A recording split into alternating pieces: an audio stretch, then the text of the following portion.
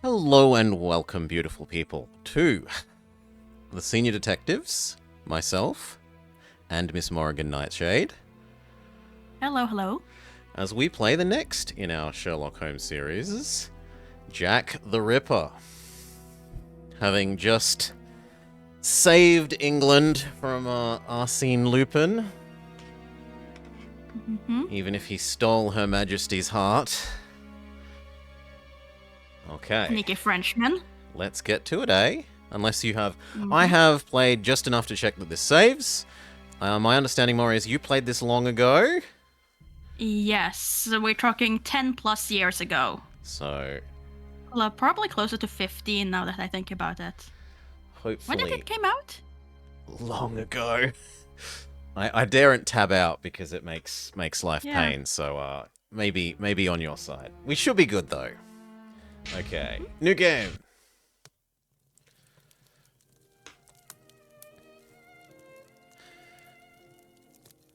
In the name of my health and yours, Holmes, stop smoking so much.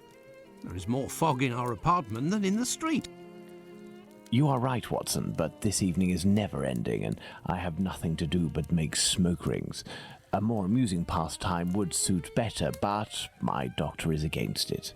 Perhaps a little tune on the violin. My heart is not in it tonight, Watson. Have you noticed how this cigarette burns? Would you not say it is like a life being consumed?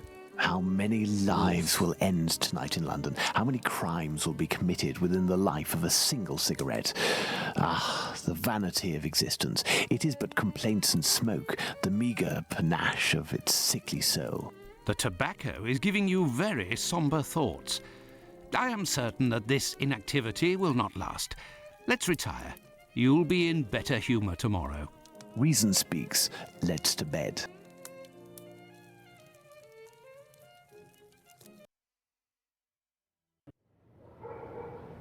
Your beloved science table. Will we get to do science this time, though?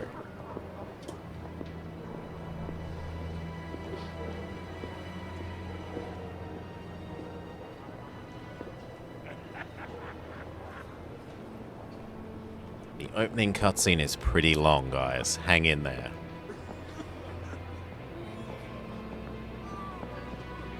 I mean, they have to introduce the story for people who don't know about Jack the Ripper.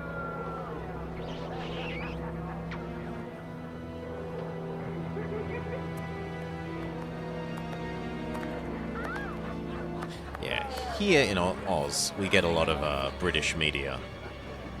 Being ex-colonials. But I don't know how much he is known outside the coloniosphere.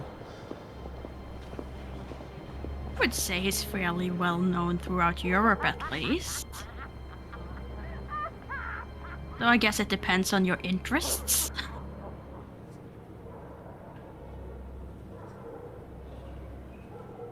Come this way, my lovely. We'll have a right good time. Wait, let me help you. Oh, it's my hair that pleases you.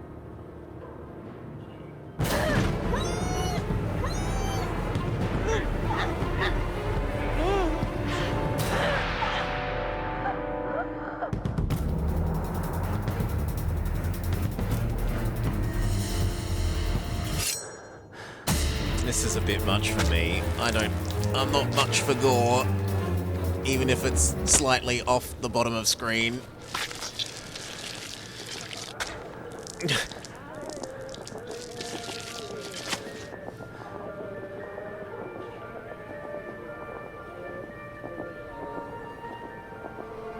I hate to tell you, it's gonna get worse before it gets better. It's going to get worse. Back in The Baker news Street. is as dark as the sky, Holmes. An inquest has been opened into the murder of a poor woman in the East End.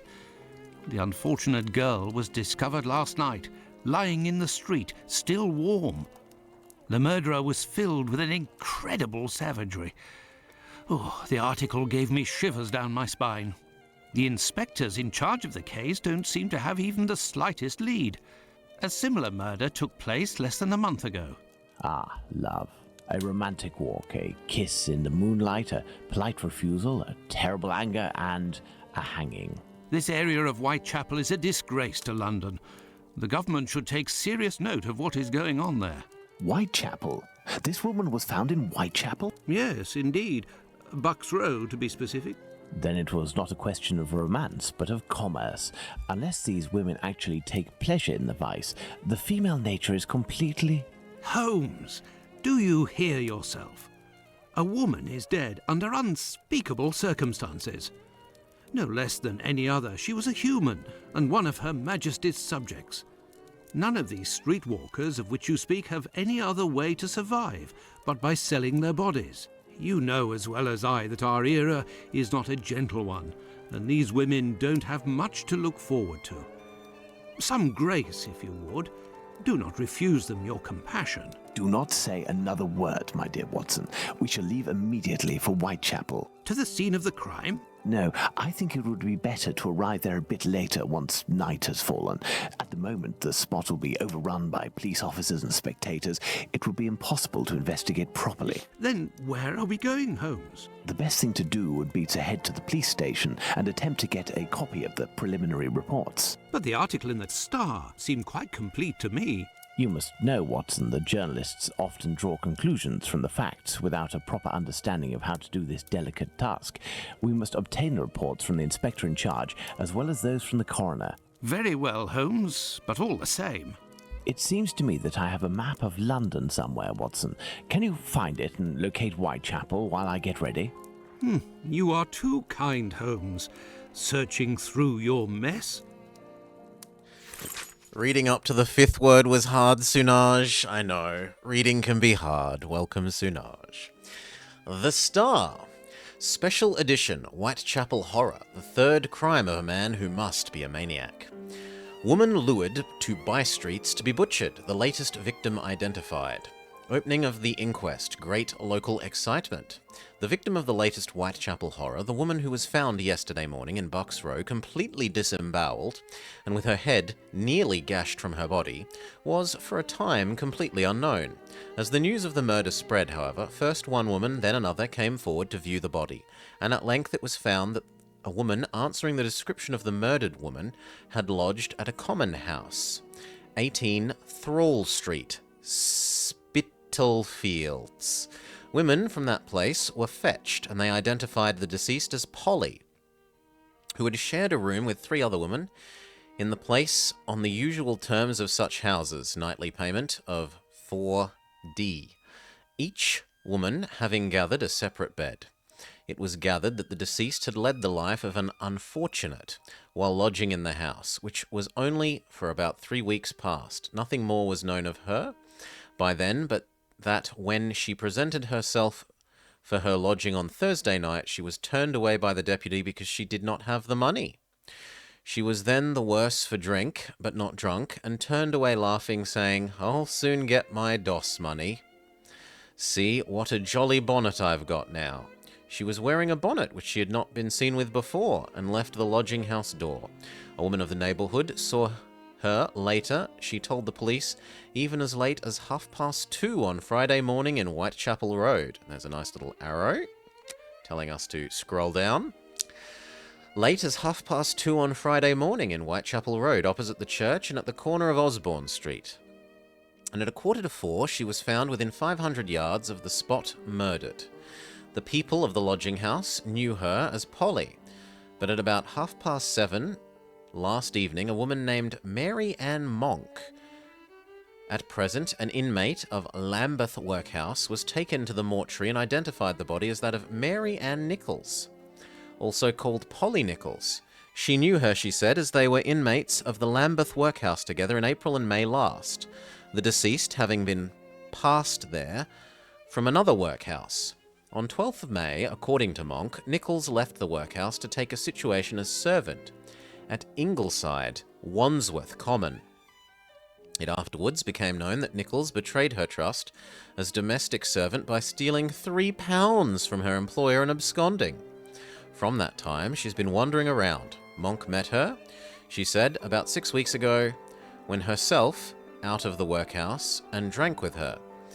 She was sure the deceased was Polly Nichols, and having twice viewed the features as the body lay as a shell, maintained her opinion. There is a terribly significant similarity between this ghastly crime and the two mysterious murders of women which have occurred in the same district within the last 3 months. In each case, the victim has been a woman of abandoned character. Each crime has been committed in the dark hours of the morning, and more important still, as pointing to one man, and that man a maniac. Being the culprit, each murder has been accompanied by hideous mutilation. In the second case, that of the woman Martha Turner, it will be remembered that there were no fewer than 30 stabs inflicted.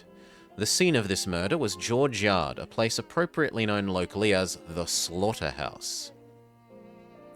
As in both other cases, there was in this not the slightest clue to the murderer. No one was known to have there were so many double negatives there. No one was known to have any motive for causing the woman's death.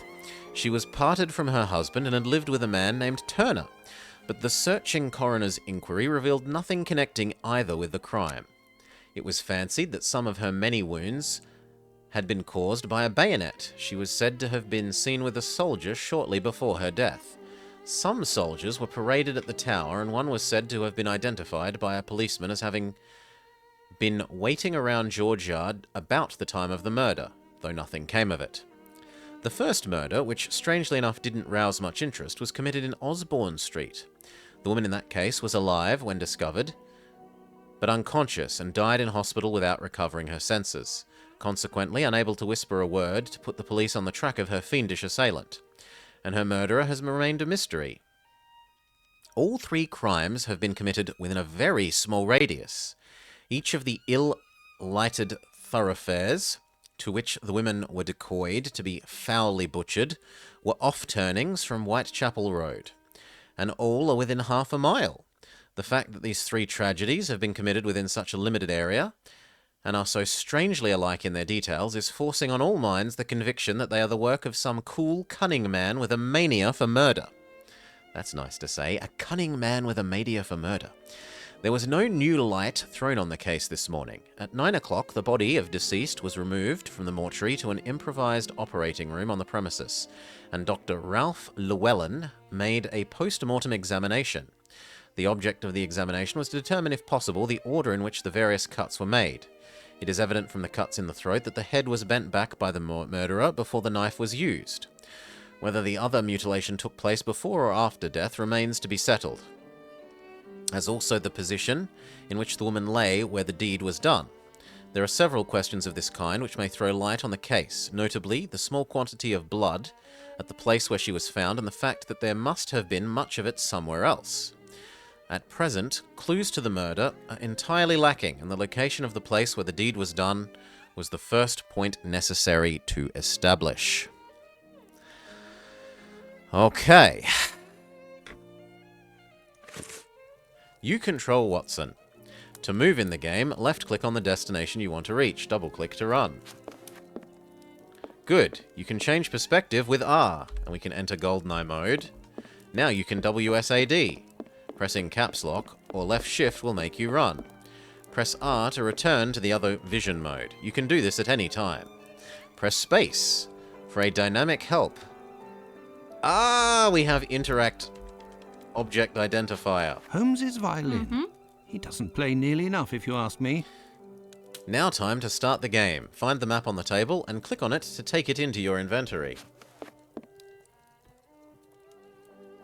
Well, well. Holmes has received some French champagne with a card, a gift from a young admirer, signed Raoul d'Andrecy. Who on earth could that be? No. Go get the map. A map of London, at last. Let's see. The district of Whitechapel. Whitechapel. Am I meant to go there yet? No, but it outlines... Unless you wanna explore their apartment first. Oh, I was just like... if I click that, will it take me? But no, it takes us to a sub-map which doesn't seem to have anything clickable on it yet. Yes, it does. Am I blind? Oh, there. Okay, there's one dot. Yep. Yes. Police station. Okay. But last time we got punished for not exploring the house first, so... maybe we should explore the house first. Have a small Holmes's gander at least. experiment table. The Adventure of the Dancing Men. I remember it well. The Queen's initials done in bullet holes. Good old Holmes. Shooting his wall.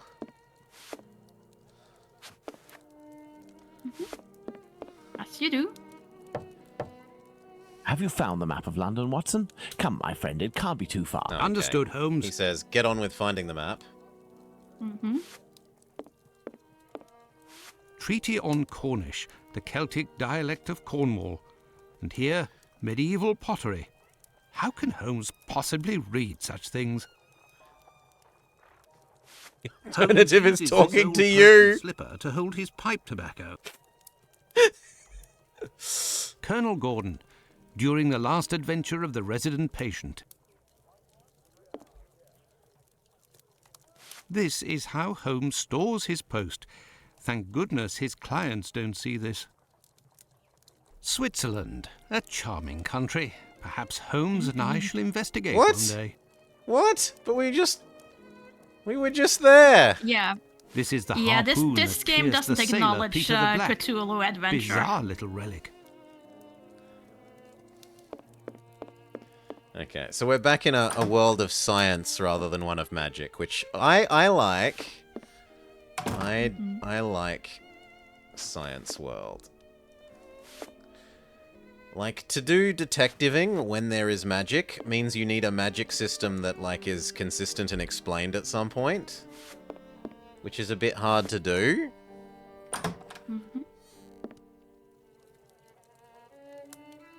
No, that was the post thing. Then I think we're done. There's nothing else to... Yeah. So, inventory, map, police station. I found the map, Holmes, and I was able to locate the Whitechapel police station. Congratulations, Watson. Come, the game is afoot. You can read the article to me on the way. We have arrived, Watson, in Whitechapel. Not very bright, and what cold! Brr, a typical London morning. Come, Watson, let's find this police station. You control Sherlock Holmes. Damn. Gee, I wonder where the police station is. Well, this station isn't very well kept, I say. It's a local outpost, Watson. The daily tasks that confront these constables are not the easiest, and they are poorly paid. This police station is like a laundry. What a scandal. Her Majesty Queen Victoria. What would she think of this mess? Look, a suspect description. Michael Ostrog, wanted for questioning. Dangerous. And the person. Gentlemen, welcome. Hello, I would like to speak with the Chief Inspector, if you please. Constable Humphreys here. I am the only one in at the moment. What do you want with the Chief? My name is Sherlock Holmes. I am... Sherlock Holmes? The detective that I read about in the papers? Well, that's a treat, that is. You come about the Buck Road case, have you? Indeed, we... Not at all. We were just passing by chance. You say that there was a crime recently. You don't know? You must be the only folk in London who haven't heard. It won't be long until you find the culprit, no doubt. Nothing is less certain. Suspects, 0. Clues, 0. It's not good for us, especially not in this district.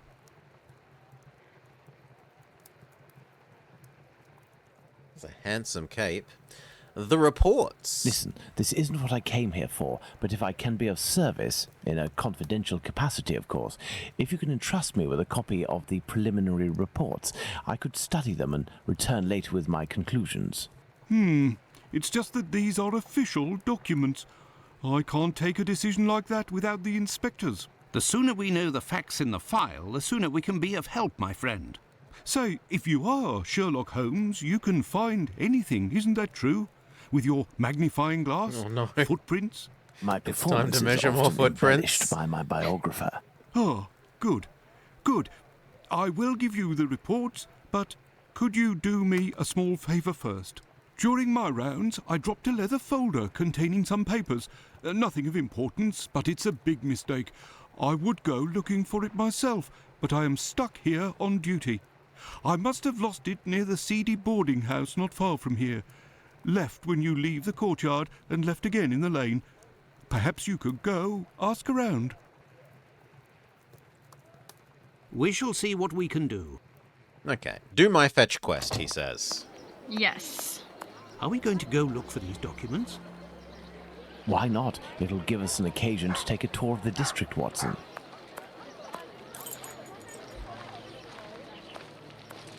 Okay. Left, they said. And then left again.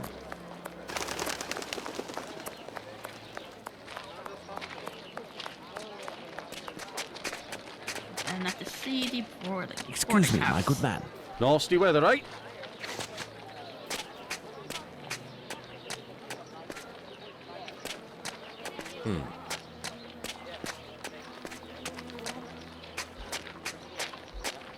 Am I blind?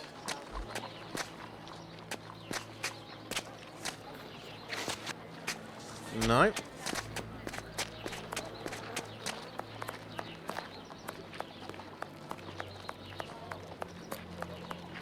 Oh. Commercial Street. Commercial Street. Murder and mutilation of a female. Mm-hmm. Handsome cab. But we can't talk to you. But it is still Lambert. He's everywhere. Commercial Street. I just noticed, like, it's still his model. God, Commercial there's Street. a lot of signs for it being Commercial Street. You're in a rush, my pretty. They really want to make sure that I'll this have time, done you know, so you can quickly always you'll only find have time to pay. find out what street you're on. Okay, we're propositioned by the Mistress of the Night.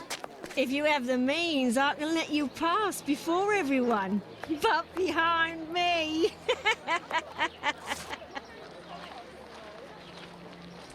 No.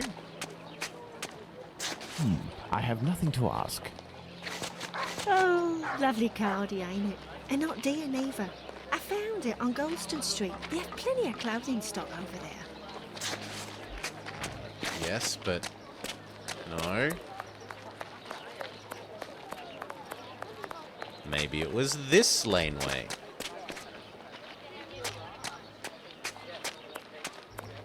If you please, arms, arms for my children.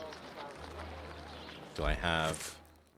We don't have money in our inventory to trade her for information. Excuse me, my good man.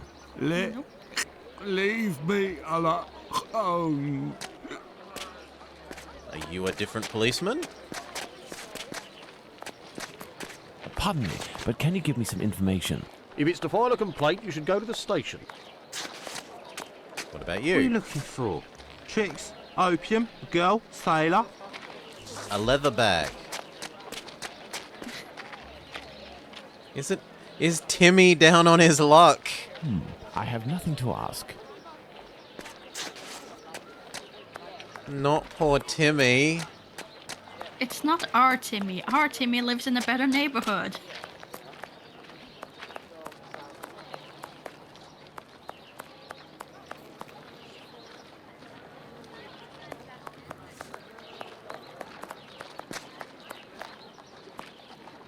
I have nothing to ask. No time to talk, Governor. I've done my keep. By walking back and forth?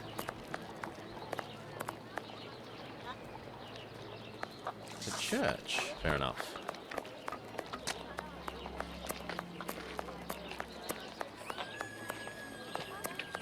The hospital? Good lord, the screaming.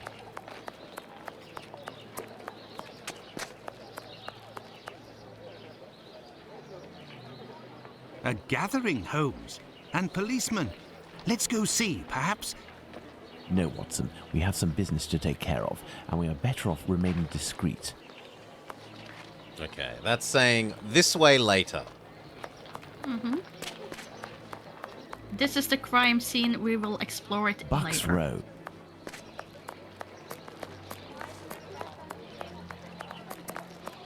Could I ask a question though? Hmm? If you go to your I map have no now, reason has to it go that given you way. any travel I have points no to all of reason these to go signs that that way. you're looking I at? have no reason to go that way. If I can get him to stop.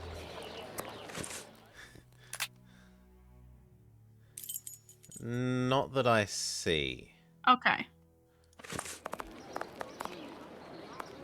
So that's different in this game, that you don't get your travel have no points reason to upon go reaching that the way. location. It has to actually be something You have there. to find them all. Some sort of trigger, maybe.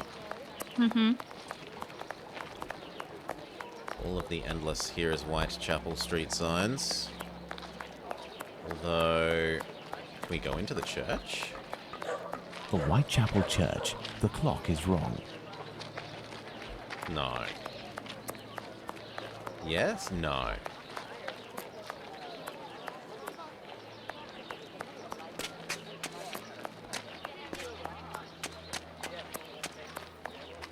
We already I have nothing to ask. failed to talk to poor Timmy.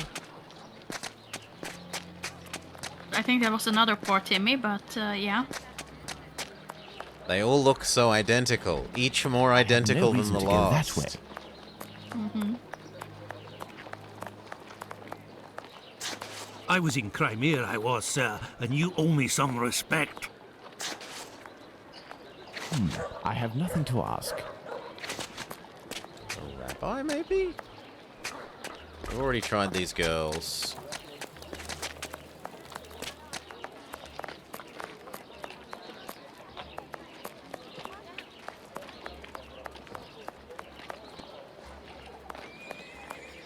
Batty Street.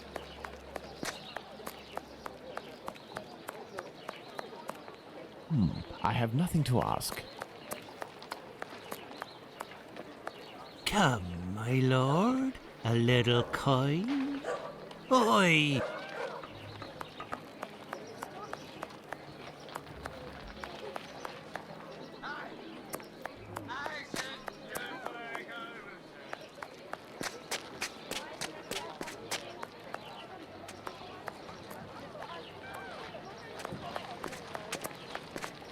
Pardon me, but can you give me some information? If you're looking for a princess lover, you found her. I'm looking for a bag. A folder, I believe. A leather bag. No.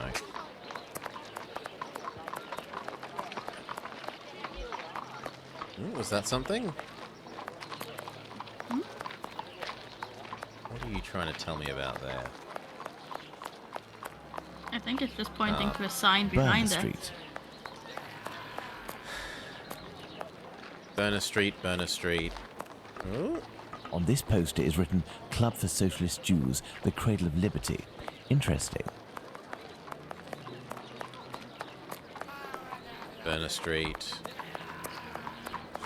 Burner Street.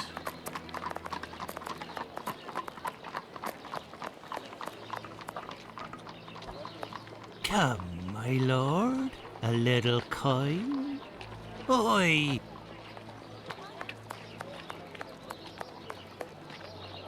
I have nothing to ask.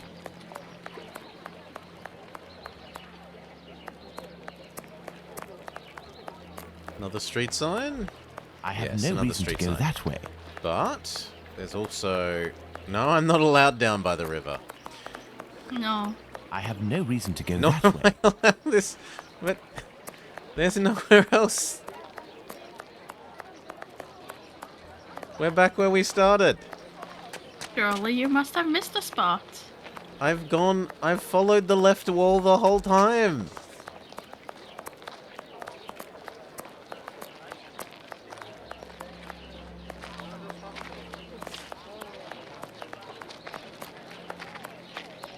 I don't know if we we came in here.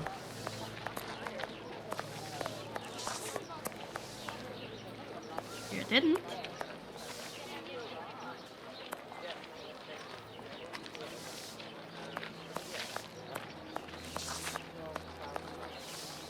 Good day, sir. You wouldn't happen to have seen a leather folder on the ground around here, would you? Good day, gentlemen. Finley, caretaker of this building. Here to serve. And yes, less than an hour ago. But some of the local urchins picked it up and God only knows where it might be now. That's unfortunate. This police bag contained documents that the local police will miss. You're inspectors? Not at all. I am Dr. Watson, and this is Sherlock Holmes, the detective. Sherlock Holmes, the great detective. You must be here about last night's murder. Have you discovered the identity of the poor woman? Indeed, I'd only to read the papers. Mine is dated from this morning, and it does not say who it is. I'm not really engaged in this case, but if I can help the police, I will do so willingly. Oh, to be sure. I've been told that Inspector Aberline is in charge, a very capable man. So, according to you, I have no chance of finding this folder then? Indeed. But I, on the other hand, should be able to find it. Do me a favour in exchange. A vagrant comes almost every night to sleep in one of the nooks not far from my windows. He coughs, howls, sometimes even sings. He's quite hefty and I don't dare approach him. I've lost 3 tenants because of him. If it's you who speaks to the police, they will take this matter more seriously. Tell them about the captain. They'll know who you're talking about. In the meantime, I'll find your police bag. So now we have to get the cat to eat the dog that, etc., etc. Oh, but it's a new newspaper. Yes. The East The London Poor People's Newspaper. Advertiser. Another Whitechapel mystery. Horrible murder in Bucks Row, Whitechapel. Scarcely has the horror and sensation caused by the discovery of the murdered woman in Whitechapel some short time ago had time to abate when another discovery is made, which, for the brutality exercised on the victim, is even more shocking and will no doubt create as great a sensation in the vicinity as its predecessor. The affair up to the present is enveloped in complete mystery, and the police have as yet no evidence to trace the perpetrators of the horrible deed. The facts are that Constable John Neal was walking down Bucks Row, Thomas Street, Whitechapel, about 3:45 on Friday morning when he discovered a woman between 35 and 40 years of age, lying at the side of the street with her throat cut right open from ear to ear, the instrument with which the deed was done traversing the throat from left to right. The wound was about 2 inches wide and blood was flowing profusely. She was discovered to be lying in a pool of blood. She was immediately conveyed to the Whitechapel mortuary, where it was found that besides the wound in the throat, the lower part of the abdomen was completely ripped open, with the bowels protruding. The wound extends nearly to her breast and must have been effected with a large knife. As the corpse lies in the mortuary, it presents a ghastly sight. The victim seems to be between 35 and 40 years of age and measures 5 feet 2 inches in height. The hands are bruised and bear evidence of having engaged in a severe struggle. There is the impression of a ring having been worn on one of the deceased's fingers, but there's nothing to show that it had been wrenched from her in a struggle. Some of the front teeth have been knocked out, and the face is bruised on both cheeks and very much discoloured. The deceased wore a rough brown ulster with large buttons in front. Her clothes are torn and cut up in several places, bearing evidence of the ferocity with which the murder was committed. The only way by which the police can prosecute an inquiry at present is by finding someone who can identify the deceased and then, if possible, trace those in whose company she was last seen. In Bucks Row, naturally, the greatest excitement prevails, and several persons in the neighbourhood state that an affray occurred shortly after midnight, but no screams were heard, nor anything beyond what might have been considered evidence of an ordinary brawl. In any case, the police, unfortunately, will have great difficulty in bringing to justice the murderer or murderers. And then Great Fire at London Warehouse, blah, blah, blah, seems unrelated. Although it gives us an awful amount of information for something unrelated, so perhaps we will read this. Great fire at the London warehouses. A fire broke out shortly before 9 o'clock on Thursday night in one of the huge warehouses of the London warehouses. Please, have more words warehouses in the one sentence.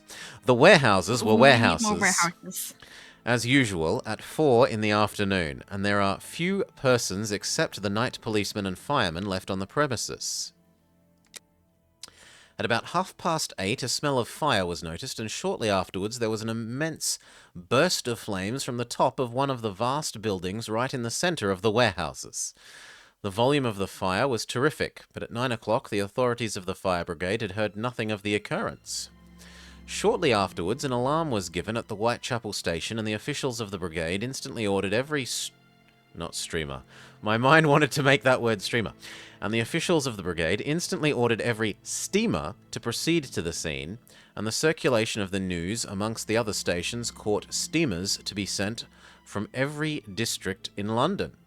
On arrival at the engines, it was found that a fire of enormous strength was raging in the upper floors of a great building about 150 yards long and half as broad. The flames could not have been broken out in a more dangerous part of the warehouse than the site of this fire, the South Quay warehouses. They were crammed with colonial produce in the upper floors and brandy and gin in the lower floors. Through the great iron-barred windows, the fire could be seen raging like a furnace, and the enormous tongues of bluish and yellow flames, which constantly burst up with great roars, pointed to the fact that spirits were aiding the progress of the flames. The scene at 10:30 was an imposing one. In the enormous warehouses, crammed with goods of incalculable value, with vast buildings on every side, and with great vessels in the wet warehouses, firemen, policemen, and dock workers were either watching or aiding in endeavouring to extinguish the fire, while an enormous crowd gathered around the great gates and gazed at the progress of the fire from a distance. Whew. I don't know why all of that is... Like, you would think that if this wasn't relevant, that it would just stop at the end of this page and not let us scroll. So it makes it feel like this is going to be relevant. Station. So you want us to do what? You wanted us to find a homeless man and convince him not to exist near your window at night. I think he just wanted us to tell the Excuse me, police my to good look man. into him, because it would mean more when it comes from us. Oh, that's not what I took from it. Oh. But perhaps. So you think go back to the police, then come back here, and then go back to the police again. I thought that's what he said, like the police will take it more serious if it comes from you. So, gentlemen, have you found my police Maybe bag? I missed something. Not quite yet. No, Do you it know seems a you're vagrant right. who There's a goes new by the talking name of point. The captain. Captain? Yes, an old sailor, strong as a Turk and tattooed from head to toe. The drink has turned him into a derelict. He appears to be causing some problems for the caretaker of the building at the end of the street. What do you want us to do? Every night, stairwells, halls, and porches become public dormitories. Gosh. People don't only come to sleep. I believe this man has a niece who puts him up sometimes. Her lodgings are in Commercial Street, right after the alley with the boarding house. You won't forget my folder, will you? No, I haven't forgot your folder. Do you believe this woman will agree to have her uncle stay with her? No idea. Oh well, let's go see her just the same. Now, the name of the street completely skipped my mind, so let's go... Commercial Street, right after the alley with the boarding house.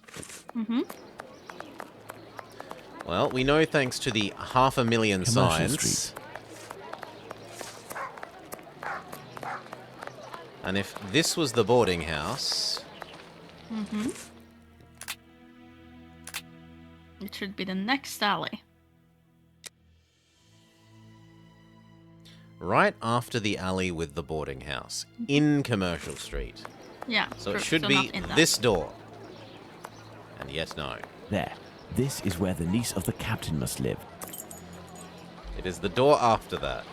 Can we scream at you from down here? Yes. Good day, miss. Would you happen to be the niece of the man known as the captain? Oh, yes, that would be me. What has he done this time? He isn't... Oh my God, I'm on my way. She's a giant. Miss, we have come to ask if you could have your uncle come live with you. He sleeps under the windows of a boarding house, causes the caretaker no end of problems. I know. I've lodged him for a while, and he was the same here. My landlord made me kick him out. I'm Now we have ashamed, to you do know. something for I the never landlord. seen him in the state of his health. It coughs day and night. There might be a way to calm his cough. I am a doctor. Ooh, I why could not? examine him. He went to see a doctor at the clinic, but the medicine costs too much. I can hardly pay my rent. We will see to it. Where might your uncle be found? I don't know. He must be in the vicinity, but I don't know exactly where. We will find him. Okay, Holmes, man this is coughing. serious. Find an Yes. alcoholic in Whitechapel. A needle in a haystack would be easier. Come, dear doctor, let's trust to our lucky star. Moreover, we also have our informers, remember? Are Little you referring Timmy? to those brats Yes. to whom you are always giving charity? Exactly, my secret police. Some Secret of them must surely police. roam in this area. It suffices to find them. Okay, find little Timmy. Find the right little Timmy. You. Hello, young man. How are you? I recognize him. It's the lad who sells newspapers, who is always calling outside our windows at No, Baker he's Street our little early Timmy. in the morning. Hello, Mr. Holmes. It's a treat to see you again. His What can voice I is do? different. What happened to you, little Timmy? Would you happen to know an old sailor who goes by the name of the captain? A poor man who hits the bottle a bit hard. Of course, Mr. Holmes. He's there at the end of the street. Round to the left he is. But be careful. He can be a tough customer, that one. Very good, my young man. The doctor will give you a little something. Watson? Huh? I say, Holmes. Is he always such a skinflint with you, Mr. Holmes?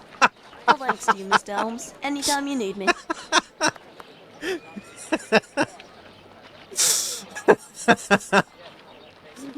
Timmy is not impressed with the generosity of Watson. Not even a little bit. Oh, gosh. It's so insane. Like, not only is his money given away right in front of him, but then he's told he's being a cheap bastard. Oh. Okay. That said, he didn't actually, like, tell us anything to do.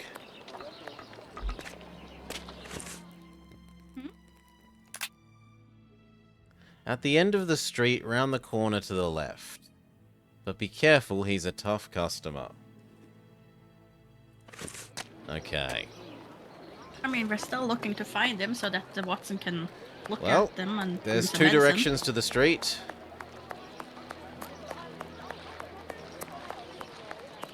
I thought it was down that street, not the main street. I took it to be the main street. Oh, I took it to be the street that he was standing on, like the corner street. Where are we?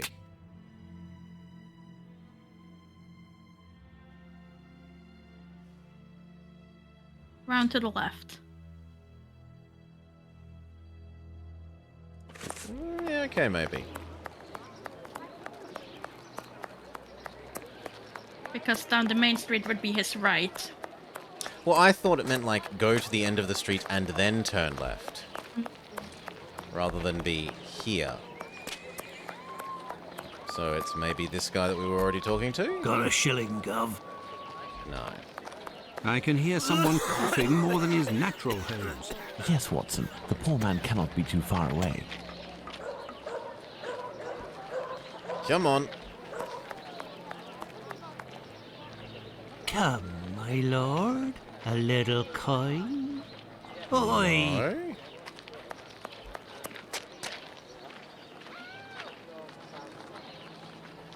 If, in order to listen to us, this man imposes as condition that we find his pet cockroach, there will be another murder in Whitechapel today, Watson. Yours. Ah. He is in a critical state, Holmes. He has barely a month left. Is there a way, dear But his Doctor, to pet ensure that this cockroach. last month passes in silence? Really, Holmes, Oh my sometimes God. you... Oh, really? I will make note of some medicine to get immediately that will relieve his pain. Very well. I will locate an apothecary or a clinic. Okay. Find a pharmacist. We already found the hospital. Did we? Yes, it was right across the church.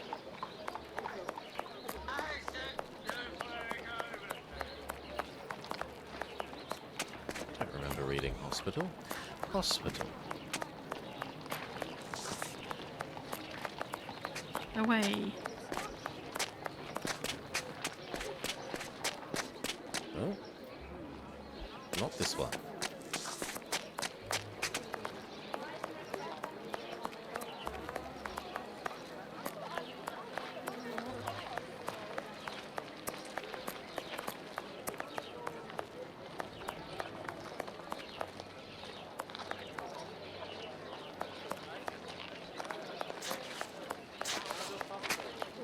Hello, we've never Excuse talked to me, my you. good man. Leave me alone.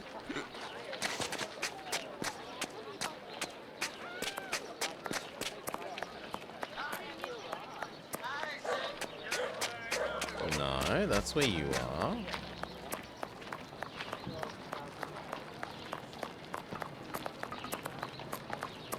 Does the map But I go indicate all the way to the where we right. are? Ooh, now we have more things. Yes, the clinic.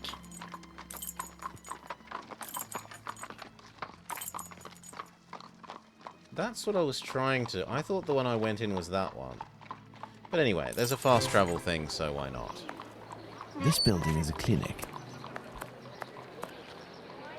Oh, this says dispensary. Okay. Mm-hmm.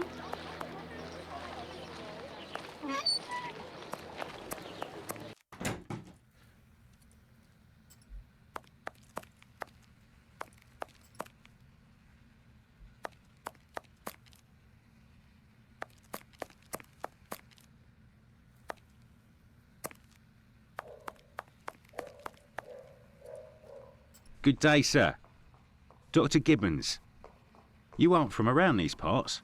Indeed, Doctor. It is for someone from your neighbourhood that I am here, though. His doctor asked that I acquire some medicine on his behalf. I have the note here. Dr. Watson? Not from round here neither. This medication is quite dear. Certain documents are necessary to obtain them for free. I don't have it. You'll have to accept my spare change. Will it be enough? Enough to relieve your patient for a month. Would you like me to make this prescription available after that time? According to Dr. Watson, that won't be necessary. The possibility of a recovery? A definitive one, yes. There, sir. Thank you. It's rather quiet here. An unusual chain of events. The majority of the people hereabouts went out last night to see the great fire at the warehouse. The patients that I was minding and my staff were no exception. The former were dramatically healed, and the latter ended up sick. And with the murder last night, most of the people who weren't working wandered over to the scene of the crime. Their little aches and pains will wait until tonight or tomorrow. A squalid murder, it would seem. Just like what this area has become. My thanks, Doctor. Not at all. Okay. So everyone that was in here went to look at the fire that we read about in the newspaper. Mm-hmm. The people that were pretending to be sick? Partially to get a bed, I would assume. Went to look, as did the people that actually work here. We have Yes. vial of blue liquid. We may fast travel back to Watson. And then do I need to rub blue liquid on you? Here is the medication, Watson.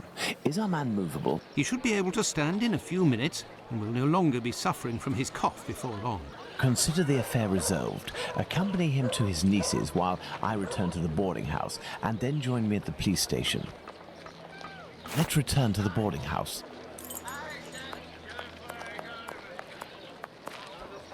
I mean, if you're gonna give me a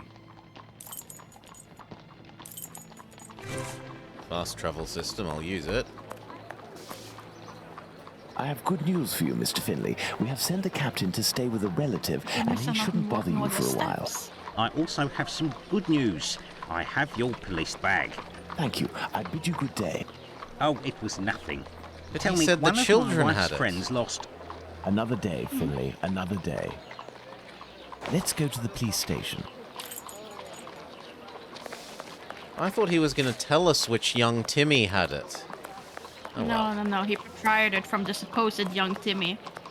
Though I do believe he had it all along.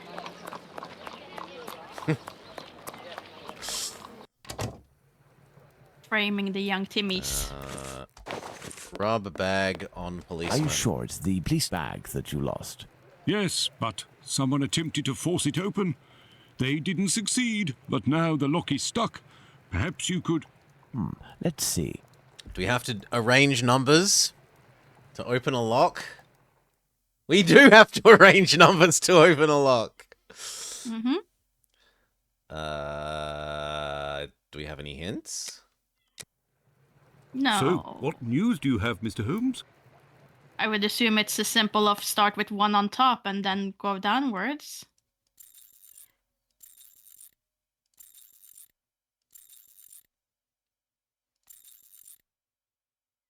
So you have to rotate the one to go onto the top.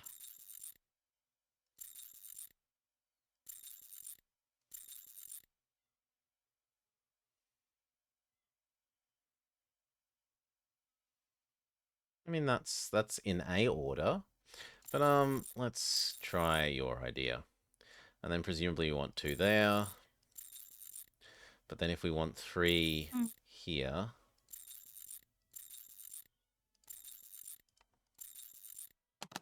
All done. A big thank you, Mr. Holmes. That's not a Think puzzle, nothing because of it it, didn't my tell you friend. what you need to do. Ugh, anyway. So, Reports? the reports. Why don't you wait till the inspectors get back? You would certainly learn more. If I wanted to meet the inspectors, I would have done so. So, give me the preliminary reports, and above all, do not mention my visit to anyone. Is that clear? Sure, if that's what you want. Here are the reports. Thank you. Yeah, I could see myself fiddling with that for a long time, just, like, trying every single combinatorical option. That is not a good... That's logic. What's logic? It's logical. When you're not given nothing, it means it's the first obvious solution, and the first obvious solution is rank it in a pyramid starting with 1 on top. Death of Polly Nichols, 31 August 1888. Autopsy report by Dr. Henry Llewellyn. Surgeon. Her throat had been cut from left to right, 2 distinct cuts being on the left side, the windpipe, gullet, and spinal cord being cut through. A bruise, apparently of a thumb, being on the right lower jaw. Also, one on the left cheek. The abdomen had been cut open from the center of the bottom of the ribs. The along the right side? Maybe that's meant to be an and. The ribs and... No. No, the ribs along the right side. I think it's the that's too much. You just think remove the? From the bottom of the ribs along the right side, under the pelvis to the left side of the stomach. There the wound was jagged. The omentum, or coating of the stomach, was also cut in several places, and 2 small stabs on private parts, apparently done with a strong-bladed knife. Supposed to have been done by some left-handed person, death being almost instantaneous. Signature of doctor. Presumably Dr. Henry Llewellyn, even though that doesn't look like Henry Llewellyn, but okay. Have you obtained the preliminary reports? Yes, we'll read them on the go. Let's to the scene of the crime at Bucks Row, Watson. Oh, poor Bummer. She sat there for a while, thinking you needed to have the other sides add up to the outside number, or the outside numbers add up to the middle ones. I agree with you, Bummer. Even if Maury doesn't, I agree with you. Okay, now what did Watson just tell me to do? We'll go to the scene of the crime. So presumably that was the police place where we were told, not yet! Yes. Yes. Inventory map. Here.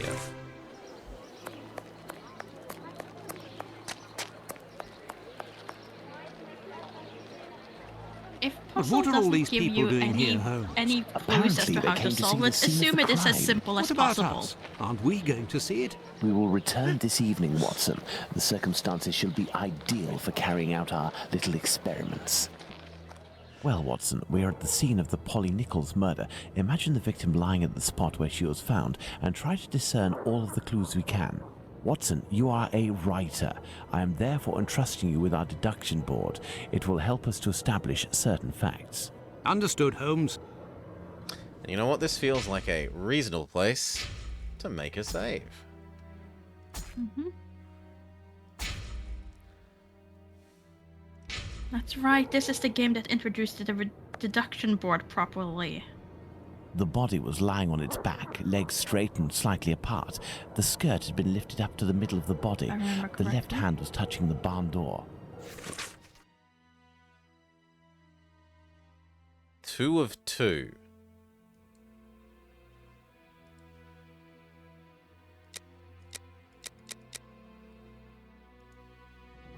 Why did that make her disappear? You must deduce the facts based on the observations that you made at the crime scene. Click on an observation on the left side of the screen and position it on one of the spaces in the center. Boxes containing an arrow appear on the screen. By clicking on an arrow, 3 possible deductions will display. You must choose one. All of the facts on the right side of the screen have a green outline. Your deduction work on the murder at hand will be over. Oh, once all of the facts on the right side have a green outline, then you're done. Okay, yeah, somehow that didn't make sense to me, but okay. So I'm supposed to click on this, and then it's meant to do something to the middle, it said. Position it in one of the spaces of the center. Yeah, but we're not done looking at things yet, so... Well then, this is a bad... This shouldn't be here yet, then, or it shouldn't let me in this It yet. should. The body was still warm. Let's reread the preliminary report for the details on the wounds inflicted upon this poor woman.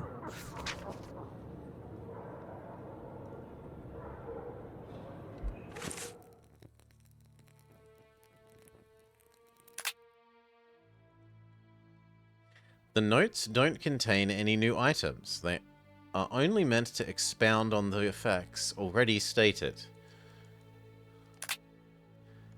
We already read this, which is what he just said. And it's not tracking his cutscene text either. Mm-hmm. That's terrible.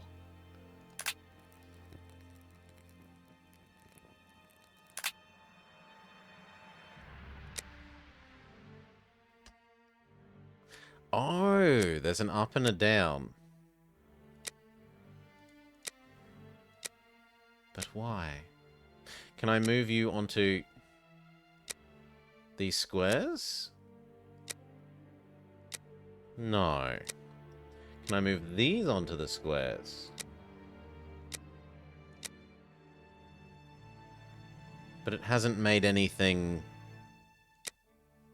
bright on the right-hand side.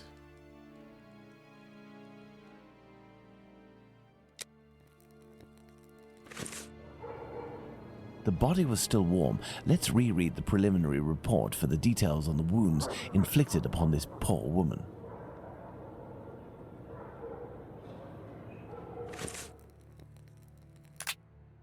Is there any other ones you can look at? Well, it wouldn't matter because there's no third space to put them in. No, but maybe it's like you get 5 options, you have to choose the 2 right ones.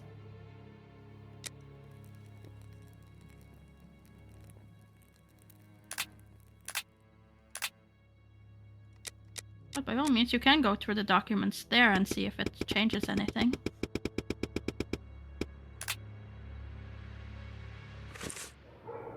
No.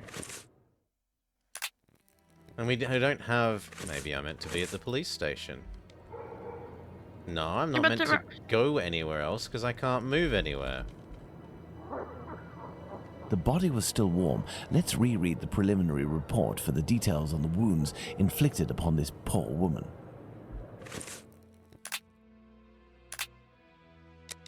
But we've read this.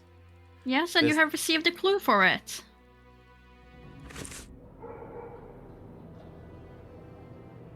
They are not introducing this system at all well. They're introducing it perfectly fine. They are not. This says do things we literally cannot do at the moment. You haven't finished. I've supposedly done 2 of 2, but nothing happens. You're on according page to 2 that. of 2. And the thing that it keeps telling me to do in here doesn't do anything. The preliminary report Because for the it's already details been on the wounds added. inflicted upon this poor woman. It added it once. You can't add it again. Well, if you go to your deductions... And I the can't murder cut remove open these Nicholas' either. throat. I can't, like, undo them. Where's the... Have you drawn the line between them? This used to have a reset button. This used to have a reset button.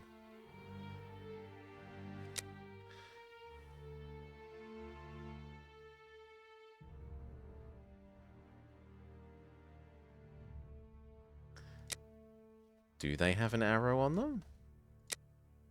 They don't!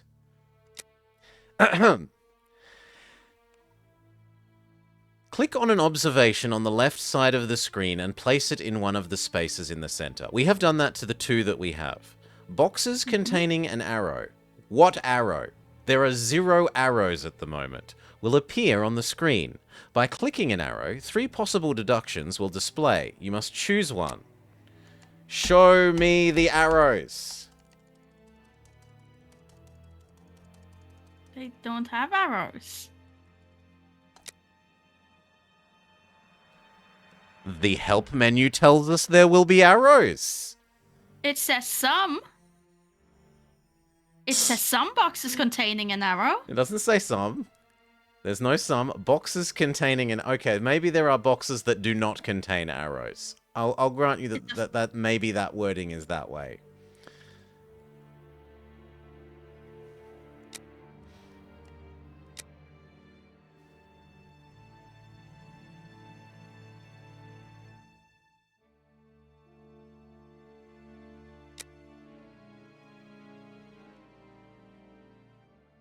And I can't go anywhere else.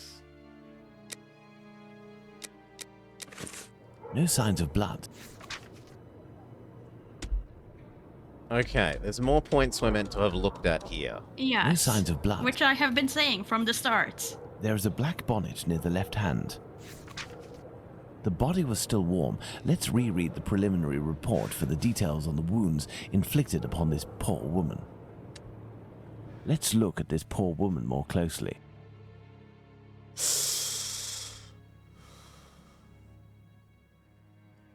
Please say I'm not pulling up her head.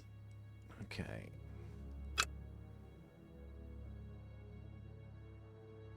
There is a bruise at the level of the right maxilla.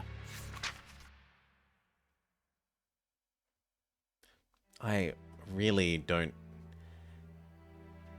We're imagining a woman based on the report and then reproducing the same on the left cheek. Information that it tells us in the report anyway?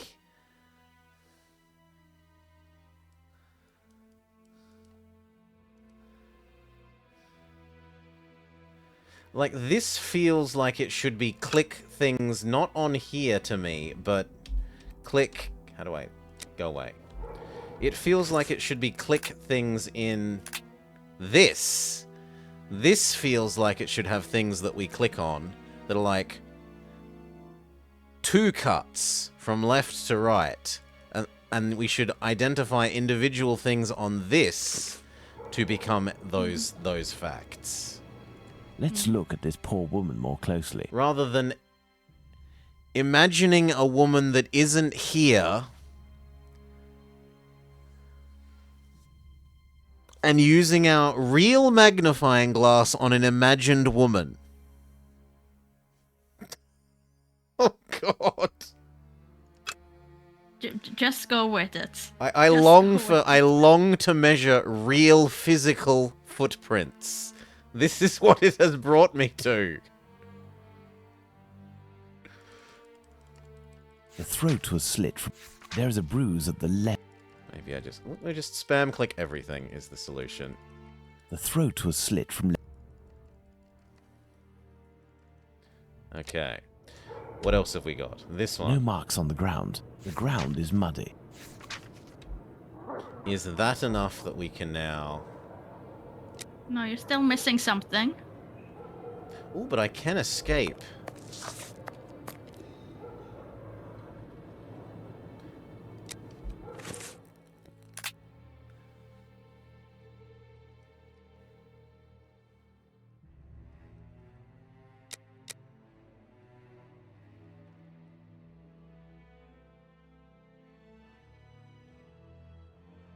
What if I put them in the wrong places, though?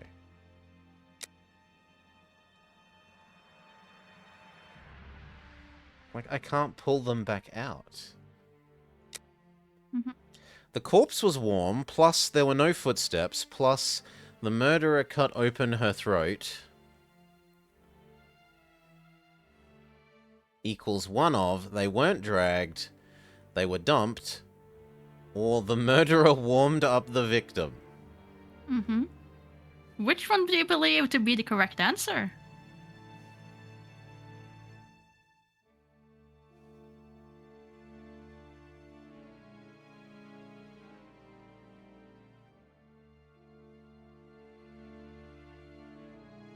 If there's no footsteps, it doesn't make sense for them to be dumped or dragged. So he must have warmed them up. That is the victim consistent wasn't with dragged. these two. Wasn't dragged. Yes. Not was dragged. Yeah, it wasn't. There would be footsteps Yes. if there's movement. Yes, and then you would say that... But the victim wasn't dragged is exactly what you're saying is correct.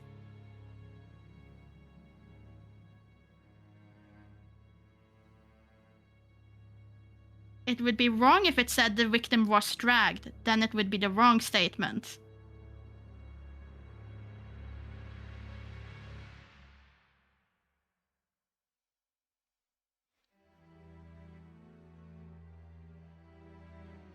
Do you get me? No. Okay. If No, the I first like this statement one. What if we is- get it wrong? Are we allowed to get it wrong? Okay. What happens?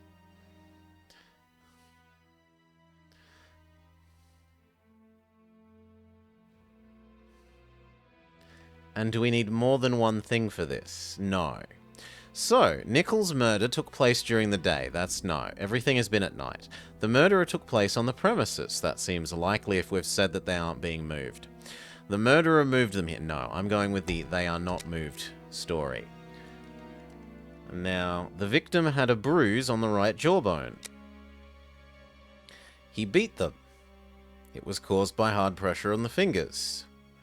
He gagged them by gripping tightly. Well, you can't gag someone on their jaw, so that one does not make sense. You can only gag people on their neck.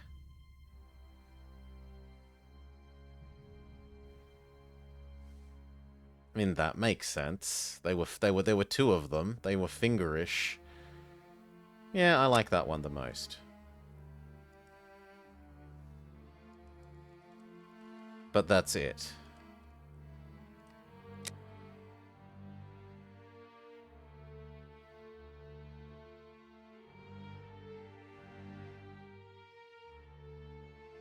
But it doesn't have a green outline. Mhm. Which means that something is wrong.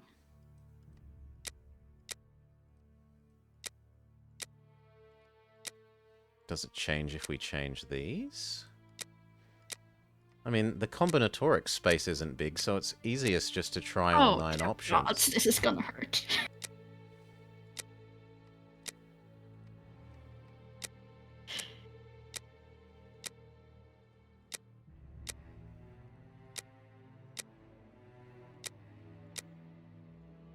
But I don't agree. It says right there, the victim wasn't dragged. Therefore, the murder took place on the premises. It makes sense. But I don't agree that the victim wasn't dragged. Why? If it was dragged, there would be marks.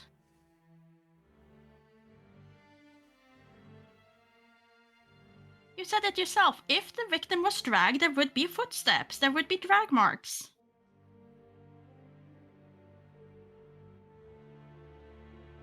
I can go with the... Ooh. Ooh, it's killed everything. What killed everything? Because you're back on page 1. Because you finished page 2. No, these squares should exist from the start. And then that would let you know how many things you have to go find.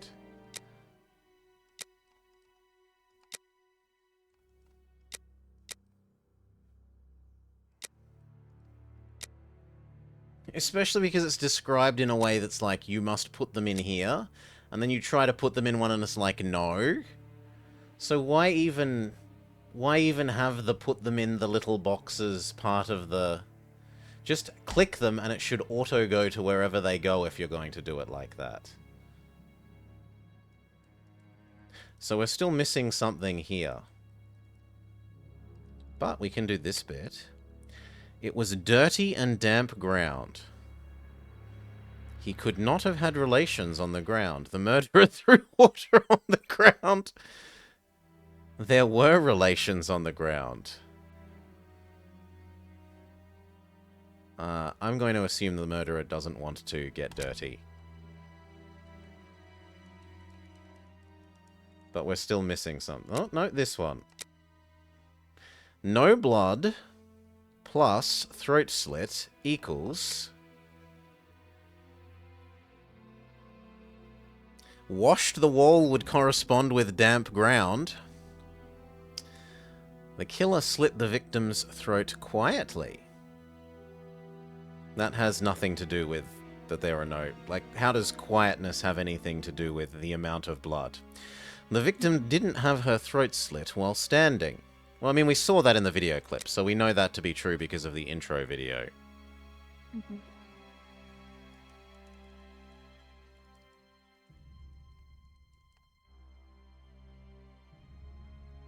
Presumably there's something here that we're missing, then these two will combine and become a box to here, and then all three of these combine to a box here. But what did we miss? There was something with the No face marks thing on that the you ground. didn't find that The wasn't ground is completed. muddy. There is a black bonnet near the left hand. The body was still warm. No signs of blood. Let's look at this poor woman.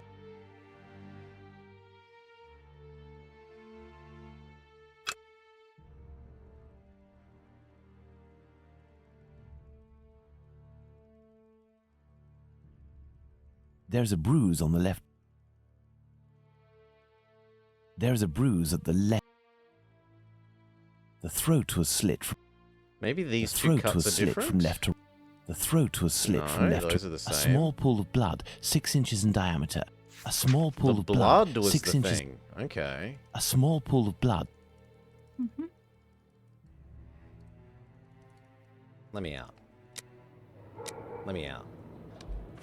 Is it now green?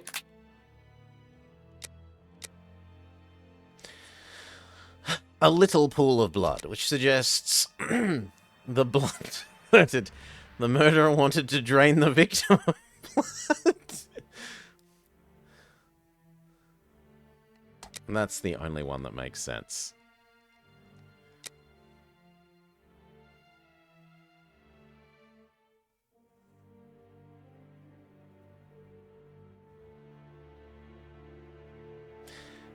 We conclude, based on the evidence, that the victim had her throat slit, that she had her throat slit. No! The evidence that she had her throat slit does not support the conclusion she had her throat slit. That she was killed. There's a difference between having her throat slit and being killed by it.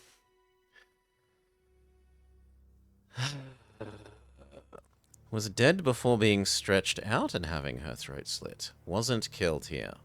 Well, because of the video clip, we know that that one's the correct one. The intro video clip is her getting stabbed. Stabbed while standing up. Then he lays her down. Then he slowly, meticulously chops off her head. And then finally we have the, like, fog vision as he walks away.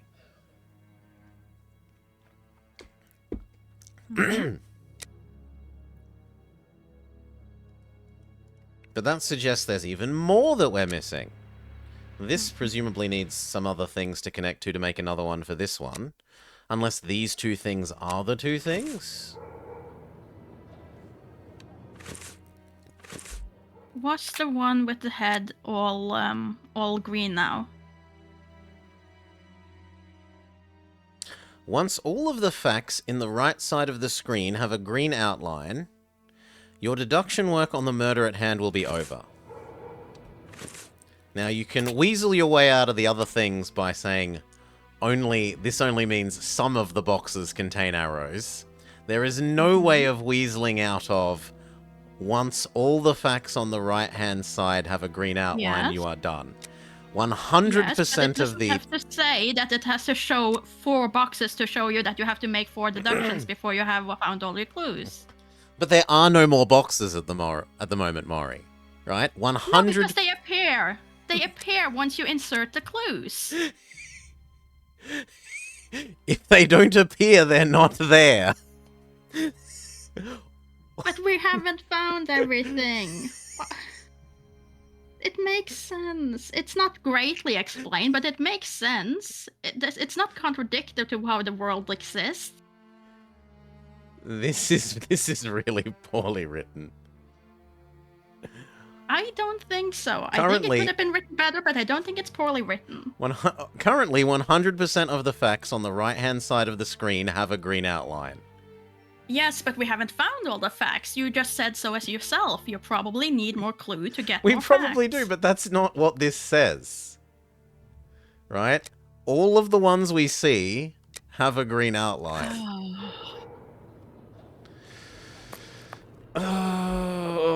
What else? Is there more in this road? Yes, there's more on the head. There's more on the head. You haven't finished the head. No, there's probably people to talk to. This spot is deserted, Holmes. The prostitutes only come here to exercise. Bucks Row. This spot is deserted, Holmes. The prostitutes only come here to exercise. I have no reason to go that way. No, you're not allowed to go away. And I bet we won't be allowed... Ooh. There is only one streetlight lit on this street, Watson, and this spot is particularly poorly lit. Oh, there. There was something I have no away reason from the to body. Go that way. Is there anything else? No. Not unless there's something Can up. we please finish the body? Look, I think it's finished.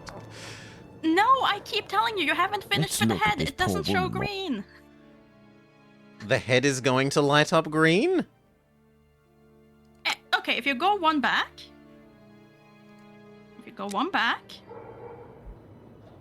How these ones are red outlined. No, so everything else is green inside the magnifying glass except the one that you haven't finished. Let's look at this poor woman more closely. You don't mean... Okay. I thought you mean this head is going to go green. No! The imagined lady's head is going to go green. No! There's a bruise on the left. No! There's a bruise The at the thing that left. shows if we're done with the clue.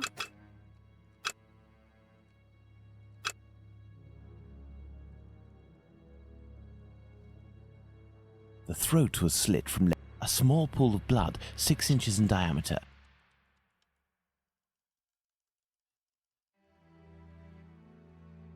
The tongue is swollen. Well, Watson, we have found all of the possible clues, I think. We will now attempt to recreate the scene of the murder. Come closer, Watson. There I we have go. to make you up. But that wasn't in the notes. You are joking, Holmes? No, because now we'll just be there. I feel ridiculous, Holmes. You are the only one, Watson. Now, Watson, come and stand here in front of me. You shall play the role of the poor woman, and I shall play that of the murderer. Let's try to reconstruct the facts to ensure the final result corresponds indisputably to the way that Polly Nichols was killed.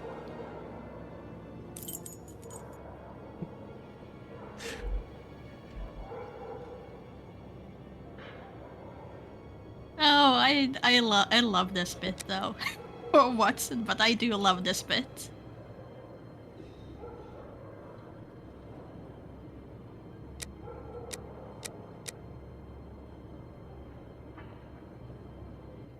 No, we choked her, standing up, with... Wasn't it with both hands in the video clip? Well, if she's got a thing on her jaw and it's on the left-hand side, it makes sense for it to be our... It's on her jaw's right, but in terms of facing us, it needs to be our left hand.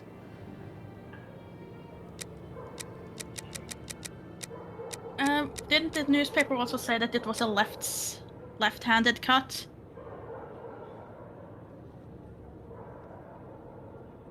Yes, but I was going off that there are 2 marks on her face. So if we are doing the first bit of the murder where we choke her, it's standing up with both hands. I don't know why it's then got a split for which hand is which, but it only makes sense to be the left hand because of the finger marks. This doesn't do anything. Mm-hmm. And we were in front of her. Go. This position is unlikely. He's using the wrong hand? Maybe he wants me to... Stop. Maybe he wants the other hand. Yes, it's quite possible the events occurred like this. But that's not your correct hand. Oh, you mean the hand that's on the throat, not the hand that's making the marks. Okay, I can live with that.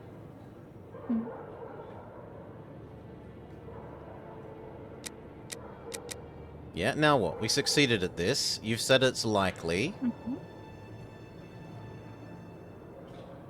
Ooh, And then what happened? That's cool. We can watch people making out continually. They're doing this while we're recreating the murder. Look, strange things happen in Whitechapel. Just don't mind it.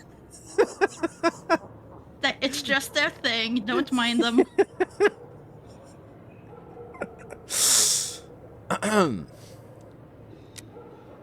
Reenact the Ripper's actions to determine how his victim was killed.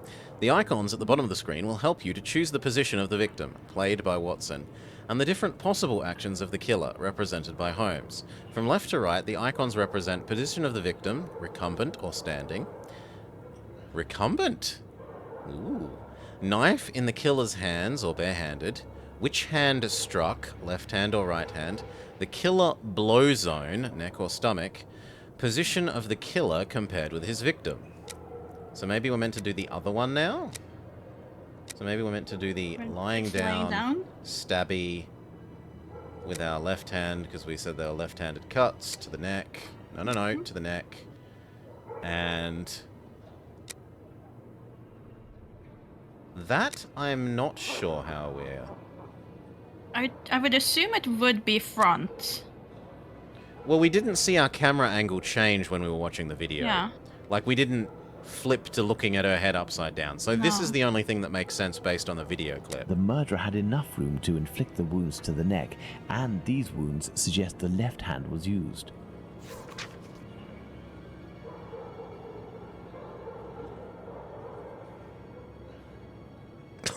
My dear Watson, now that we have found all of our clues, nothing remains but to subject them to our most likely hypotheses in order to deduce the facts. Good. Now I can go and back... now you're told that, now I can okay, go you back have to everything. this and make my other objection that I want to make. Did it mention tongue at all in here? Why would it? Because how else are we... envisioning the imaginary lady having an issue with her tongue if it's not in these notes. Like, either there has to either physically be a corpse here that we were looking at to investigate the tongue of, which has disappeared because we've progressed now, or we're using the notes to imagine the imaginary lady that we then had to use our magnifying glass on for some stupid reason instead of this, and we extracted extra information out of the imaginary lady that wasn't in this. Yes, because Sherlock makes his deduction based on what he sees rather than necessarily on the notes.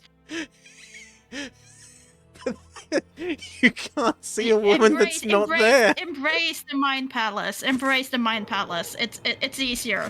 It's gonna be easier for you if you do. It's not gonna be easier. Where are we? We got new things. Poorly lit street. Mm-hmm.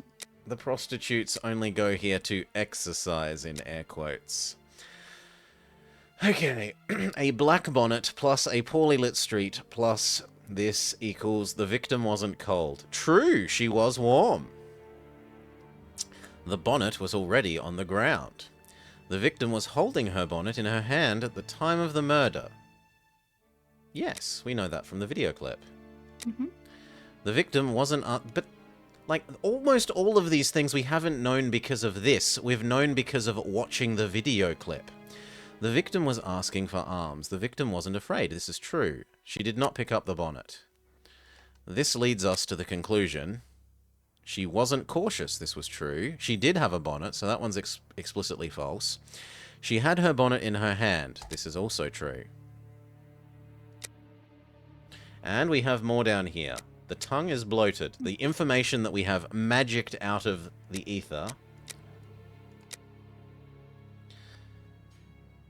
And this suggests that there's another thing that we haven't found, but maybe this will combine into something up here. The victim had a bruise on their jawbone. The bruise was caused by someone else's fingers. The murderer was standing in front of the victim. These two things mean the killer's right hand prevented the victim from screaming. There were relations while standing up. The killer's hand prevented... Aren't these the same? Oh no, left hand. Okay, left or right hand.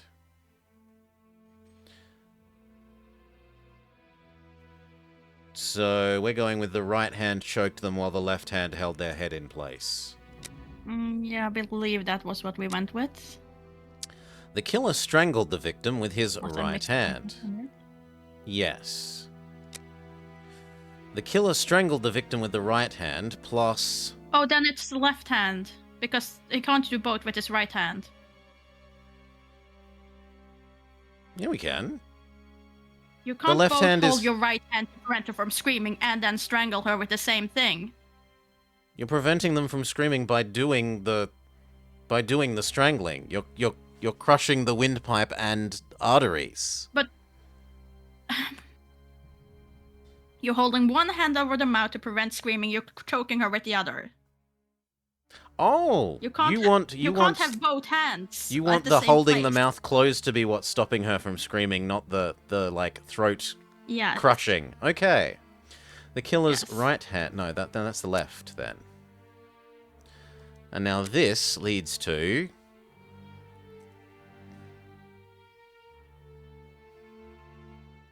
No. The conclusion is he left or right-handed, question mark. Which is correct. Mm-hmm. What? Yeah. Well, he didn't have two knives. And if the slashes are from left to right, yeah. These two are excluded. These two are wrong, but this isn't a conclusion. That's silly. That's not a conclusion. The tongue is bloated. What do we get from this? That leads to another fact. What's the other? That it was strangled, poisoned, or suffocated. Strangled? Aren't these the same? How? Oh no, one is to do with blood reduction to the brain, and the other is to do with lack of oxygen. So, this. And he is a big man. He is a strong man. He is a woman? I'm assuming we're going with strong.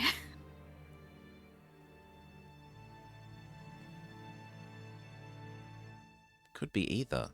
But yeah, strong makes slightly more sense. The victim was Considering most that all probably that dead leads to this before is that being he's laid down. capable of Once the strangling heart with stopped, one hand, gravity so... drained the body slowly, not in a heavy spurt that would have stained half the street.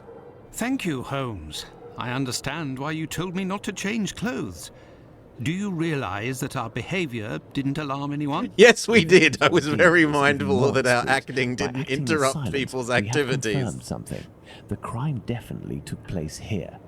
The victim and her murderer were able to come here without making any noise, and afterwards the murder took place without the slightest cry being uttered. Come, Watson, let's go home. We have spent far too long in this sinister alley. That I can agree with, Sherlock. And so, my dear Watson, the day and night which we passed in Whitechapel were enlightening, weren't they? An adventure that I most certainly will never relate. To be in the skin of that poor woman. I prefer not to speak of it further. But have we really learned anything about the murderer? Obviously a man, given the necessary strength. We have little to go on, at least no more than the police. But in my opinion, Inspector Aberline has a trick or two up his sleeve. No, I want to talk about the facts and what we can draw from them. We know where the crime was committed and under what conditions. I would like to ask you about the possible motives for the crime. According to you, Watson, what could have pushed the murderer to act in such a way? The victim lived in misery. Resentment can lead to irreparable acts. The victim has suffered horrible mutilations. Credible motive, even if it's a field that Sherlock doesn't know. The victim was an occasional prostitute, without family or ties. Revenge, love, theft, madness, or... Ooh, Cthulhu is an answer! Okay, black magic is more than just Cthulhu. You do know that, right? I mean, it's not theft, because nothing we know was stolen, so we can say no to theft. It could be love, it could be revenge, it could be madness, and it could be black magic. It can't be theft because... Do we have to put a thing here? Is there a... There's no explanation thing. You have to drag. No, but I mean, yes, it's implied that we have to do this, but I was wondering if there was another little box telling us what to do in a wrong way again. The victim lived in misery. Means that there's no theft. Poor. Theft, perhaps. I have a hard time believing that someone would attack poor Polly so fiercely just to rob her of a few coins. Tick. Resentment can lead to irreparable acts. That could either be revenge or love. But love has another one that makes more sense. That Sherlock doesn't know love? Yes. But he does know madness. Yes. And he does know black magic. But it didn't give us a... Oh well. Maybe I was wrong, but I assume that was his He does know known black magic. Black magic? I'm not terribly interested in the occult or black magic. Let's give the benefit of the doubt to this motive. Oh. And yes, Rocky, we just finished the other week playing the Cthulhu one, where Cthulhu was real. So... That's why I'm going with Cthulhu for black magic. Love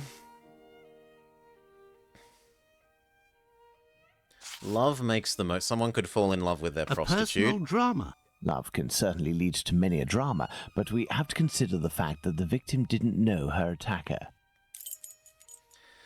The victim was mutilated, suggests yes to madness. Homicidal insanity, Holmes. It is indubitable that the man who did this to Polly Nichols is not of his full senses. And finally, resentment leads to this. Revenge, Holmes? Revenge could be a possible motive, but with one small reservation.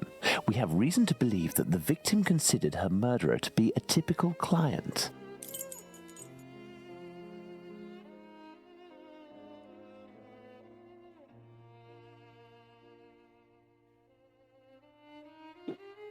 The end?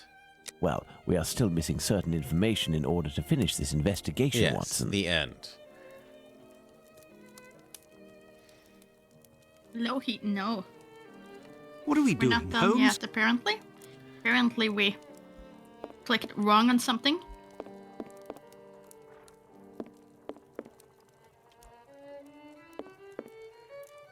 That is a really, really big compass. And a ludicrously large pencil. You call those compass? Compass, yeah. Oh. Isn't it compass? Compass and protractor.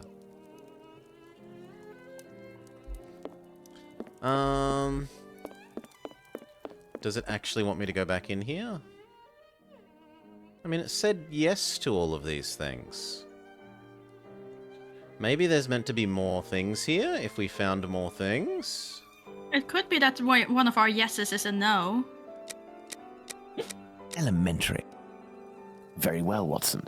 I think that we've exhausted the topic. Take a rest and we'll speak again later. They don't agree with me that you could fall in love with your prostitute. It would seem that the investigation is advancing, Holmes. Yesterday's Star said implausible that a suspect is in the in house their of universe. It was that he didn't a know man her with a rather attacker. sinister reputation. I was about to join you in your optimistic outlook until you informed me that the good news came from the press, Watson. But surely they wouldn't invent the fact that the police are holding a suspect, or the acts that are attributed to him. You will have an exact answer to these two questions in less than 50 seconds, Watson. Pardon? Enter, Inspector.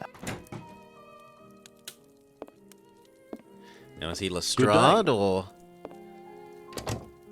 Dear Watson, allow me to introduce Inspector Aberline, Inspector Dr. Watson. Inspector? To what do we owe the honour of your presence, Inspector? I heard that the two of you made your way to Whitechapel a few days ago. Your arrival, you are aware, coincides with a very serious affair which our police service is going to great lengths to solve and which is creating strong tensions in the area. Pardon me, but haven't you arrested someone? A certain Leather Apron? Absolutely not. The man who hides behind this name is indeed being actively searched for by the force. Besides, nothing at the moment suggests that he is the Bucks Row murderer. There, you've been enlightened, Watson. Now it is our turn to answer Inspector Aberline's questions. Indeed. I will be brief and precise. Do you intend to investigate this case, or have you already started? It is to be of service to a friend that I went to Whitechapel. We did, out of curiosity, familiarise ourselves with the preliminary reports, and we made our way to the scene of the crime. Our conclusions are slim, as are the clues. Having not been officially appointed by a client, I believe that my intervention in this business will end there. Very well. To be frank, you take the weight off my shoulders by distancing yourself from the case. Our image isn't very good, to say nothing of what the press puts us through. Thus, if overnight they found out that you were on the case, people would turn against us. And they would pester me, overwhelm me, and finally make me out to be responsible for the inevitable failure such a scenario entails. Neither you nor I wish for this to happen. I know that your time is precious, Inspector. I will send you a note regarding my conclusions shortly. With pleasure. Gentlemen?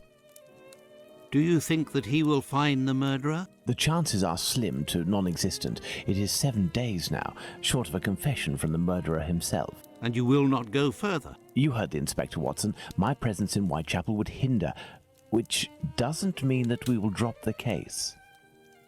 How is that? The Inspector spoke of me, but not of us. It is you, Watson, who will lead the investigation tonight. It is you who will bring to the police station the little note that I will write regarding our conclusions.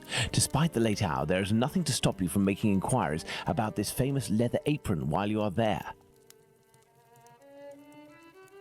You control Watson. The Star, London. 6th September. Now, did it have to be that other person because they were actually a person around during those cases? Yeah. He's the historical, since it is historical accurate person ones, that was I in charge believe. at the time. Okay. Leather Apron. More about his career, his latest movements in the borough. The sense of fear which the murder of the unfortunate woman, Nichols, has thrown over the neighbourhood, and especially over her companions, shows no sign of decreasing. A number of the street's wanderers are in nightly terror of Leather Apron. One of our reporters visited one of the single women's lodging houses last night. It is in Thrall Street, one of the darkest and most terrible-looking spots in Whitechapel. The house keeps open till 1 o'clock in the morning and reopens again at 5. In the house nightly are 66 women who get their bed for 4D. The proprietor of the place, who is also owner of several other houses of similar character in the neighbourhood, told some gruesome stories of the man who has now come to be regarded as the terror of East End. Night after night, he said, the women come in a fainting condition after being knocked about by Leather Apron. He himself would never be out in the neighbourhood after 12 o'clock at night except with a loaded revolver. The terror, he said, would go to a public house or coffee room and peep in through the window to see if a particular woman was there. He would vanish, lying in wait for his victim at some convenient corner, hidden from the view of everybody. The police are making efforts to arrest him, but he constantly changes his quarters. Some of the unfortunate women state that he is now in one of the low slums in the borough. One of them said she saw him crossing London Bridge as stealthily as usual, with his head bent, his skimpy coat turned up about his ears, and looking as if he were in a desperate hurry. The hunt for Leather Apron began in earnest last evening. Constables 43 and 173, J Division, into whose hands Leather Apron fell on Sunday afternoon, were detailed to accompany Detective Enright of the J Division in a search through all the quarters where the crazy Jew was likely to be. They began at 10:30 in Church Street, in Shoreditch, rumour having located the suspected man there. They went through lodging houses, into pubs, down side streets, through their bullseyes, into every shadow, and searched the quarter thoroughly, though without result. The hunt concluded later down in the Brick Lane neighbourhood, Floridine Lane being Leather Apron's preferred lodging place. He was not found here, however, and the search, which then took the direction of the London hospital, resulted in nothing. It is the general belief that the man has left the district. The clue furnished by the woman who denounced the man on Sunday is a very unfortunate one. Her offer to prove by two women that Leather Apron was seen walking with the murdered woman on Baker's Row at 2 o'clock last Friday morning is the most direct bit of evidence that has yet appeared. His conduct on Sunday was as usual. He never answers a question when it was put to him and only speaks under strong compulsion. Mike... The grocer in George's Yard dwelt a long time last evening on this peculiarity.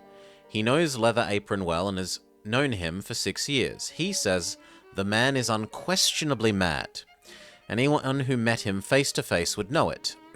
His eyes are never still, always shifting uneasily, and he never looks anyone in the eye. Leather Apron used to live in the lodging house around the corner from the grocery, and was turned out of there some months ago with an order not to return. The lodging house is a few doorways below the model doorway, in which the Turner woman was found with 39 stabs. No more pages.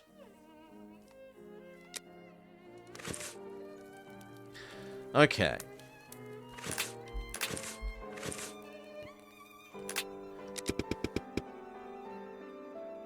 It is you who will bring to the police station the little note that I will write. Do we have that note? I would assume so. Yes, this looks like... Okay. Baker Street, September 2, 1888, Bucks Row. This day and night passed in Whitechapel. were full of instruction. Regarding the murderer, we know very little. In any case, no more than the police. It is a man, certainly, given the presumed strength. We have discussed the possibilities of right-handed and or left-handed, an unconventional lateralization, or the possibility of ambidexterity. That he's up and down-handed, perhaps? But the given facts could help us to guess what might have pushed the murderer to act in this way. Revenge is a possible motive. The ferocity against the victim might be the expression of a deep resentment, a veritable hatred. But with a nuance, we have every reason to think that the victim considered her murderer to be a regular client. She acted with him as if it was a trick like any other. A discreet location, not particularly neat or festive. She didn't or barely knew her attacker, or perhaps didn't recognize him. If revenge was the motive, our murderer wanted to charge Polly Nichols with a deed that he considered as being extremely serious, and which she had neither the knowledge nor memory of when they met that night. A thorough police investigation into the victim's past will bring us closer to an answer to this question. Love can certainly lead to many a drama, but we must consider that the victim didn't know her attacker. If it consisted of a meeting based on true love, with its highs and lows, it would have taken place elsewhere than this sordid corner, and would have provoked raised voices before the actual act. In my opinion, this possibility is completely ruled out. Oh, it's a different way of scrolling than before. A deep jealousy can change into hatred, but who would have reason to be jealous of poor Polly Nichols? Furthermore, we know for certain, or almost, that it was a man. Unless we opt for a woman with an iron grip disguised as a man in order to lure her rival to a secret location. This doesn't make sense and should be ruled out. Money. I have a hard time believing that someone attacked Polly with the sole purpose of stealing the few coins that she had. Perhaps the murderer picked her pockets, but in none of the cases can it be the reason for the crime. Certain gangs extort money from the prostitutes, but while the third degrees are plentiful, murderers are rare, and don't show such savagery. This possible scenario should, thus, be ruled out.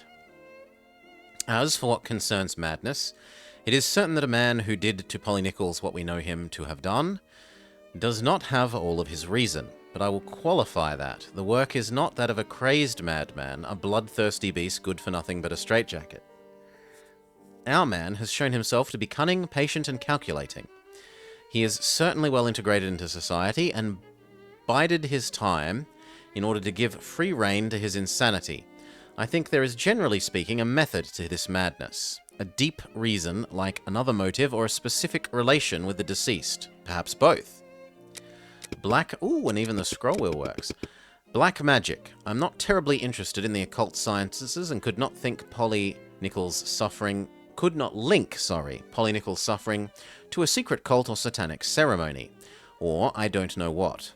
Let's give the benefit of the doubt to this motive for the moment, as a thorough police investigation will either confirm or invalidate it.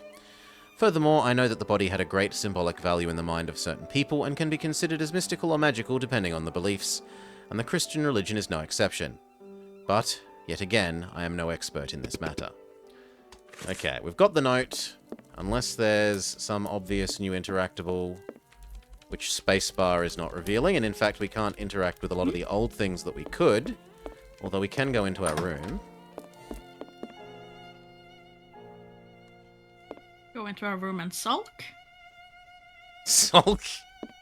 I wanted to see if there was anything to interact with. Like a barber's knife. Everything seems to be written the wrong way round. That's written right to left. These are written right to left. That's written the right way round. It's like it's been mirrored. But in any case, there's nothing here. Or at least I don't think so. Spamming spacebar suggests no. Can we travel by a teleport?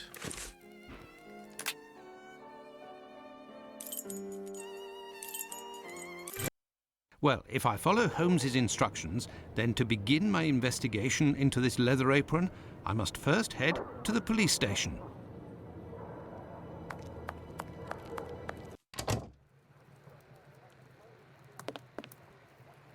Good evening, sir. What do you... I know you. You were here last week with Sherlock Holmes. Indeed. I have come to bring a message from Sherlock Holmes for Inspector Aberline. Very well, I will pass it on. But come to think of it, someone was asking about you recently. Finley, the caretaker of some shady boarding house nearby. Does that mean anything to you? Ah, perhaps. Actually, I read in the Star that you have arrested a suspect called Leather Apron. You shouldn't believe what you read in that rag, sir. The man is being hunted, but we have yet to get our hands on him, and we aren't close to it either. Why ever not? Bah, he's a specialist in the streetwalker racket. These girls make pitiful witnesses, and we don't inspire confidence. Furthermore, the man seems to be pretty discreet lately. Someone must be helping to hide him. How do we find them? How to get on his trail, then? One of these girls would have to confide in us and give a valid description of the man. Then we'd ask around the journeymen, who use aprons, I imagine. Well, goodbye. I must go to Finley's boarding house.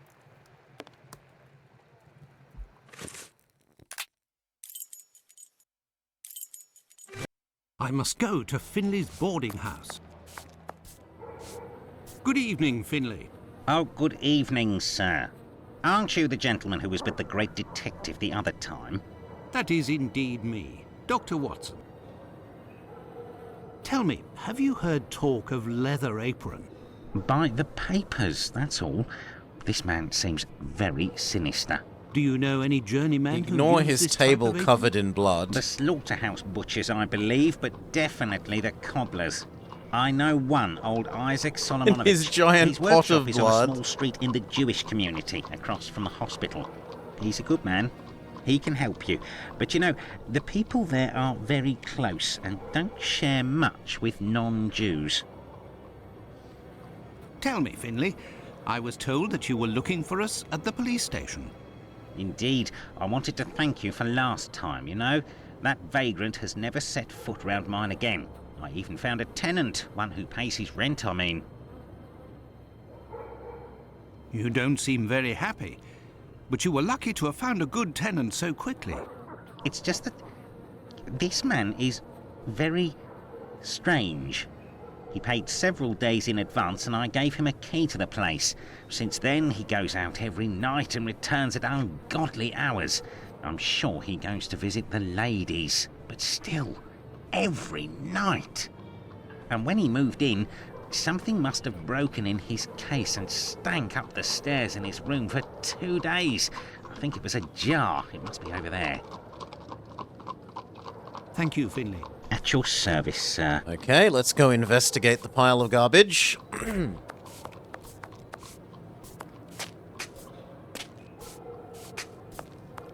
Yet no, there's nothing to investigate here. It appears to be but garbage. Maybe he means inside? Also no. And also no.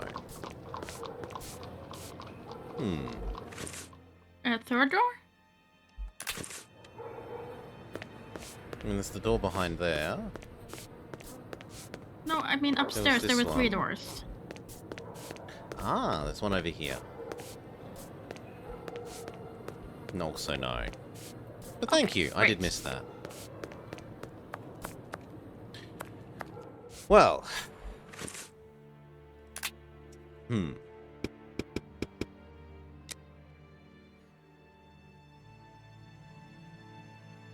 His workshop is on the small street in the Jewish community across from the hospital.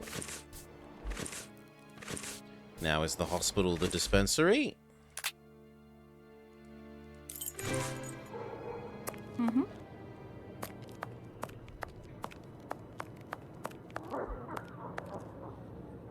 Well, that's a looming shadow. No, it was just when you were looking down the street, there was just a dark shadow standing there. Everything seems shadowy to me, but I live Yeah, on... it's a cop, so he had a lantern, but he was just cobbler standing shop. still, and you were looking there. It's like, I live in low brightness mode. Like, I actually have a much better time seeing anything by looking at the stream preview than looking at the game itself.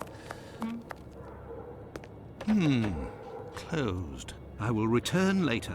The policeman said the street girls would know something about the leather apron.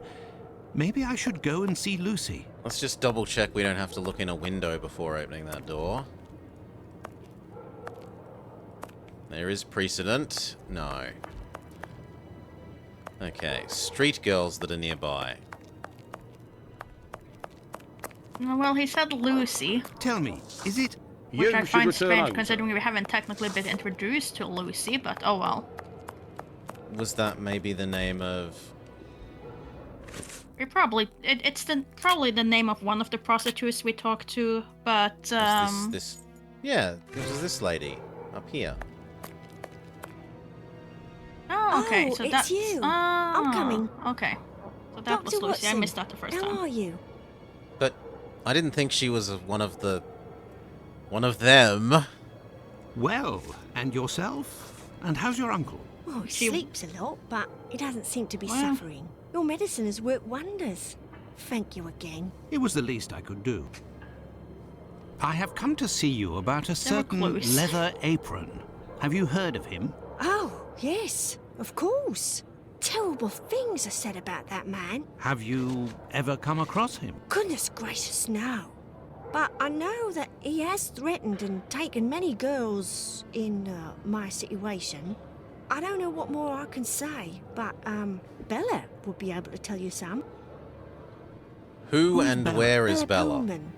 She's the landlady of the place where I could take you there if you like. Please do. It's me. It's Lucy. This gentleman would like to speak to Bella. It's the doctor who helped me. I must leave to return to my uncle. Thanks again. Allowed in? We are allowed in. Out of the way, I don't like the look of you. He is very nasal.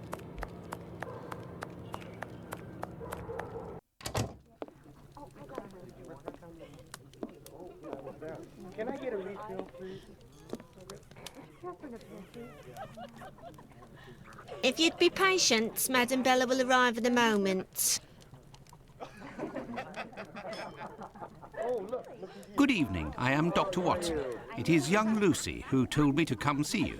Ah, so you're the Good Samaritan who saved her uncle without asking for anything in return. And now you've come to see me, no doubt, to explain that the poor little thing doesn't belong here and you will see to her future. Well, if you expect me to let her leave with you... It's not that, Ma'am. You should know I am a married man. And why should that matter? I believe there has been a misunderstanding. Indeed. The reason that Lucy sent me here is that you may be able to give me some information about Leather Apron. Are you a doctor or a constable? I am most certainly a doctor, but I am acting in this matter in a private capacity, and I would like to find this man.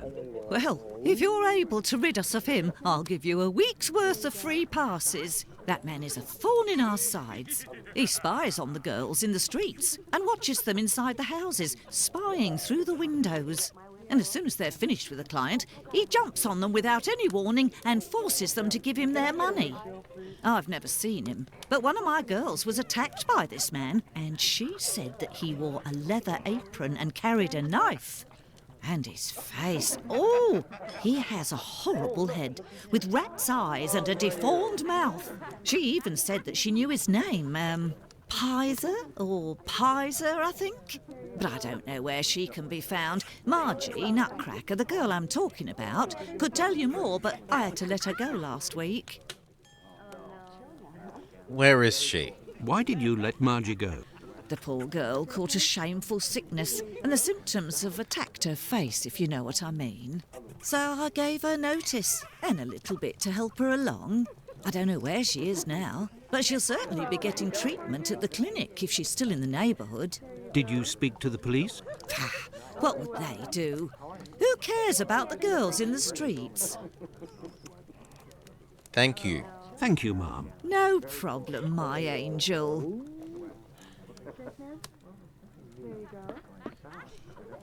Wait, you're actually interactable? What happened to this rug? Oh, it's when we got a coal yesterday. I asked the young man to fill the pail. Came back to put it down, but his feet were covered in soot and he made a black print. Madam Bella said it was my fault and I got a shilling's penalty. I also have to clean the print and it's no picnic. He has immense feet, that boy. Who delivers the coal? It's never the same person. I'd never seen that lad before. Until next time, miss. With pleasure, sir. Can we measure his footprints? A large black footprint. No. And it's got the red outline, so it's finished. Mm-hmm. Yeah. Best not to stray off in that direction. Best not to stray off in that direction. These paintings are suggestive, at the very least. These paintings are suggestive, at the very least. I think they're all going to say the same thing, but... Suggestive, at the very least. These paintings are suggestive, at the very least. These paintings are... One more. Suggestive, at the very least. These paintings are... What about you two? Suggestive, at the very least. Good evening, sir. Good evening, my dear man. I was led to believe that you're a doctor. None of the residents of this establishment are among my patients, sir. Oh, you're not here as a doctor, but as a man, then. I understand. This is my kind of place, too. It's in these houses in Whitechapel that you find the girls that are the most natural and definitely the most docile. Your way of speaking about these women is not that of a gentleman, sir. God. Well, I shall leave you, Mr... Sickert, artist and aficionado of lovely girls. Okay. And with There that, was one picture that I think you missed, but I don't think it's important. there is. Above, well, right next to the other side of the couple sitting. Ah. These paintings are suggestive, Now, can we at escape? the very least. Best not to stray off in that direction. Are they all saying that, though? Best not to stray How off do I- in No, I that think the direction. one Best to not to stray off in that direction. Okay, that one is more allowed. that's out, yeah. Now that we've visited this, we need to go to the clinic Yes. because And she's try and see supposedly if going we to be can there. find, or the doctor might know.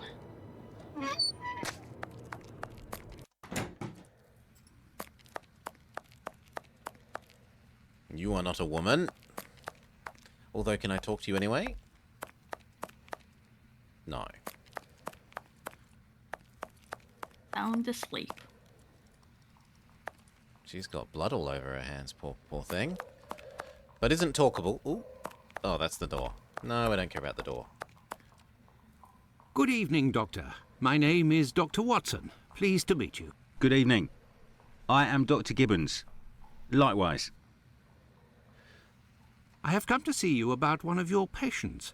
Margie goes by the nickname Nutcracker, who gets her prescription from the clinic.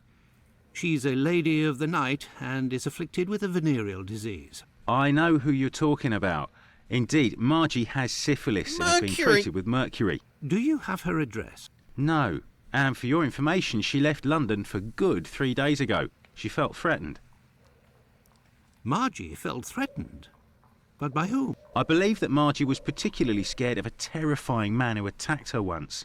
Did she say the name Pizer or Pyther? Unfortunately, she didn't give a name, but she described a man with shifty, rat-like eyes and a mouth twisted in a sinister grimace. Did Margie have any idea where this man who terrified her so much might be found? No, but she told me that another girl who'd been attacked like her had told her that this man worked in a cobbler's run by an old Israeli. Also, she saw him again last week, the night of the big fire. She told of going to see the fire like most everyone else in the area. While there, she recognised her attacker in the crowds gathered at the The warehouses. subtitle was wrong. There was no mistaking a face like that, she said. She kept an eye on the man the whole time the firemen were working in order to avoid him. Did Margie No, have any idea? Let me out. Goodbye, Dr. Gibbons. Until we meet again, my dear colleague. Okay, so she's left London. Mm-hmm.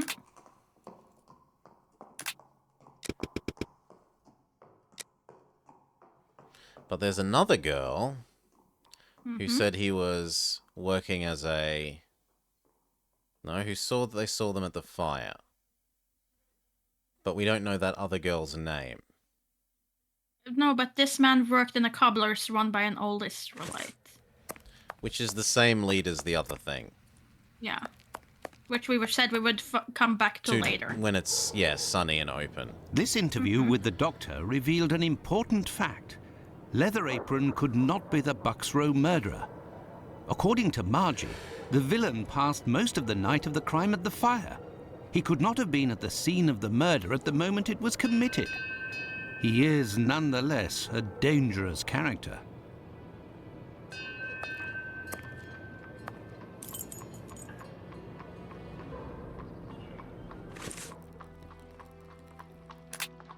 Okay, that's just new dialogue. Dr. Watson talking to himself.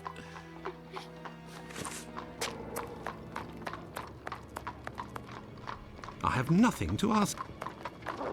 Do I go report this new information to Holmes? I have no reason to go that way. Not yet. What have we missed then?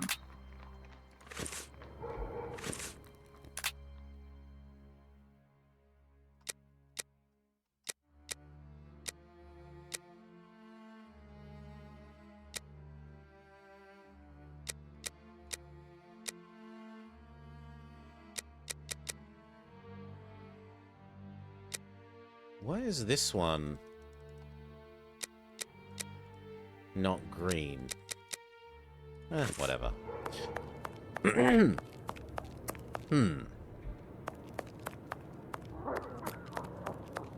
Maybe we go talk to the policeman again. Maybe.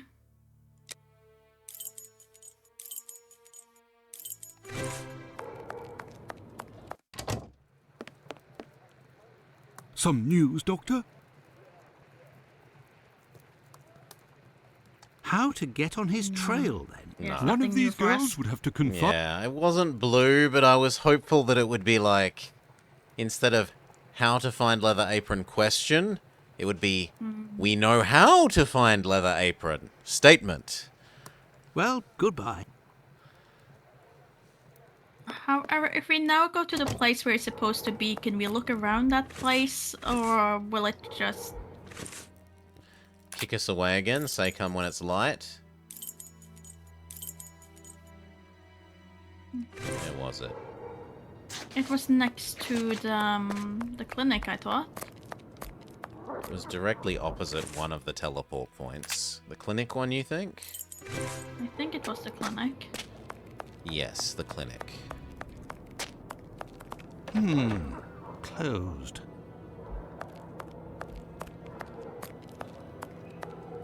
But if we look around this neighborhood, just walk around, is there anything else we can interact with?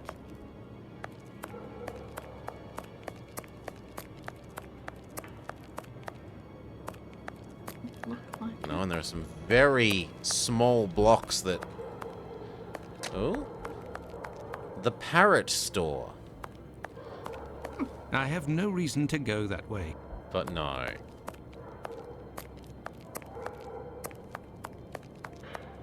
But what if I want a parrot?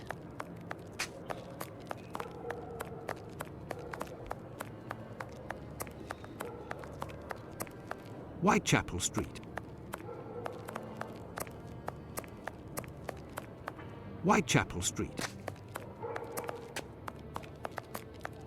Tell me, is it... You coming, dearie?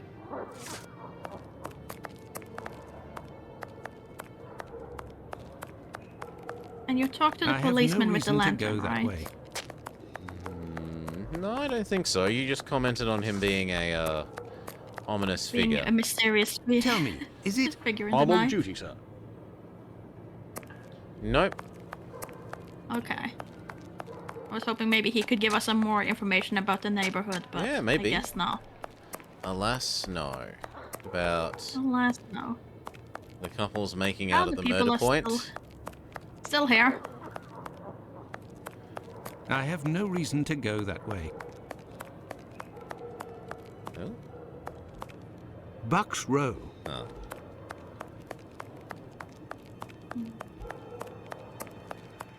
Bucks Row. Ooh. Damn. Bucks Row. Whitechapel Street. Why does it reset Do we- these do we every tell time we the- come here? That's painful. Whitechapel Street. Do we talk to the Whitechapel Street. the madam of the brothel I have again? no reason to go that way. Perhaps. Maybe she would know what other girl was that's seen it, or maybe she's just interested in the information. I don't know. Out of the way, I don't like the look of you. He really sounds like someone holding their nose. Giving me that old, like, adventure announcer sort of feel. Yes, Dr. Watson? Thank you, ma'am. No. Okay. And what nothing about there you either. again? Yes, sir. No. Until next time, miss. With pleasure. And finally, There's... Loosen. Where did it look? Well, I shall leave you. Secret. Best not to and the stray great off in task that of finding direction. which door is the actual one you're allowed to leave. Okay. You. No, we already talked to you.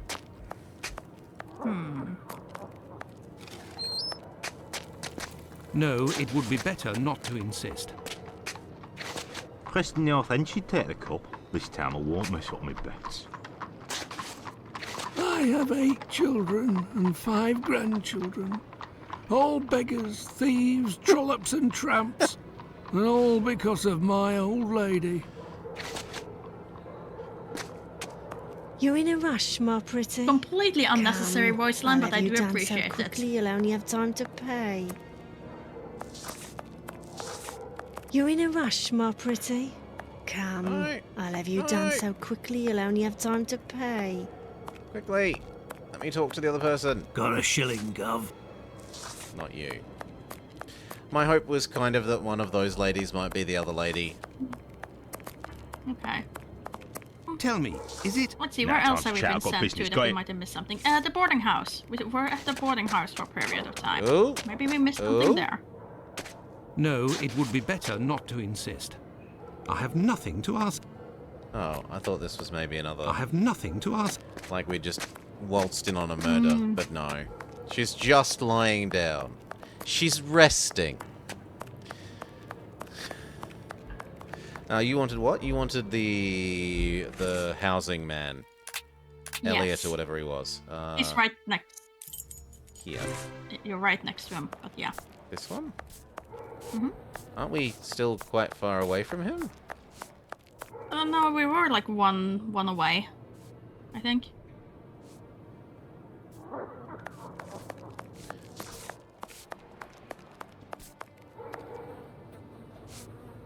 What do you want, Doctor? No. Thank you, Finley. At your service. Unless we're meant to find that object in here now that... No. Is there anything when you stand there from his angle and you look at the screen? Is there any interactables? Oh, yeah, there is. and this odour is very strong indeed. But the whole neighbourhood as such has a dreadful stench. Finley might have an idea as to what this jar that contained. I thought it was going to be in the What do you pile want, of garbage. Doctor? There is, of You're course, right, one the small pieces piece of of the garbage jar separate that your from the rest of tenant the broke big do give pile off of a garbage. strange smell. It's Accidentally true. lost on the stairs. That's quite normal given his trade. Yes, and what would the trade be of your strange tenant? A doctor, like yourself, I believe. Dr. Tumblety, a foreigner. Canadian, perhaps. Dr. Tumblety. It might be interesting to know more about him. Thank you, Finley. At your service, sir. Now can we break into his house or knock on his door?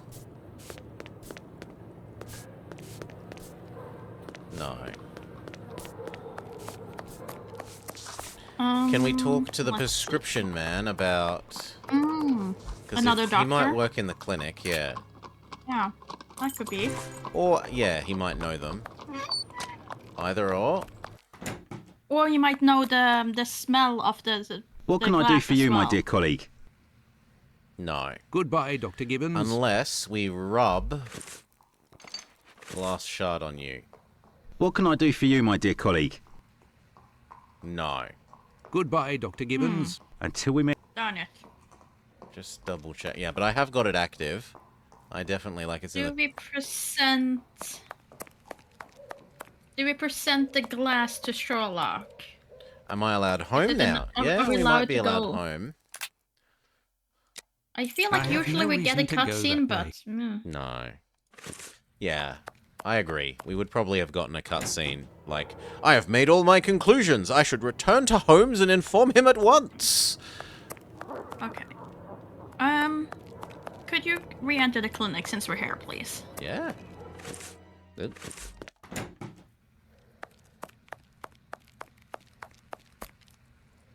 And then could you just use the button? There's door and man. Oh? There's things on table, and there's footsteps. These footprints are the same as those found on the rug at the brothel. And there's items, you say? Maybe it was just the footsteps, It and might it have just been, yeah, showed through the teleporting table. through. Yeah, yeah. Yeah. Like it made it look like there was something on the... Yeah. Yeah. Yeah, because from this angle, when you go there, it looks like it's on the table, but then it's around on the other side. It's obviously that plate. Mm-hmm. Obviously. Okay. Or maybe it is the fork. That spoon came in very handy on the previous... What can I do for you, my dear colleague? Yeah, opening all those doors. Pardon me, Doctor, but who made the large black footprints there near the beds? The brother of one of my patients. The poor thing had a leg amputated after colliding with a carriage. We Oof. arranged to find her a prosthesis. Prostheses are very expensive. How did this man pay? He told me that one of his uncles gave him a walking stick with a chiselled silver knob. I agreed to accept this knob in exchange for a simple prosthesis with harness. But this object is of great value, and I could finance half a dozen other prostheses by selling it on Petticoat Lane. Goodbye, Dr. Gibbons. Until we meet again, my dear colleague. Can I talk to the legless man? This whole affair with the cane is rather odd. Why would an apparently rich uncle give a highly valuable but totally useless cane to help his niece, rather than simply giving her money?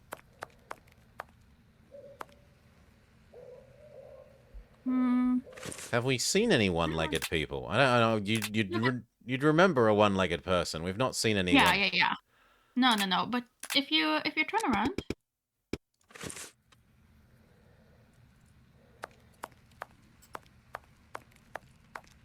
Could you go over to the cabinet in the back? Can we do anything with that now? No, doesn't seem like it. Doesn't have a mark. No. I'm just assuming that that's where he has the damn cane. Maybe we go to Petticoat Lane? Mm, Or maybe is there a third location where we could find more footprints? That could be.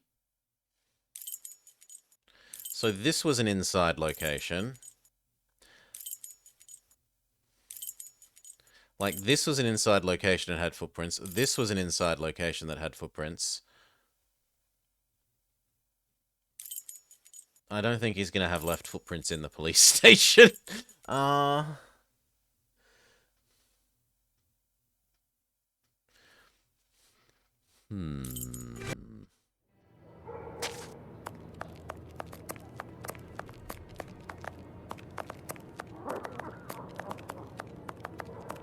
You're going to say there's no reason to go this way, Mr. Watson? I have no reason to go that way.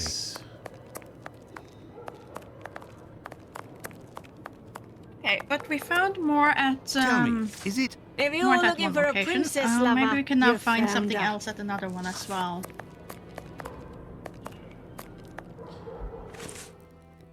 Maybe it's opened up something. I don't know what.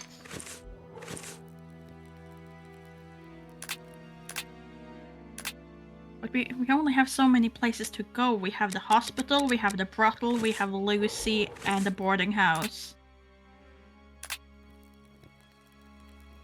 We just found something new at the boarding house that sent us to the doctor. So are we done brothel again? The one-legged... I thought that it was a one-legged man, but yeah. Maybe the one-legged man visits the brothel a lot.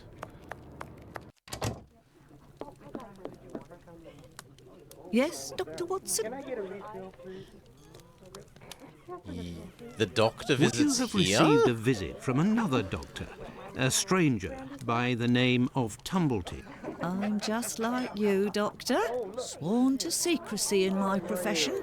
But as I've taken a fancy to you, I can tell you that this name is not unknown to me. And if you do me a little favour, it is possible I might remember something about him. Please, tell me what favour. What kind of favour must I do for you? You see that man quest will over I have there? to do? He's a rich artist, a painter, a regular client round here. Well, yesterday, he came and left his cane in the umbrella stand in the hall before going into one of the rooms. Well, when he returned to this room, the cane had disappeared. It's a cane with a massive silver knob. Must be worth a fortune. He threatened to call the police unless he got free services in my establishment for a year. I'll be forced to accept, unwillingly, of course, given the services that he's demanding, unless the cane is found. Did you question the residents regarding the theft? They didn't see anything, and there's not one of them that would risk stealing from a client here. Who was in the room when your weasel of a client was in the chambers? There were a few that came and went, but Mary could tell you better than I can, because she was the one at the counter yesterday. Okay, speak to Mary. Thank you, Ma'am. No problem, We're getting my somewhere. angel. We have a trail again. Yes, sir. I heard that there was a theft yesterday. Did you see anything? No, and I was here the whole time. Do you always keep an eye on the coat stand? Oh, yes. Well, when the coal delivery came, a client came out of the chambers and stopped me from seeing the boy who brought the bucket of coal. You don't think he would have taken advantage? Until next time, miss. With pleasure, And sir. now we can confront the other man. Best not to stray off in that direction. Can I just fast teleport from inside so I don't have to work out which door Do is the... you have to talk to the artist as well about his cane? Maybe. Loosen your belt, my friend. Meanwhile, We're we're in here. Whitechapel. Before we fast travel away. These girls would die of hunger if we weren't here. I heard that you were the victim of a robbery here. Oh, I'm not complaining. The loss of that walking stick will certainly bring me a very pleasant compensation. What does your cane look like? The stick is ebony, about 35 inches long, The round knob is made from chiselled silver with a ring around the middle of the same workmanship. Just like the tip, for that matter. If you find it, don't tell a soul. Keep it for yourself. He's quite happy with the current situation. Yes. Well, goodbye, sir. Goodbye. Or until next time. And good evening. Oh. Okay. Go to the clinic. See if we can now talk more about that.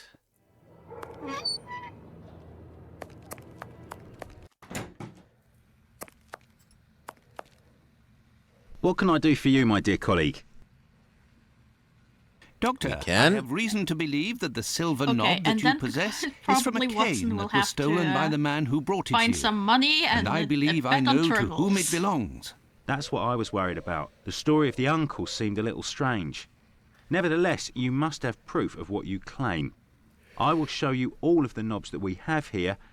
If you find the knob that the young man gave me, I will believe you. So be it, but something is bothering me. I will need a complete cane, not just a knob. Don't worry, dear chap, build one. I can loan you some tools. Make use of the odds and ends in my cupboard. It'll help get rid of it. Well, I shall try. I will have He to has remember ebony the just description that sitting Sickert around in gave. his cupboard. So be it. No. but I something was is- trying to click the next one. Stop it. So be it. No, but again. Don't worry, dear. Come on. Goodbye, Dr. There we Gibbons. go. Until we meet again, my dear colleague.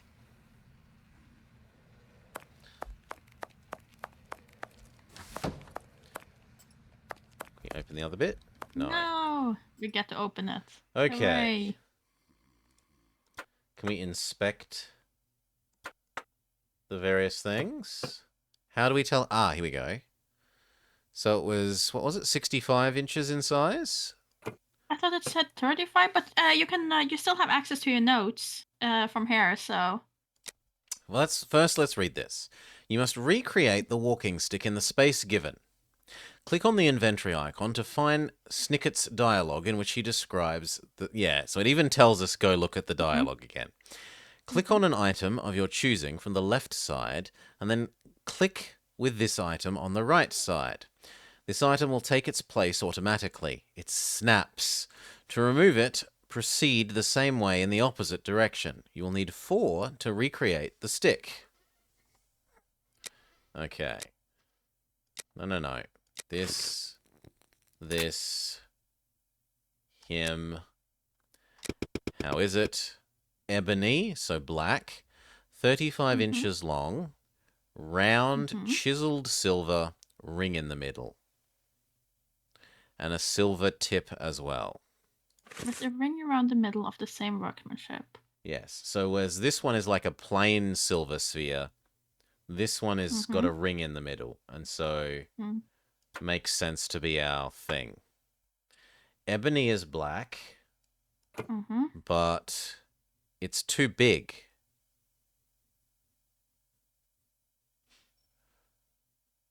Which is puzzling. And I don't think any of them is going to be 35. No. So I'm a bit... Do you think that it's Can I cut it? It's a bad case of wrong measurement things.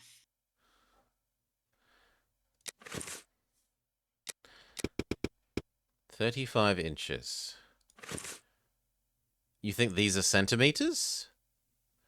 That would be... I fear that it would, because it would be like if you look at 35, that's a tiny walking cane. 35, it's 2.5. So I can't exit out. Can you do 2.5 times 35? It should be like 7, it might be like 80. Yeah, that's about 80. Let's see. 2.5 times 35. 35. 87.5. So this is too small.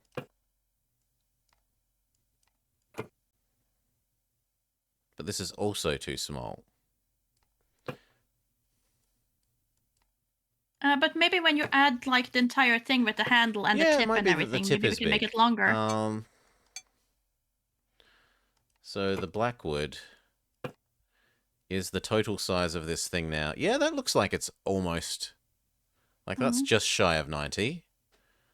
And then you just could need to believe this. ring in the middle. Oh, I misunderstood. I thought it meant a ring in the middle of the knob.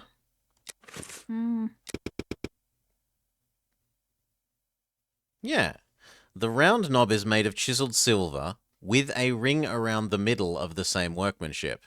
So I took that to be the middle of the knob, not the middle of the stick, which is in a different sentence. Yeah. So, same workmanship, these two There, match. all done. Holmes couldn't have done better himself. What can I do for you, my dear colleague? This is I it. believe I found the knob from the stolen cane, which I succeeded in putting back together. That's the one. And yet I cannot give it to you, Doctor. I will only return it to the police, and only if there is an official complaint against me. Would there be a way to convince you to give me the cane? Find me a dozen solid adjustable harnesses for wooden leg prostheses, and it's yours, Doctor. Go kill 11 bears and collect 12 bear pelts. Bring them back to me.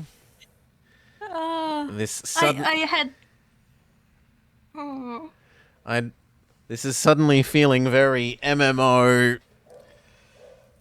But okay. I will admit Goodbye, I had Dr. forgotten how Gibbons. fetch questy Until we meet this again, one my dear was. colleague. I mean, at least we got a puzzle there. I liked that puzzle made sense. We looked at our notes. Okay, there was a weird thing between centimeters and inches, but when everything here would be in inches, and so it should just be consistent. But otherwise, that worked well. So what it was, he wants us to collect leg bits. Or, potentially, The harnesses. Leather harnesses for prosthetics. get a complaint from the police. So we can try talking to the man and seeing if he'll give us a complaint. And the same for the police. Not going to take very long to come talk to you. Loosen your belt. Nope, he says, Well, I will goodbye, not sir. give you a complaint. And if we What try... about the brothel lady? Oh, you think that the mistress or the helper lady will do the same? Yes, sir. I think we could tell her, Until like, next we have time, the miss. cane, but we need this thing, perhaps. Yes? No. Thank you, Ma'am. And my other thought was maybe ask the police station to make a complaint report thing that he wanted. Yeah. Makes sense. The night is cool. What a horrible summer we have had. Does the name Tumblety mean No, anything but we to could have you? come and asked Not him at all. about the man. But if you like, I can make inquiries. Fine, why not? One never knows. And there's nothing about a Well, complaint. goodbye. Okay. So where would Prosthesis we find parts. leather? In a tanner. Which is closed. Is it now open? No, a cobbler. Well, a cobbler, I suppose, if they had leather shoes. Sure, we can go. The cobbler was opposite this and here. Here.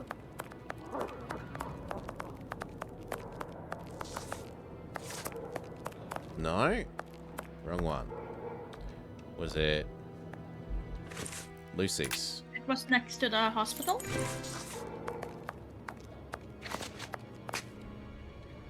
Really? I just went to the hospital, look- though. Oh, Oh, wrong way. there Okay. and then other way. There's nobody here. How very odd.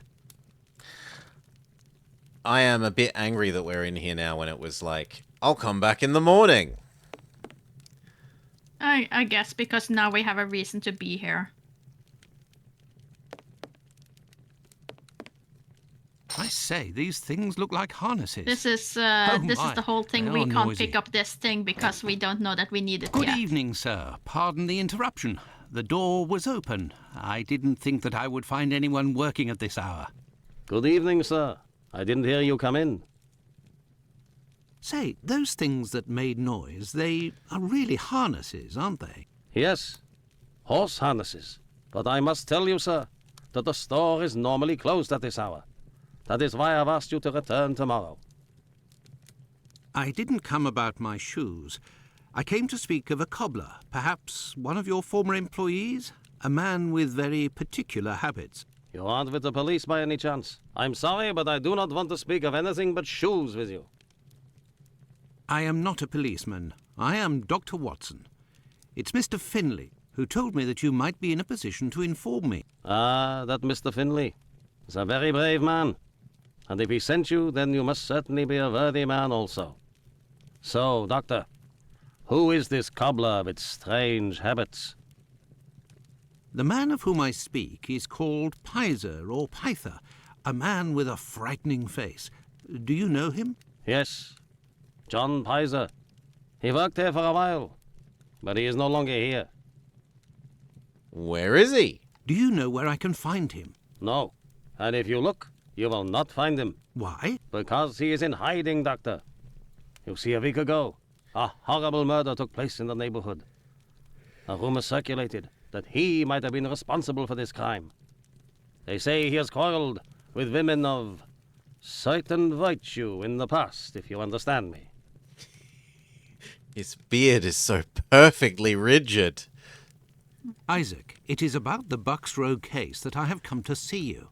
I have the certitude and an incontestable witness that Pizer is innocent, at least of this crime, although he has attacked a number of street women. If he doesn't come forward to explain himself to the authorities, he is condemned to hiding and to take the fall for this murder. Furthermore, it will cast suspicions on your community because they must be hiding him. And while the whole police force is hunting for him, they cannot concentrate on the real assassin who roams the streets and, one never knows, may take any one of you any day. If what you say is true, your visit is a godsend to our community, Doctor. I tell you something. I know Sergeant Thick, an honest policeman who lives in the area. I'll tell John's family that he must go there to explain himself. But if you could please go as soon as possible to the police to give them this report that you say is incontestable. I will go as soon as I take leave of you. Thank you. If I can ever be of I service need lots in of any harnesses. way, do not hesitate to ask. I will not. Could we transform I do your have horse something I harnesses need. into harnesses for wooden legs? Adjustable harnesses. A good craftsman can do anything, Doctor. And I do believe that's what I am. Come back in a while and it will be done. That will be my thanks for what you have done.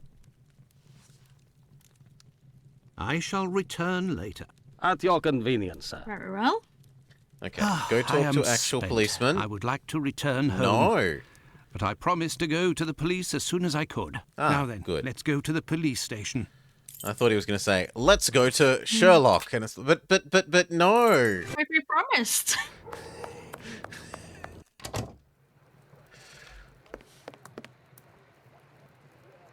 We haven't finished all of our fetch quest yet. Oh no, he's murdering another person. Will you? Yes. Hey, Doctor, you seem tired. Were you wandering the darker parts of Whitechapel all night? You could say that. I have some information on Leather Apron, the man of whom we spoke earlier. Do you know where he is? No, but I can clear him of the Bucks Row crime. A witness proved him totally innocent. Oh, Watson, is it only now, after many hours of walking, that you decide to pass on the important message that Inspector Aberline is waiting for? But, no. But what are you doing here, Holmes? I was worried, Watson, and with good reason it would appear. Go give the message to this policeman and let's go home. Nobody appreciates me hanging around here, you know, and it's freezing cold. Ah, Creddle, none too soon. You will take the testimony of this. No, you continue with your duty shift. I must find Chandler in Ambury Street. He's struck again. Who? The murderer, the Bucks Row assassin. Hanbury Street. Let's go, Watson. We have no time to lose.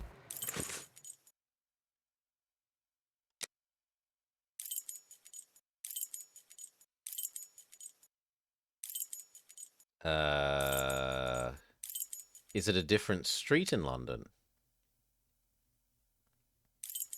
Yes. Hanbury Street. Let's go, Watson. We have no time to lose.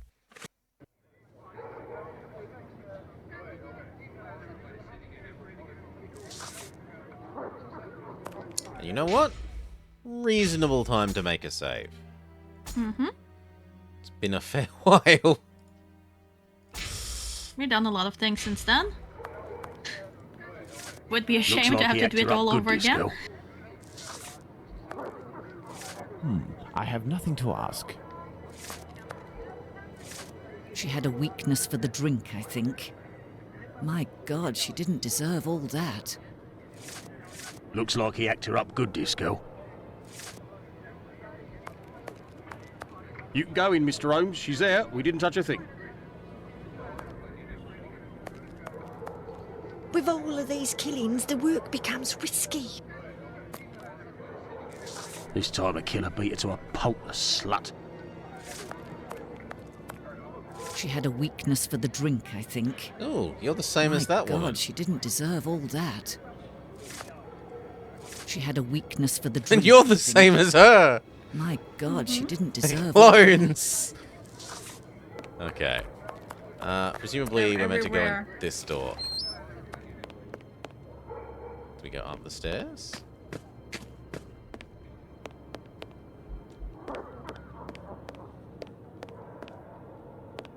No, we were not meant to come up the stairs.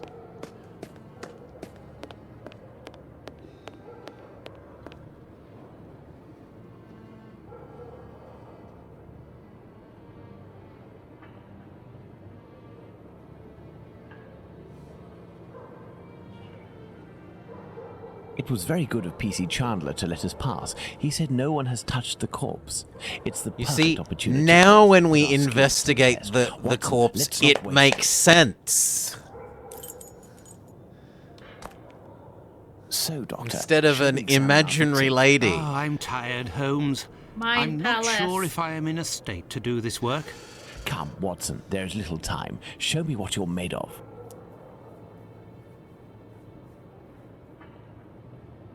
Oh, my God. Pray, Watson, pull yourself together.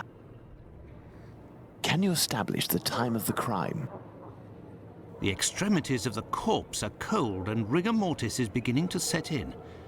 I would say that the murder was committed over 2 hours ago, before 4:30 a.m.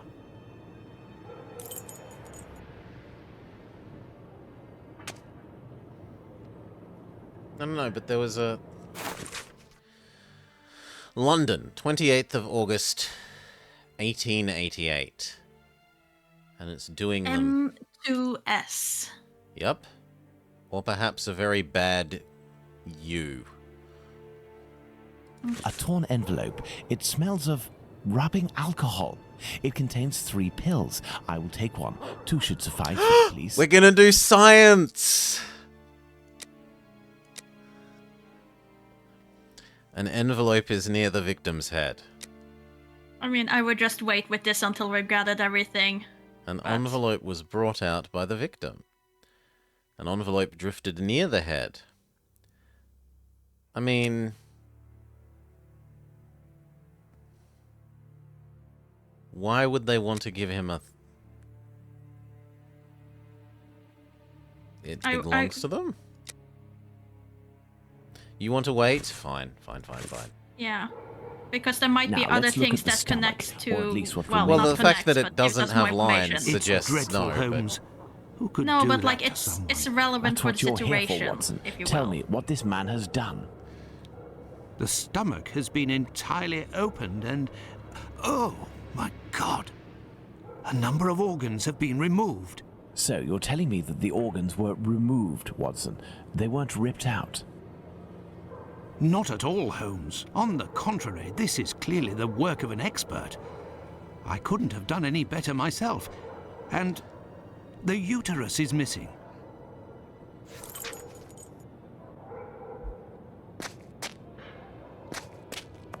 There's some blood behind the door. No. I want the... No. There was blood behind the door. How do I... There. No, it just teleports me. Fine. Looky here. It would seem he has a mark on his left hand. A ring, like the ring that was involved in the other thing?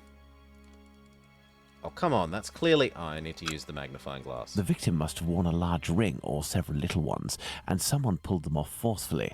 This detail will be very valuable, Watson. You can be sure of that. Wait, no, that doesn't make sense, because she can't choke people. As a woman, she's incapable of choking people, we've been told. The victim must have worn a large ring or... No, that's the same.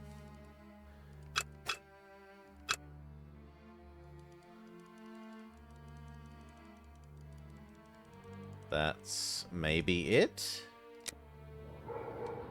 Yes, okay. There are no trails on the ground. There's no sign of a struggle. Can you reach the... Oh. A piece of coarse muslin. The magnifying glass that you wanted to look with the blood, can you kind of get to that from this angle up in the corner? Maybe. I'm Two gonna do combs, curiously arranged. Yeah. other things that we can see just at the sec. Let me exit out of this, and then I can look at the wall. This fence separates the courtyard from the neighbours, 27 Hanbury Street. No, there's clearly blood on the wall. Let me... Please, game. No, it just... I think you have to be in that window. Like there. The blood is a dozen inches or so from the to ground. me, that was like, Bloodstains on it's the too wall. far off screen. Please go... And what, you think the other one that's up here... Bloodstains on the wall. Yeah, you could kind of see it, but those were connected, so you only needed one of them, apparently. Let's look at this poor woman more closely. This makes so much more sense when there's actually a person here. Oh! A bruise. The victim's face appears to have bruising, wouldn't you say? Look at her neck. What can you tell me? There are 2 incisions. Look at her neck. What can you tell me? There are 2 incisions. Anything else? Anything with this one's mouth? No, there is something. The tongue is swollen. My dear Watson, now that we have found all of our clues, nothing remains but to subject them to our most likely hypotheses in order to deduce the facts. Okay. Place these anywhere because it just auto-places them where they belong. Neither footsteps nor streaks of blood were on the ground. They weren't carried anywhere.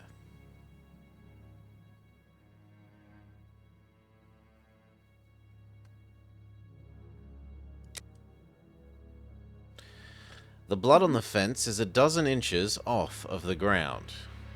They were killed standing up. Some blood spurted on the wall near the stairs. No, she's not lying down. She's not lying down. Must be standing up. And then these two stand... Really? Where are we? This. I would have thought it would be lying down. Hmm? If she's lying down, there's no way the blood's getting halfway up the wall. But it's only a dozen inches off the ground. I would assume if she's just standing, it would be higher.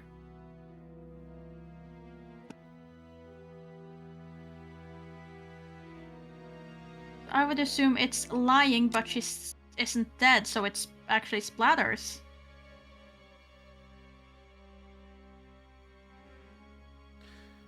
But maybe I'm wrong. And she's already dead? Yeah, like the other one. The other one was dead when she had her throat slit. Like she was strangled and then slashed. But that doesn't make sense because her tongue was still swollen, so she has died from suffocation. So yeah, no, she is dead. You want at her the to be time of lying slashing, I down, guess. but dead. Yeah, I don't want her to be alive. I definitely don't think she's alive. If she's alive, I want, like, splush, splush, blood. Yeah. Not dragged, already lying down.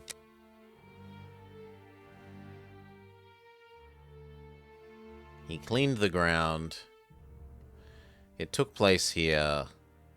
It took place elsewhere. I mean, we know that he was here because the cutscene. So, but Oh, that was in the street though. But yeah. Was she alive? Was that really? Maybe they blurred the traces.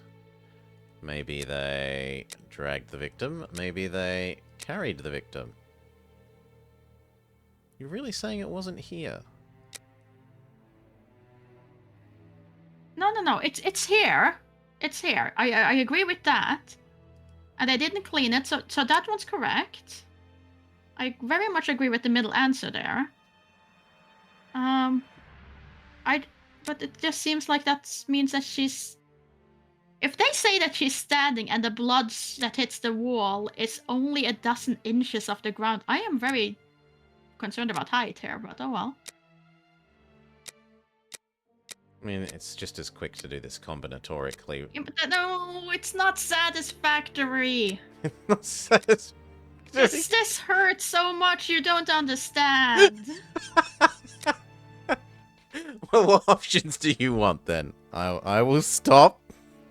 What options do you want? Could you just now put it as that he was murdered here?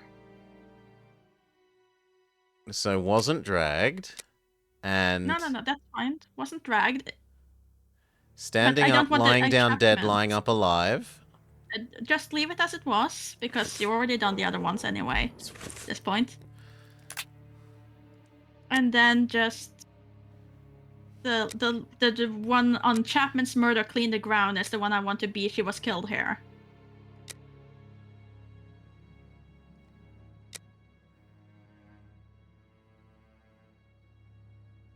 Didn't we have that she was before? Still alive. Yeah.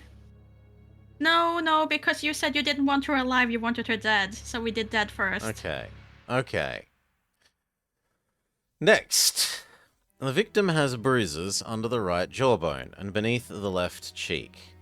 Still think that was slower than the other way. The victim has bruises under the right jawbone and beneath the left cheek. Can we actually go look at it again, please? Right. My dear Watson, I want to now look that at we it. have found all of our clues, nothing remains but to subject No, them I'm to not our allowed most to. likely hypotheses in order to deduce the facts. So that would be with the left hand. Oh, that's mean.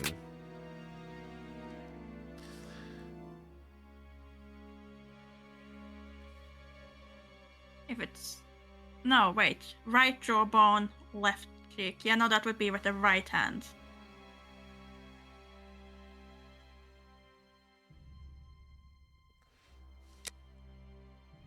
The murderer bit the victim. The murderer held the victim's chin with his right hand. The murderer held the victim's chin with his left hand. If it's beneath the left cheek... No, it's the right jawbone and left cheek. And I can only do that with my right hand. I can't do it quite with my left. It's very... It's I mean, hard I to do guess, underneath the jawbone with the left hand. Yeah. Yeah, I can agree to that. That plus lying down equals... He slit the throat with the right hand. Slit the throat with the left hand. Well, that makes the most sense if the other hand is busy holding the chin. Holding. Or used both. We'll go with left. That then becomes... Are you using your knife with your preferred hand, or are you choking with your preferred hand? I'm going to say using the knife. Yeah, but... He could still technically be ambidextrous. And it's none of these. Huh. So... One of the precedents must be wrong. Yeah. Now this is correct, which means this is correct. So it's not further back in the chain than that. So it must be one of these two. Really? So he held it with his left hand? That... I don't... So we can only really swap it the other way around. Right job on. That's a very unnatural for me, but maybe it's because I'm right-handed.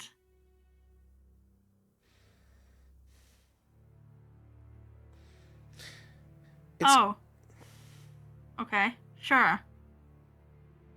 Like, the reason I wanted to go back and look at the face is last time looking at the face was how you worked out which hand was... And the word description is harder to interpret than just looking at it. Also, in the last one, when we were told how it was slit, we were, like, told in the autopsy report thing. Whereas in this one, Watson was just like, the throat was slit. I refuse to give more information about in which direction.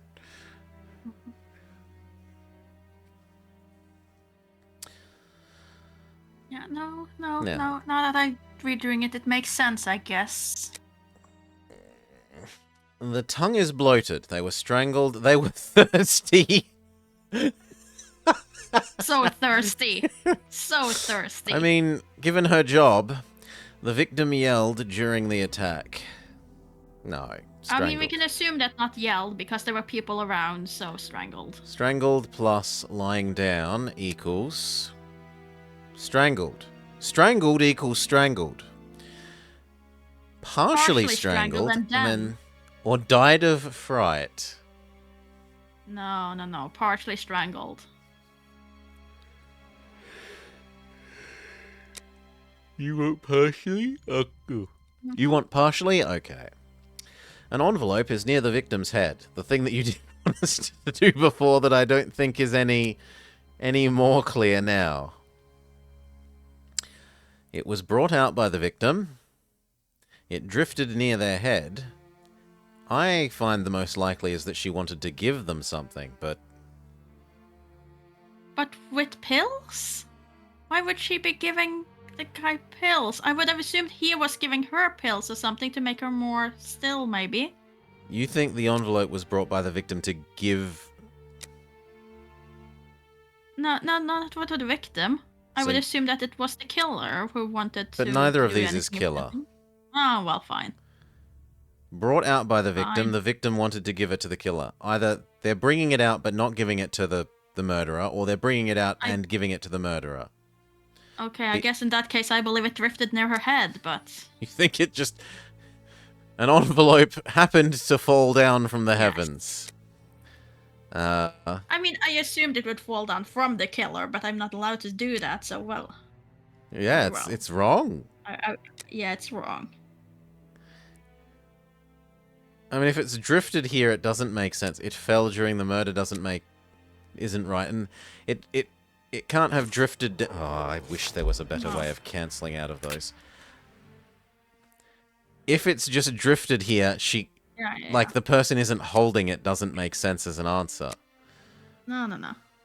Now, I am restraining myself dearly, Maury. What do you want to try? Fine, just do your combinatorics then. I'll close my eyes and not see it. Done. She brought the victim out. They were holding it in their hand. Okay. Page 2. Next page.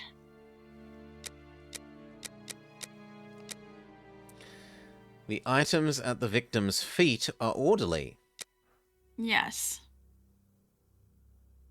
They belong to the victim and they were withdrawn and, like, laid out. Makes sense to me. Yes. The body is cold and at the extremities, and rigor mortis has barely started. He said it was committed about 2 hours ago. Yeah. The items belong to the victim.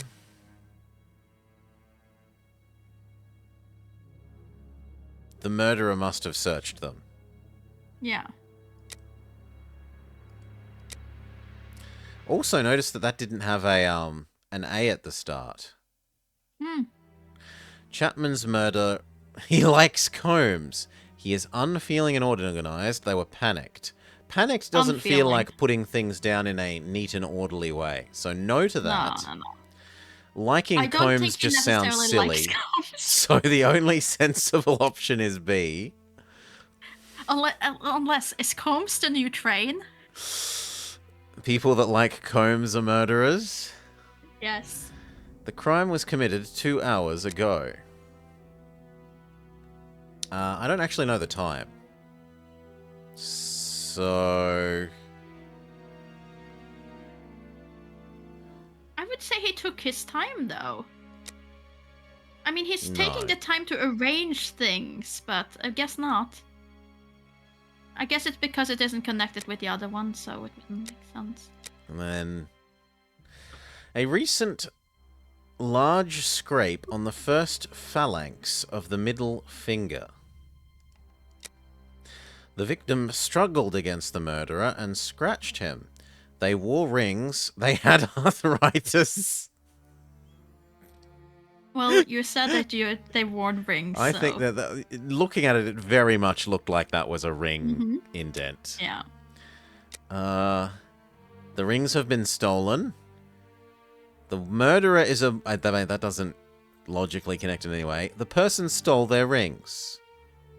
Both of these could be true. No. I don't think she took off her rings, so I think that they were taken, probably. Yeah. Probably. Okay.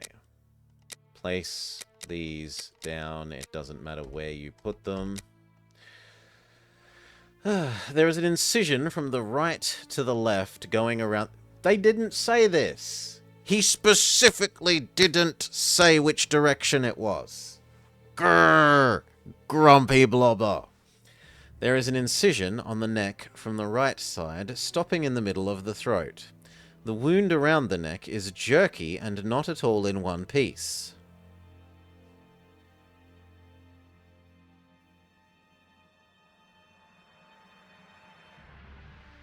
So they're trying to behead her. We would have liked to have that information when we were going, if we cut from the left or the right hand, but... So you think next time we should read all of these before we start trying to do any of... Not necessarily, but it's like, this would have given us the answer. The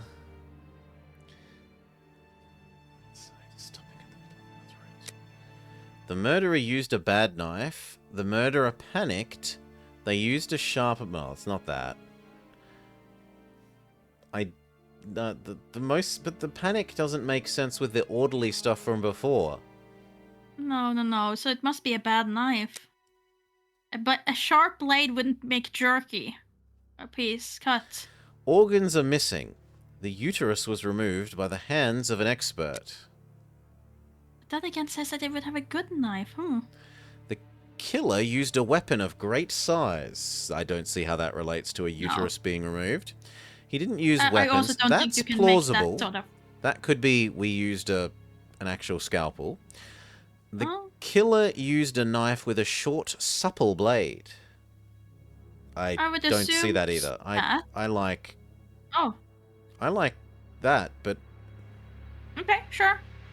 Sure. I would just assume that by that they mean ripping it out, rather than that a scalpel is not a weapon. Okay. But no, we can try. It agrees with you. So you used a small, supple blade? Yes. Also, apparently no. But that could be because this is... Yeah, I guess. Oh no, it's wrong because maybe this hasn't been done. Ah. So, he drew marks on her neck. He wanted to remove the glottis. Not Glottis. Glottis is the best character. But Manny... Chapman wanted to decapitate... I mean, that seems plausible given that there's one going all the way around the neck. Yeah, and several cuts. But apparently no. And the only Well, other... if you change the bad knife to a good knife. The only option is they panicked. Yeah, no. And we know it isn't panicked, so... Bad knife. He wanted to remove her voice box. So she couldn't scream. Good knife, but wanted to remove her voice box? The only other option is he was drawing marks on her neck. With a knife?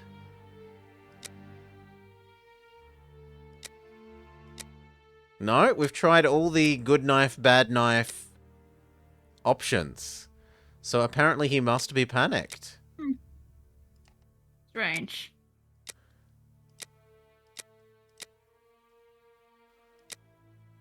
No.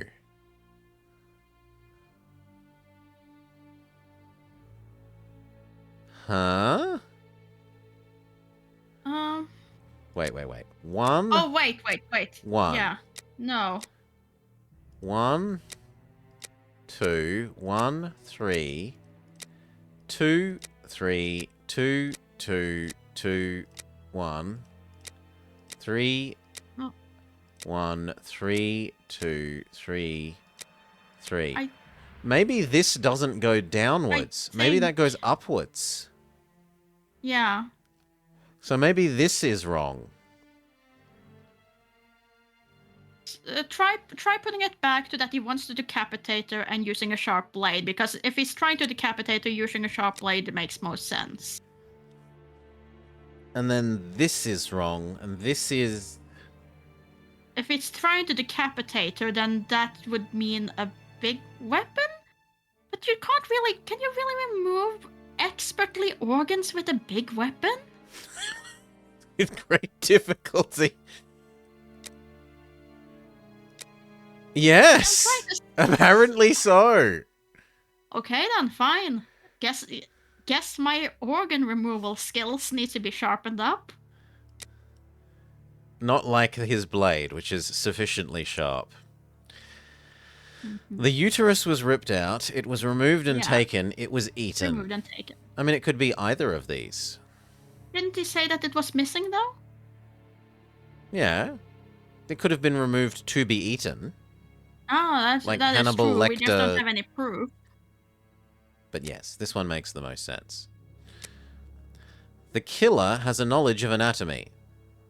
Yes. He's lost the uterus. Oh, I better go get a replacement uterus for this one I lost. The killer went at it with no. They're knowledgeable in I hear a anatomy. noise coming from the street, Watson. The authorities are arriving. It's time for us to go. Oh, dear. Holmes has been locked away in his room for days. Hey, Always g'day, saying the VGF. same Welcome, things. welcome. I'm thinking, Watson. Very good, Watson. As you wish, Watson. But I am thinking too. Welcome to the madness. So much so that I can't sleep. Annie Chapman. Good Lord. Big weapon, and then you make an incision to remove a uterus with delicate precision. Like... We didn't get to do science. Holmes examined the broken jar that You belonged get to to do science Finley's now. tenant. I wonder what this substance is. I don't recognize the odor. It's not. We only ever do Formalin, science Watson. as This jar contains Sherlock, formalin. and we're still Interesting, Watson. don't you think? I've been waiting for something for days. Just the tiniest bit of news that would make sense of this whole matter. But there's nothing, neither from the press nor the police. Unless Inspector Aberline is holding on to some information without realizing its importance, which is quite possible. It is time for you to return to the police station in Whitechapel, Watson. And didn't you tell me that you had a matter to take care of it? Take advantage of it to learn more about this pill and its contents. Ah, but Holmes, it's late, and spending another night in this district is hardly my idea of entertainment. I know, Doctor, but we don't have any choice. Time is against us. Take your pistol in case you run into any troublesome characters. Fine, as you wish, Holmes. I've just spent several nights doing nothing. You must do this immediately now, because time is against us. Mm-hmm. Rude. Sherlock? Okay, so he wants us to come back here and do what?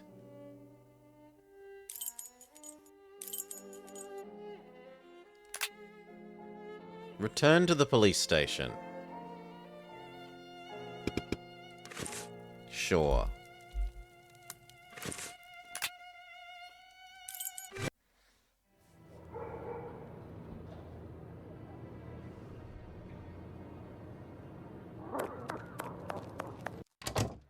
Good evening. I hope I'm not disturbing you.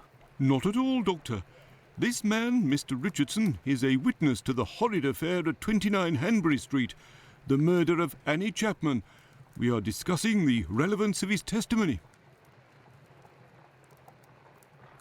You're probably not in a position to discuss it with me, but I would like to know more about what you call the relevance of this young man's testimony. Oh, there's no secrecy. It's simply that the testimony given by Mr. Richardson doesn't match the time of death given by the coroner, Dr. Phillips.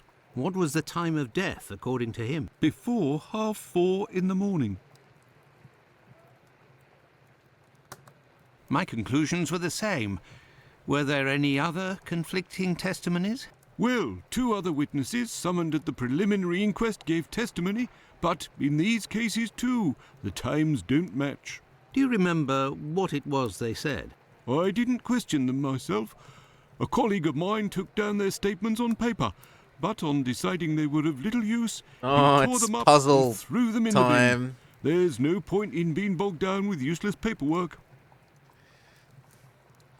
I sense I a will take my puzzle. Humphreys. Goodbye, Doctor.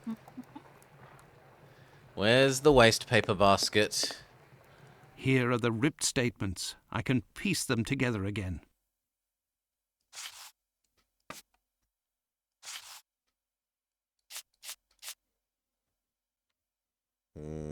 Maybe. And they rotate, so yeah. Yes. Not like the painting. Mm-hmm.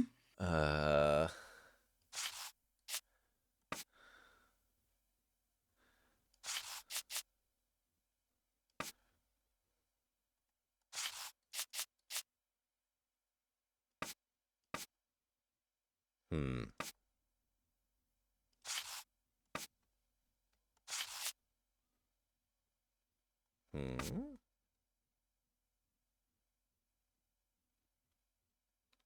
Maybe there's little missing bits? Like identification and number.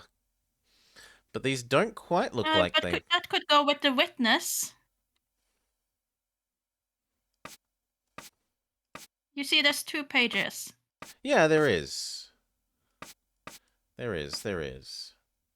It was more a, does this make a perfect... Hmm.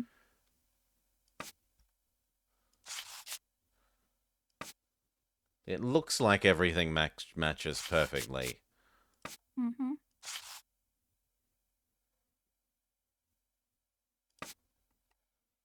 No. But that's the only place... I suppose it could go there. Yes.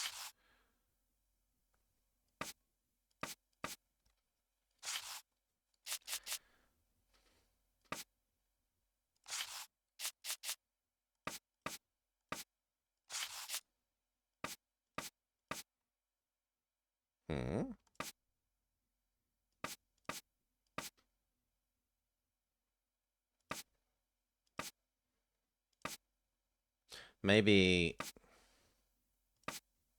No, but those 2 match. Well, in any case, you are definitely that. Then we swap these 2 around.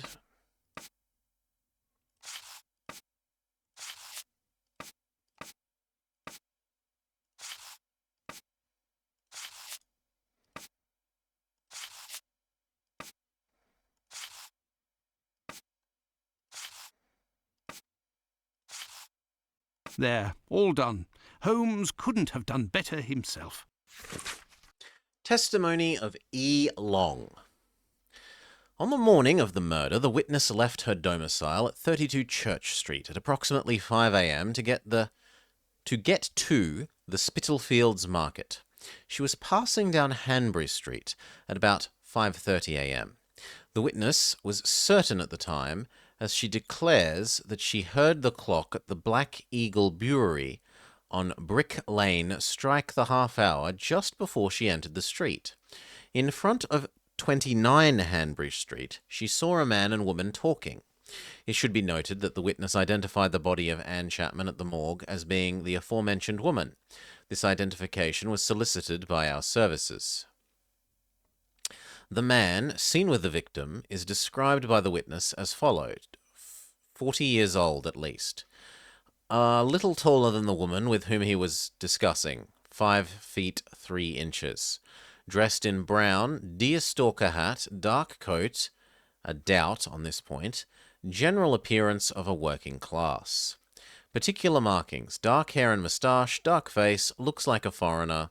Only saw the man from behind and wouldn't be able to recognize or identify him.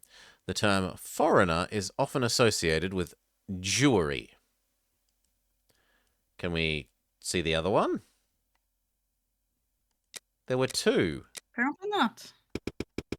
No, there is no scrolly. Here it is. Testimony of A. Kadosh. The witness resides at 27 Hanbury Street.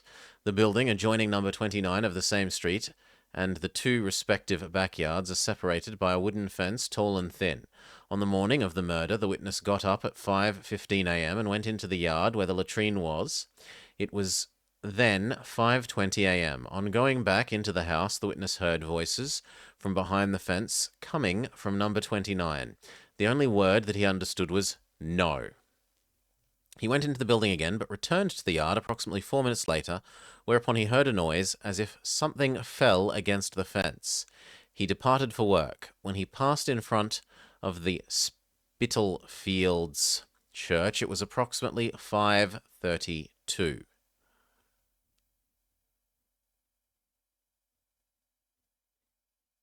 So yelling at 5 o'clock versus...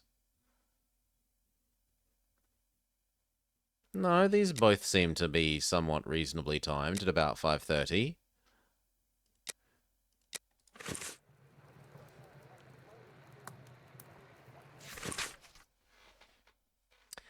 Old police report concerning certain arrests, April of 1886, at gunpoint from the White Plume Mountains Inn, also called the Kayak Affair. 5 years, Dartmoor. Benjamin Benny, the scholar, faggot, 46, Houndsditch. Falsifying bank records, using false bank records, misappropriation of funds to the detriment of the Royal Bank of London, 8 years, Dartmoor. Jacob Levy, 30, Aldgate, theft of a weight of meat from his employer. Hyman Sampson, butcher, at 58 Goulston Street, Whitechapel, 20 months, Essex County Asylum. Ron Obvious, 26, address unknown, vagrant, embezzlement, indecent assault, degradation of a religious building to the detriment of the authorities in charge of the Chichester Cathedral, City of London Lunatic Asylum, immediate duration. James Longfoot Jim Noser, 20 Whitechapel, and there's no scrolly. So presumably either we're meant to be getting that someone about the gunpoint, Benjamin, Jacob, or Ron. Now, Ron's name is ridiculous, so presumably we either care about Benny the scholar, because we're going to avoid that, and Jacob Levy. One of these is presumably what we care about. Stealing meat or falsifying a bank account. An old report on arrests that took place a few years earlier. Anything else? Closed.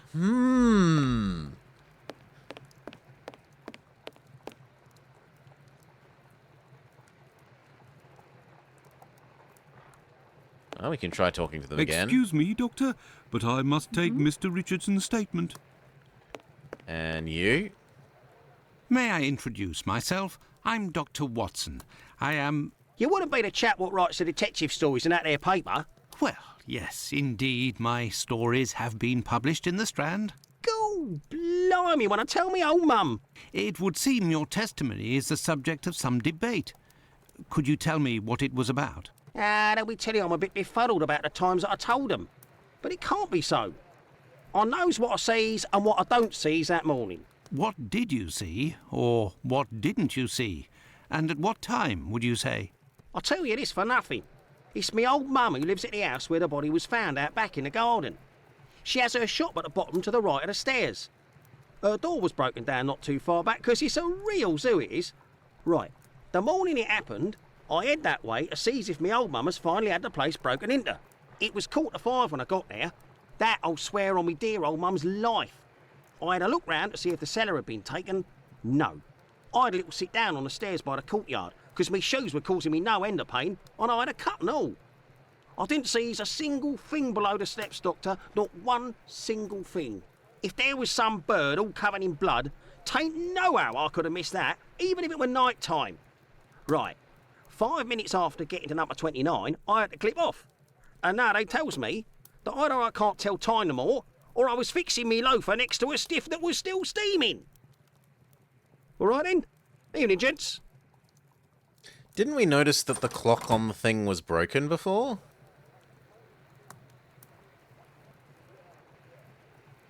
I can't remember. Can we talk to you again now that you've Okay. stopped taking Yes, his testimony? So, how far along are the investigations into these 2 recent murders? Everyone around here believes both crimes were committed by the same man. But as for the Hanbury Street and Bucks Row crimes, nobody has heard or seen a thing. By the way, have you heard of a Dr. Tumblety? No. Is it important? Yes. Well, no, maybe. Actually, I thought don't we already know. asked him to look I into have heard it. about this man, his frequent nocturnal outings and bizarre behaviour. What does this chap look like, Doctor? And where can we find him? No, Holmes interrupted us, I think. Oh, and then, yeah, please tell him the report. The last I heard was that he was staying at Finley's place, the man who was looking for me a few days ago. It would greatly assist us if you could ask Finley what your strange associate looks like. We could then see if the description matches any witness accounts. I will take my leave, Humphreys. Goodbye, Doctor. Ooh. This police station is like a laundry. What a scandal. Okay, so he wants us to... Yeah.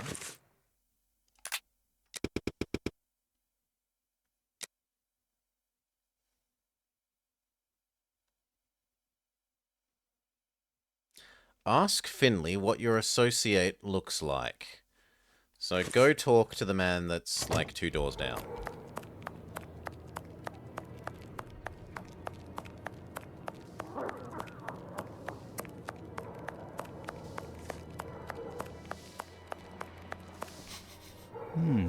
There is a strong smell of gas. It seems to be coming from the abandoned building. Another fire, perhaps? Good evening, Finley. How are you? Oh, good evening, Doctor. So. And you? It smells of gas here. You might say, Doctor. Without wanting to speak ill of the force, I have to wonder if the police are up to something. What do you mean? Well, I was outside yesterday evening when the light went out at my place, and a gas smell came from the abandoned building across from my place. And a minute later, the police arrived and was snooping all around like it was them who hid the gas before arriving. Have things sorted themselves out with your strange tenant? Don't talk about it, Doctor. That man is truly bizarre. He goes to the most sordid locations once night falls. 3 days ago, my wife told me she saw him come in with blood-stained clothes and a fearsome look. Interesting. What does he look like, and how old is he? Oh, he's my age, give or take, so the other side of 50. He's always Too dressed tall. in a striking manner with an American hat. He's big, close to 5'11", I'd say. He has a strange voice, not just his accent, see, his voice. Because the other thing said that he was basically only slightly bigger than the 5'3" lady? Yeah, Very well. I think so. Goodbye for now, Finley. Goodbye, Doctor. So the other thing that I Darling, was... let's go to the police station. Yeah, you want me to go to the police station, I know. But the other thing I was trying to raise was that for... not the chapel, but the church, we noticed that the clock was wrong. We can't... The clock is no longer an observable thing. Like, I'm pretty sure that at one stage we looked at that and it was saying something about the clock being wrong. Okay. Which might lead to why the people are giving the wrong time Could be. for their evidence. But anyway, what we're meant to do at the moment is clear. Go back to the police station. Oh, I would also just stop by the cobbler butcher. Sure. Just as we were there.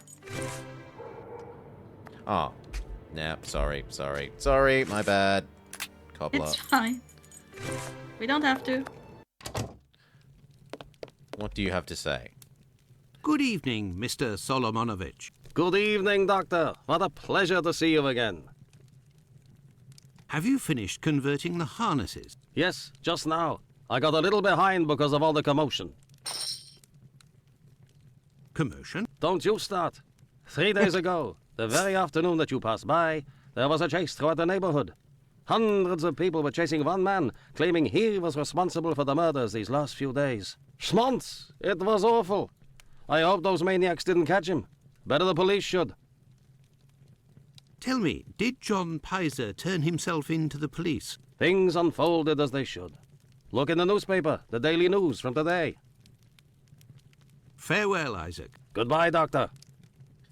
So you want to go, oh, here's the newspaper from today. Hand in the thing to the other doctor. Yes. Daily so we News. Get the cane and can... United Kingdom, the Whitechapel murders. There is a good reason why, without prejudice to the case of the man who is now in custody, the public acceptance of the maniacal theory should be endorsed and encouraged. There is positive danger in the growth of any other opinion at present in Whitechapel. As we have said, the mutilation of bodies, excepting in rare cases to further the murderer's chances of safety, is foreign to our style of crime here in England.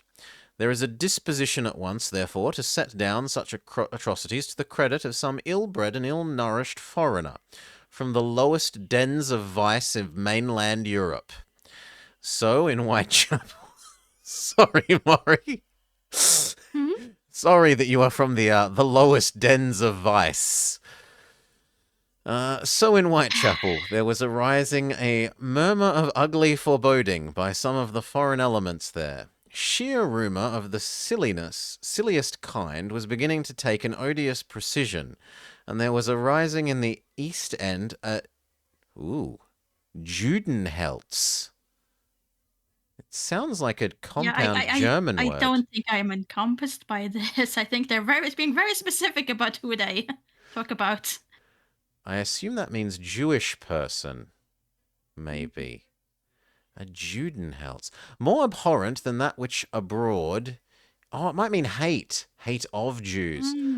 Is due to religious fanaticism. To hate the Jew for his religion, to call him a misbeliever, a cutthroat dog, and spit upon his Jewish gabardine, even metaphorically, is bad enough, but to call him leather apron, and to imply thereby his readiness to murder women and practice anatomy with his knife upon them, is the refinement of cruelty. There was reason to fear till yesterday that the tendency towards thus insulting the Jews of Whitechapel was growing amid the embarrassing perplexity as to the origin of the murderers. The murders. The police have discouraged this line of suspicion by acting momentarily upon it and then proving by their release of the Jew whom they arrested that there was not a doubt of his innocence. For the happy result, we may look lightly upon the apparent ludicrous error of this arrest. Pizer, the man arrested, was found sitting quietly at home, undisturbed by any panic or bloodthirsty demand for the mythical personage Leather Apron. He is said to be a poor sickly man whom it was not possible to associate with the assassin now so eagerly wanted, and the reporters seem to have found, what the police might easily also have learned, that he had not left his house since Thursday. He, however, will probably not regret his short detention if it has finally put a stop to the anti-Jewish suspicions. The inquest on the body of Anne Chapman was opened yesterday, but without throwing any new light on the murder. As a result of the investigations of the police into the circumstances attending the murder of Anne Chapman at Whitechapel, several men were arrested yesterday on suspicion. The arrests, which were considered to be the most importance, were those of a Polish Jew named Pizer near the scene of the crime and of a man named Piggott at Gravesend. Pizer was released last evening, but Piggott is considered to be insane and is detained under observation. And then look, they do blur things that aren't potentially relevant. Or at least maybe absolutely no relevance. Maybe they've gotten lazy and they're just not, like, it could also be that. Could be. Now, what was it? Return the things to the doctor. No. Give him the harnesses so we can return the cane. Return these things to the doctor. Yeah. Oh, and excuse me for a second. There's a dog that wants to go out. Doggo! Good evening, Dr. Gibbons. Dr. Watson. Did you keep the cane we spoke of last time? I was going to sell it tomorrow, would you believe, having not heard word.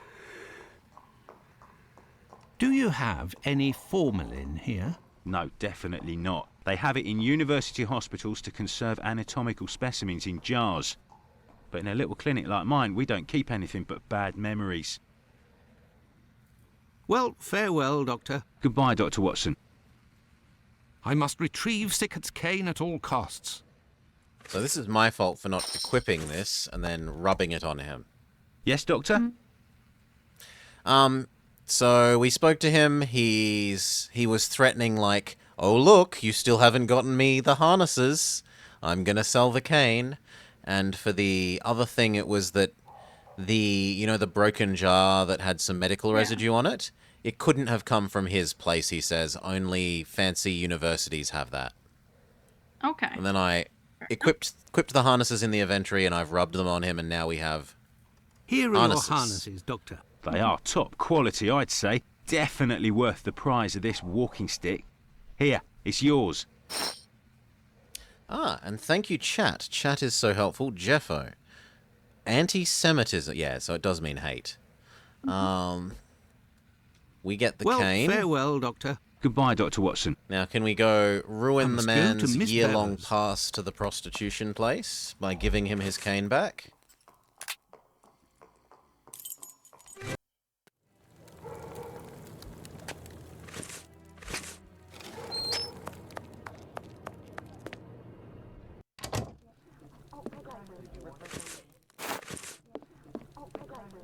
No, he's gone. We can't.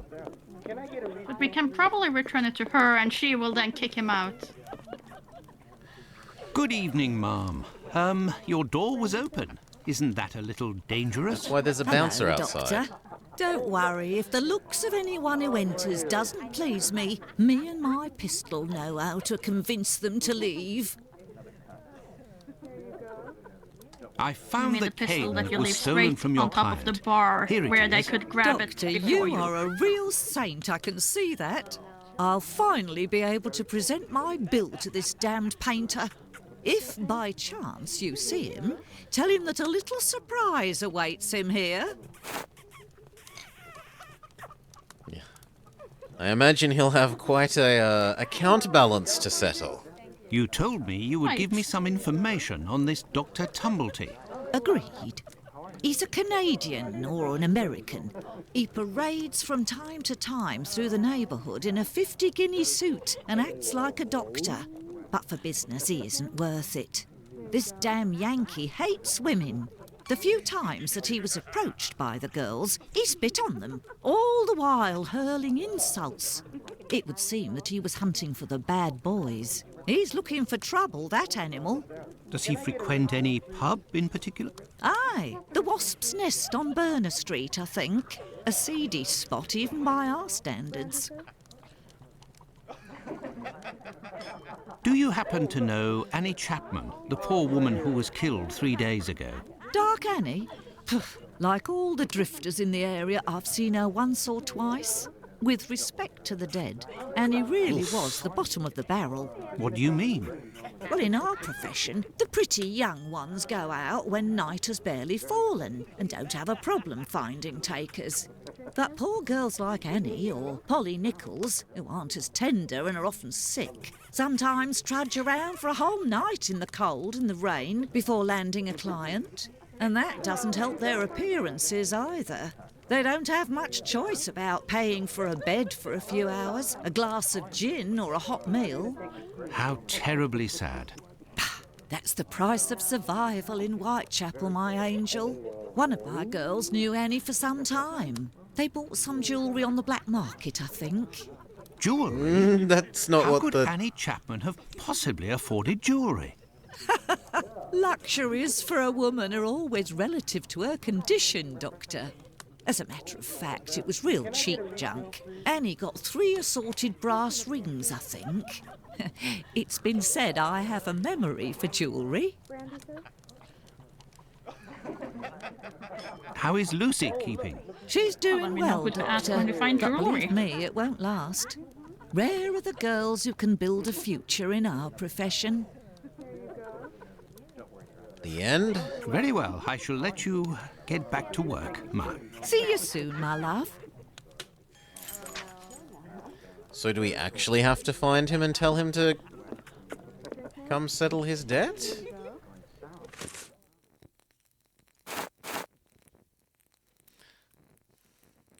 The other thing is we could ask the doctor about this pill. Can I get a refill, please? Might as well while we're essentially here.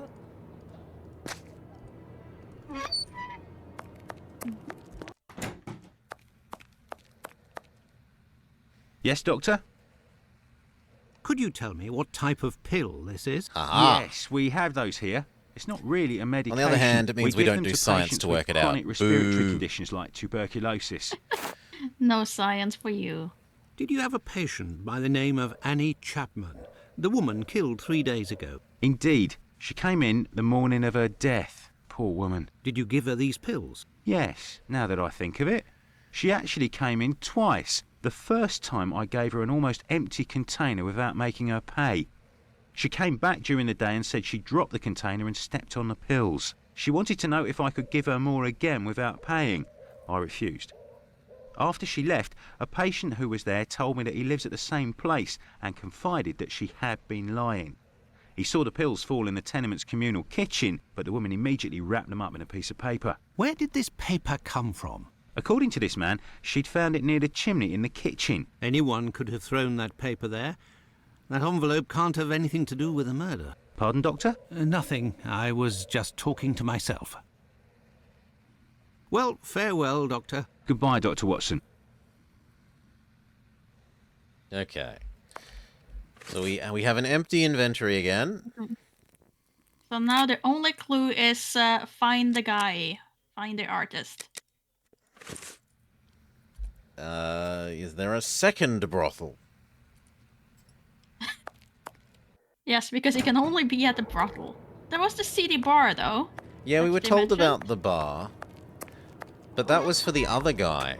That was for the Yeah, but rich. can we still... And I don't think we've ever seen that place, have we? We have. You read the sign out, and I here. think it's the new thing. There is a teleport point. Yeah, I do remember looking at this. Mm-hmm. But we didn't get it as a place of interest until now. No. Into the seedy Wasp's pub we Nest. go. This pub looks even more disreputable than the Golden Lion in Baker Street. There'll be something worse than turtle racing going on. Here he is. Good evening, sir. Well, I know you. So you have to question why he's here We if met he's at getting Miss it for free Pullman's at the other brothel. day. So you He has come to sleep slum it somewhere. in Whitechapel, eh? Well, I don't think he sleeps in Whitechapel. Do you know Dr. Tumblety, a Canadian or American chap? Quite an extravagant dresser. Frequents this pub now and then. Are you intimate? No. What do you mean by that? Oh, nothing. Nothing at all. I just wanted to prove my discretion concerning this man. Insomuch, and so far as I know him, you wouldn't like it if one day the tables were turned and everyone was talking about why you were in the borough. Isn't that so? As it happens, I saw Miss Pullman recently. She told me that she couldn't wait to see you again. She said something about a surprise that is waiting for you at her establishment. Why, that is some of the best news I've heard, my friend.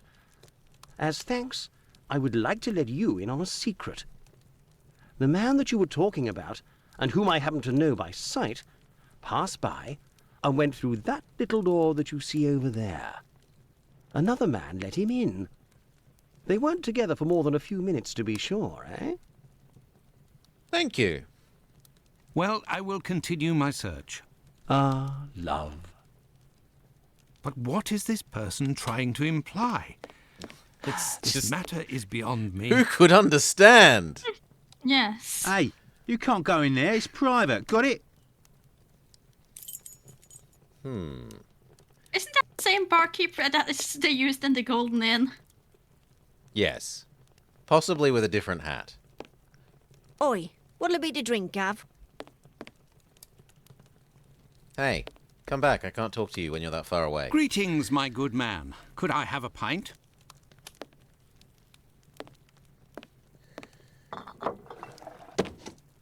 Here, Gov. I've been told that Dr. Tumblety might be found around here. Is that so? I don't do a roll call of all the drunkards here. I've got my hands full just making sure I get their money. Don't people pay when they order? Nah, look at that little scribbler there. Completely dead drunk. Tonight's tally is about as long as his arm. If he skips out, I'll be in for a guinea almost. What's behind that locked door over there? Can I go in? Not likely. And let me be unless you're wanting a drink. Got it? I already ordered a drink. Goodbye, my friend. Oi, that's it. We don't use the drink in any way, shape or form. This is the sink where the barmaid Like we puts could the grab an glasses to apple? soak. Oh. Look, Yeah, I ready. agree. It did look a bit What's that doing apple-ish. here? The bottle is closed. There must still be some ink inside, and it looks like a glass. The barmaid must have put ink into the sink by mistake. Right. Do I get in your way? Me? God, If he's you'll excuse very me, sir. confrontational.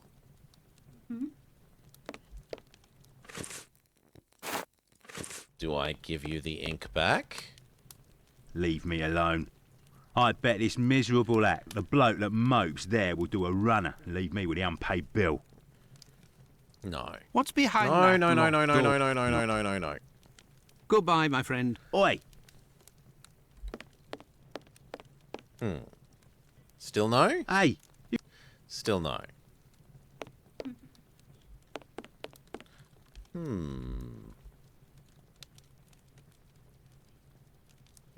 Well, there's you who we haven't talked to, who appear Good to want some evening, ink. sir.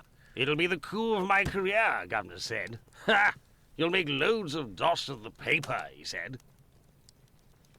You're a journalist? That's so. Tom Bulling at your service. The Whitechapel ferret, the wizard with the scoop. You don't appear to be in a state to write anything, my friend. You're mistaken. Whiskey passes through the blood and turns into ink. Simple. You see, mugs and inkwells are all the same. Don't you think you should settle your tab and go home? My red ink? Where's my red ink? I won't even pay half a halfpenny if they don't return my red ink. It's my blood you hear. Here you go. I found your red ink, my friend. You should settle up and head home. Thank you, my friend, thank you. The spring-heeled phantom will be revived. I don't know that that was much of a puzzle, but okay. Now will you let us in the door because we made the man pay? Gov? Here you go. It's on the journalist, my friend. I owe you one. The next one is on me. What'll it be? It'll be Nothing, opening thanks. the door. But I may need your help. Listen, my friend. I would like you to let me in the door over there. You're a bobby. A peeler? Absolutely not, my friend. I am a doctor. Fine. I owe you this at least. There's a bloke behind that door there. No pity Bluto. Let's just say he wants to lay low for a moment. So I don't think he'll be opening the door just now. Unless... Tell him you have word from Squibby. That'll open the door. But who can say what'll happen when the door closes? Goodbye, my friend. Oi, that's it. Let me in. Just don't call him friend. I He have doesn't news like it. from Squibby. But stay calm. And who are you? Where's Squibby? He's out. To be honest, I don't actually know this Squibby chap. I was actually wondering if you knew Dr. Tumblety, a Canadian or American fellow. He came in... Sure we know him. Excellent. Can you... You know about gas? I'm afraid not. I am a doctor. Then I ain't interested. You can be leaving now. But if I find out who snitched to the peelers, I'll find you. Got it? But I can pay you for...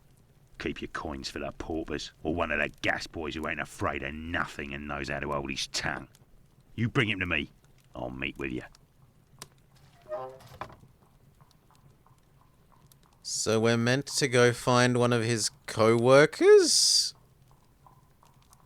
I think so. One of the gas boys? Hmm.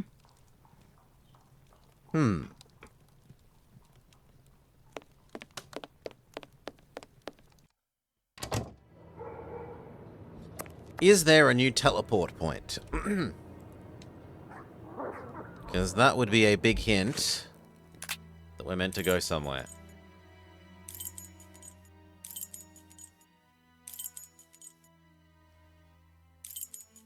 No, there is no new teleport point.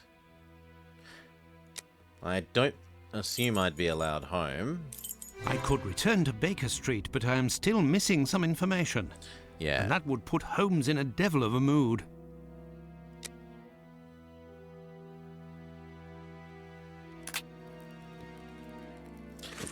A walk around until we found a gas man?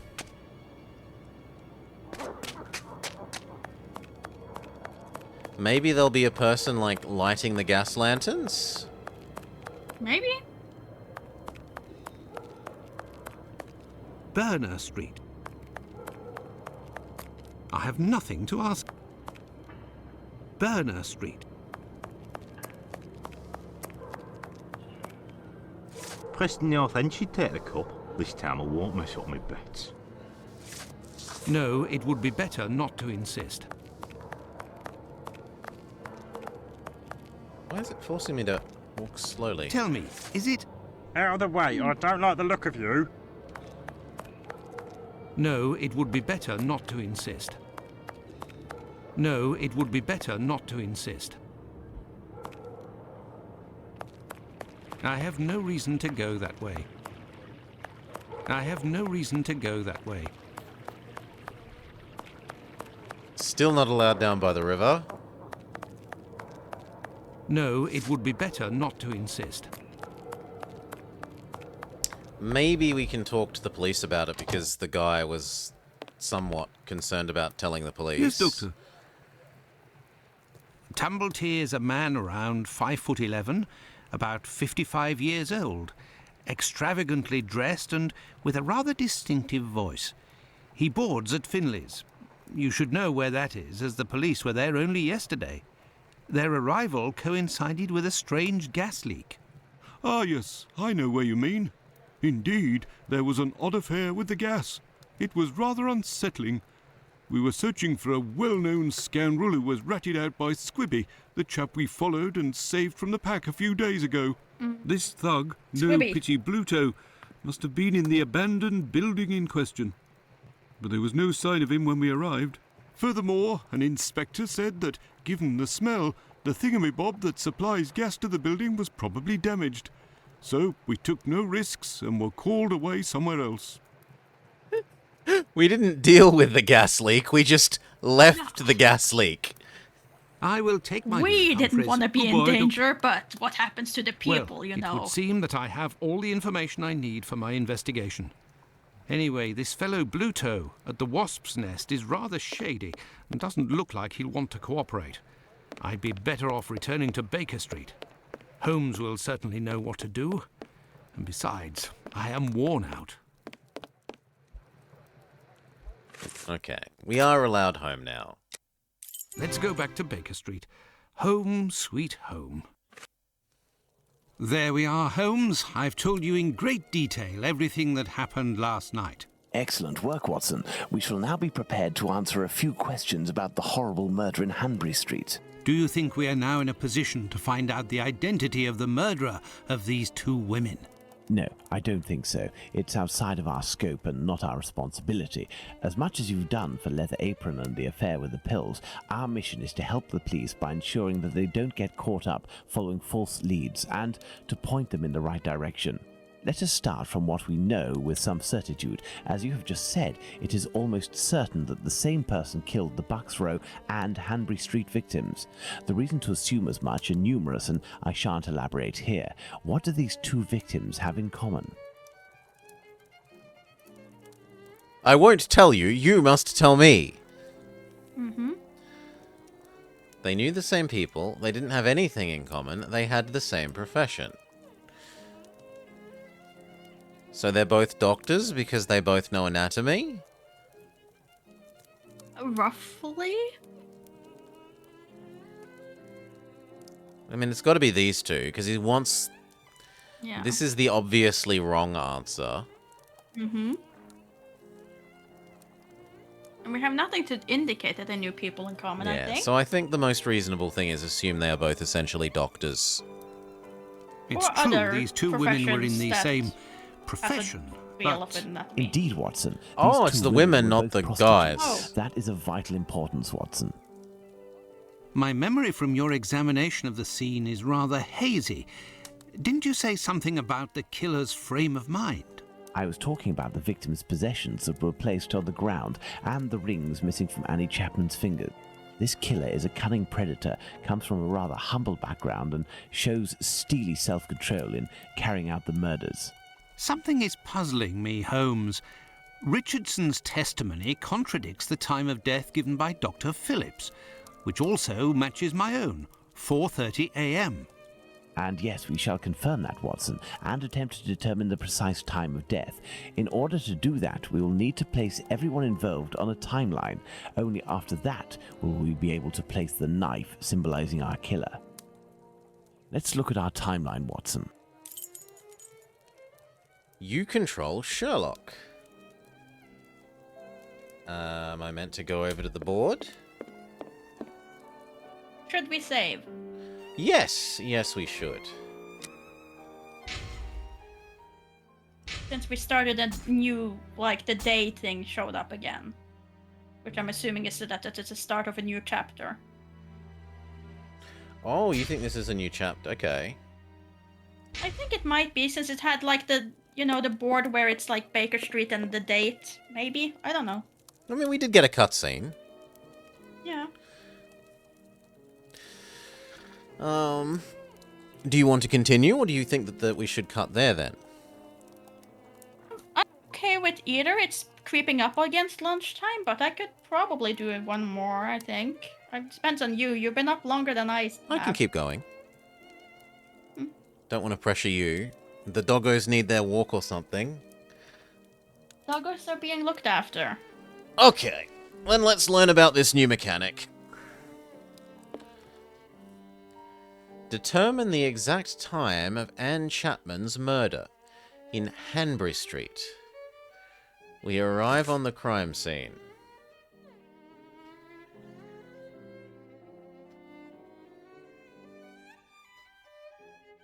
We arrive at 6:30 because Watson says that it was 2 hours ago, and that was at 4:30. Ah, there's a button at the bottom that says, "This is now our evidence." Our evidence is what Sherlock Holmes said. Is that enough? We need more?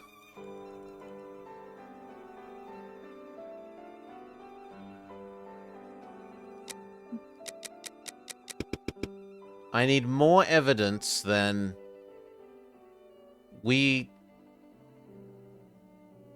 Maybe. Because it kind of looks like it wants 3 things up here. Wouldn't you agree?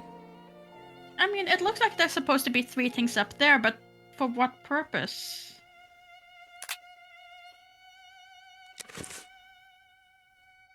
Like, you think it's that for everything here, or can we just drag these in and put them in?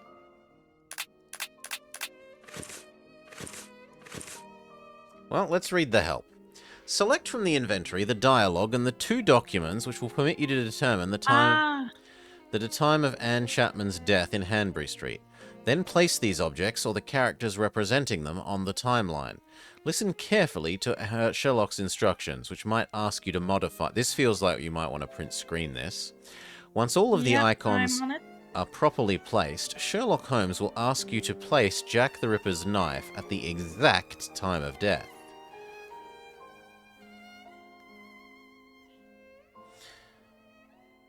So our things are...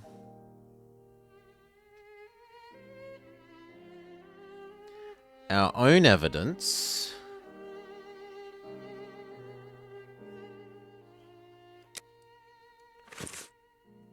Yes.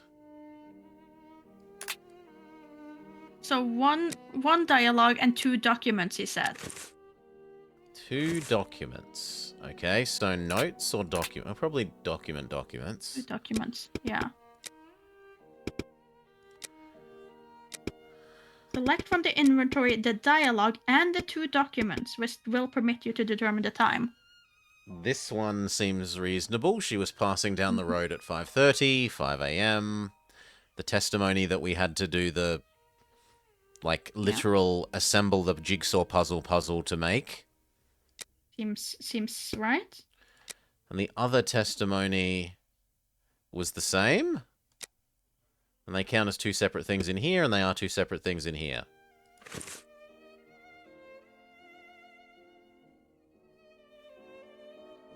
Now am I allowed to place things?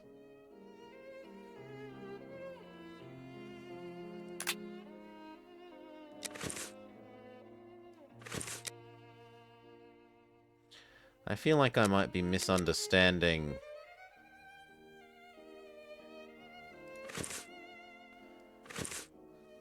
So maybe it isn't these 2?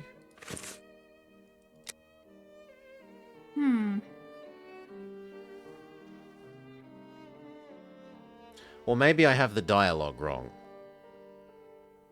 Because the documents feel hard to be wrong, right? Documents feel very hard to be wrong, I'll give you that. What other documents are there? Newspaper that doesn't mention time. The police report about when people were sent to jail. This. Another newspaper that doesn't mention... Oh, well, there's an o'clock somewhere there. 2 o'clock.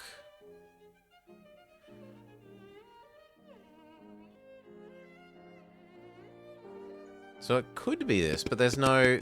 we don't get a button. We don't even get an option to use it. In fact, if anything... Maybe that's because this is full? How can I remove you from the... Good morning, real decoy. Hail, decoy. G'day, g'day. No, these are right, because they don't have a... Like, they haven't got a little cross to remove them. So it must be different dialogue. I would have thought it's this one. So what about the one with the man? The eyewitness man.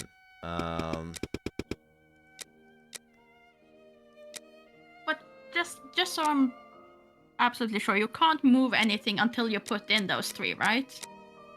I can't seem to move anything anyway. Okay, you can't drag anything onto the timeline. No. If I try and touch these, it goes into the menu. Okay. If I try right-clicking it... Can I see them again? If I try right-clicking, it does nothing.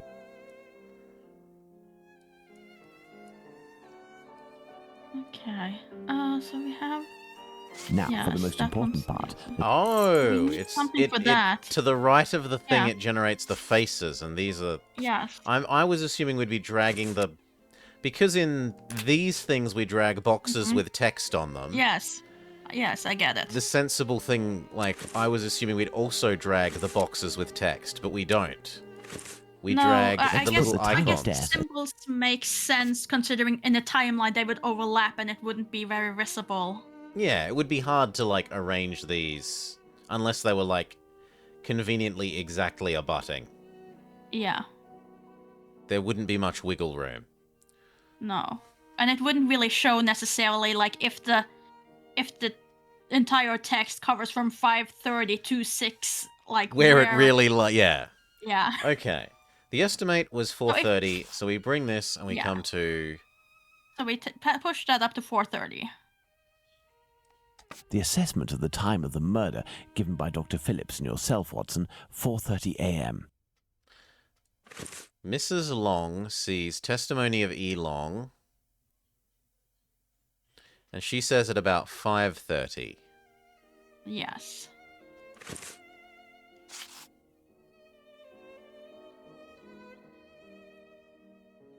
Which is here. Let us assume, therefore, that Miss Long's testimony is, as is most certainly the case, true.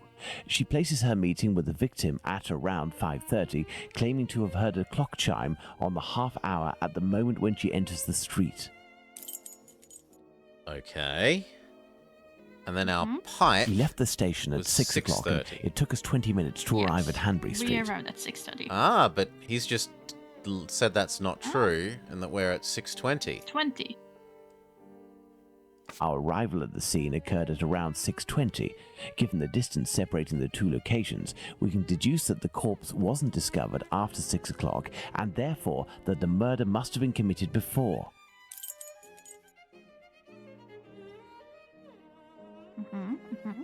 Our next witness is Albert Kadosh.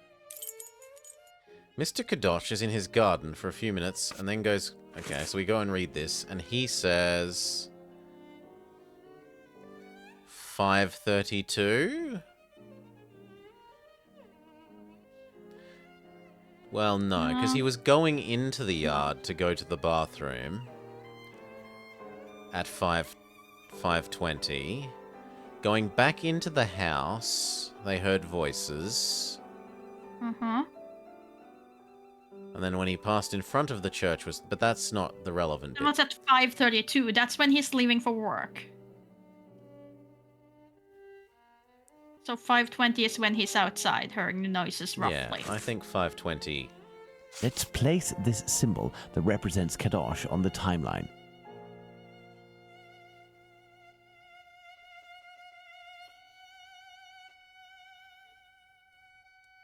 Albert Kadosh goes down into his garden at approximately 5:20, and on re-entering his home, hears voices in number 29's garden.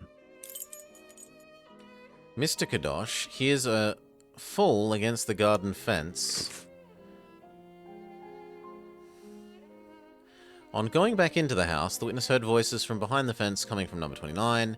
The only word he understood was no. He went into the building again, returned into the yard approximately 4 minutes later, so at 5:24. Let's place this symbol that represents Kadosh on the timeline. Kadosh goes back down into his garden approximately 4 minutes after having left it, and hears the sound of an impact against the wooden Yeah, fence. if we're doing the full text boxes for this, it would have covered each other completely. Yeah, if even these small things... Yeah. We've also got Mr. Kadosh leaves his place to go to work, which is 5:32. Yes. Well, 5:32 minus however long it takes to walk him to the church, but Let's we place don't know this that, so symbol I think that represents 5:32 is the Kadosh most on the reasonable. timeline. Do you think so as well? Yeah. Kadosh leaves the garden, enters his house, then leaves for work, seeing the clock on the Spitalfields church showing 5:32.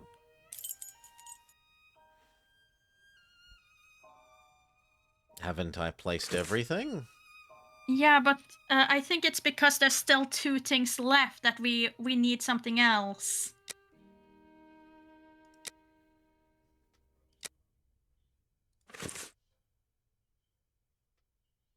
So who else gives us anything? Because we got the Sherlock and Watson automatically. So there's one other dialogue that will give us some additional information. Yeah, and all of these are now giving us users proof. So it presumably is someone else. Policeman. Policeman, perhaps? Policeman says 0 clues and never mentions the time. The boarding house man. Never mentions the time. Policeman. Never mentions the time. Oh my god, this is...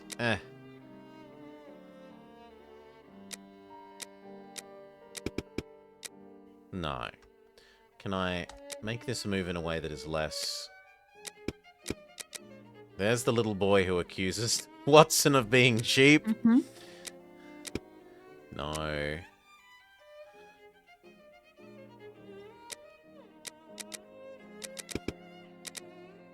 No. That tells us about the time of the fire. But not the murder.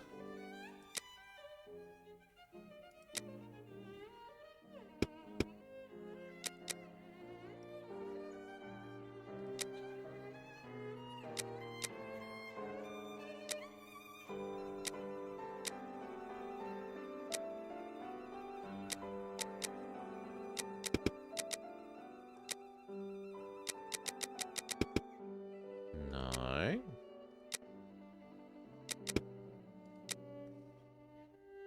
I don't see why it would be the brothel lady.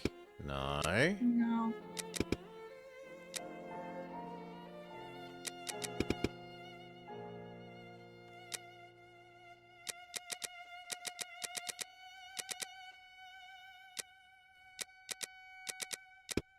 No. I don't know why it would be the Jewish man.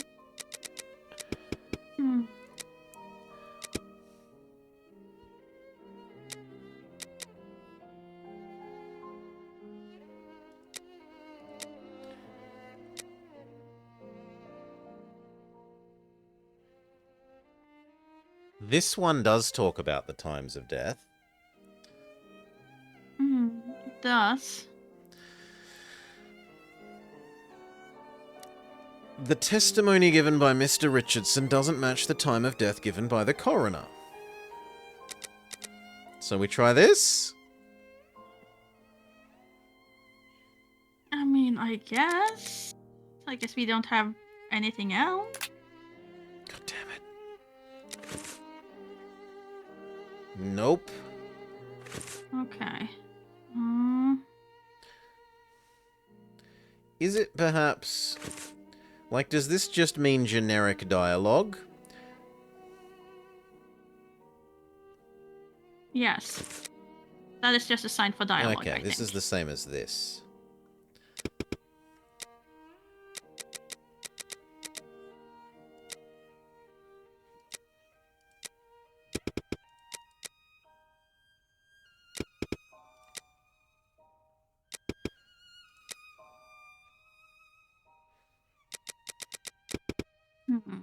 Who else? Who else?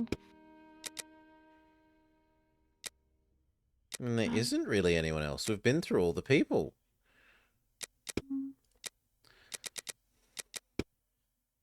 Unless it's other bits of our own testimony.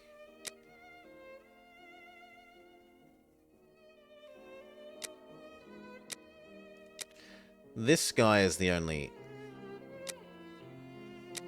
Where he has his... Where was it?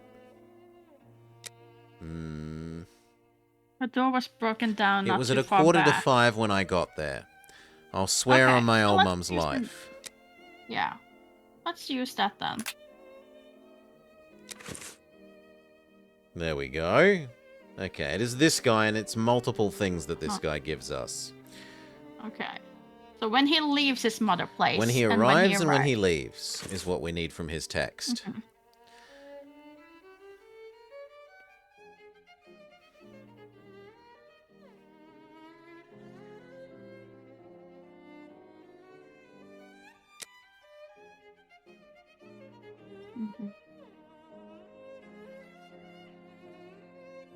It was 4:45 when I got there.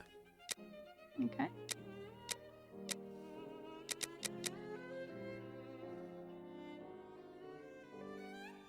Five minutes after getting to there, I had to leave. Yeah. And I didn't trip over a dead corpse on my way out, so she couldn't have been there. Yeah. So, 4:45 and 5 minutes past a 4:45. Yeah.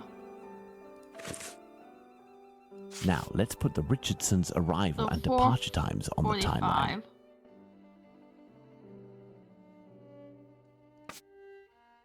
Now, let's put the Richardsons' arrival and departure times on the timeline. They don't even have separate... They don't have separate voice lines for the arrival time and the departure time. Despite the great respect I have for Dr. Phillips and the value I place on our friendship, my deepest conviction is that both of you are mistaken and that Richardson is in the right and that these two testimonies put down in writing have real worth. But how? Explain yourself, Holmes. Remember how you assessed the time of death? You touched the fingers and body of the victim, but it was remarkably cold for this time of year. In addition, the corpse had been drained of bodily fluids. Its heat retention was therefore no longer the same as that of an intact corpse. Egad! You're right, Holmes. Oh, I've had Our some time expert to search witnesses what were useless! Given these facts, my first diagnosis may have been off by half an hour, perhaps even an hour. Thus, we can confirm Richardson's statement and establish that the murder was committed after 4:50 a.m. and not before 4:30 a.m. Excellent, Watson. All our people are now in place. Yes, but Holmes, Miss Long claims to have seen the victim at around 5:30. But according to Kadosh, someone, most certainly the victim and her murderer, was already in the garden at 5:30. Excellent observation, Watson. It must be noted, however, that these two witnesses, Long and Kadosh, saw the time shown on the clocks in the area, which are often inaccurate and went by their empirical and, in this case, erroneous estimate of how much time had passed. Thus, neither of these two times can be considered reliable. Do you mean to say that these two testimonies might match? Indeed. Let's put Miss Long's meeting with the victim at 2 minutes before 5:30. Miss Long's meeting with them at 2 minutes... Let's add Miss Long's meeting with the victim at 2 minutes before 5:30 a.m. So we're moving this 2 minutes back in time.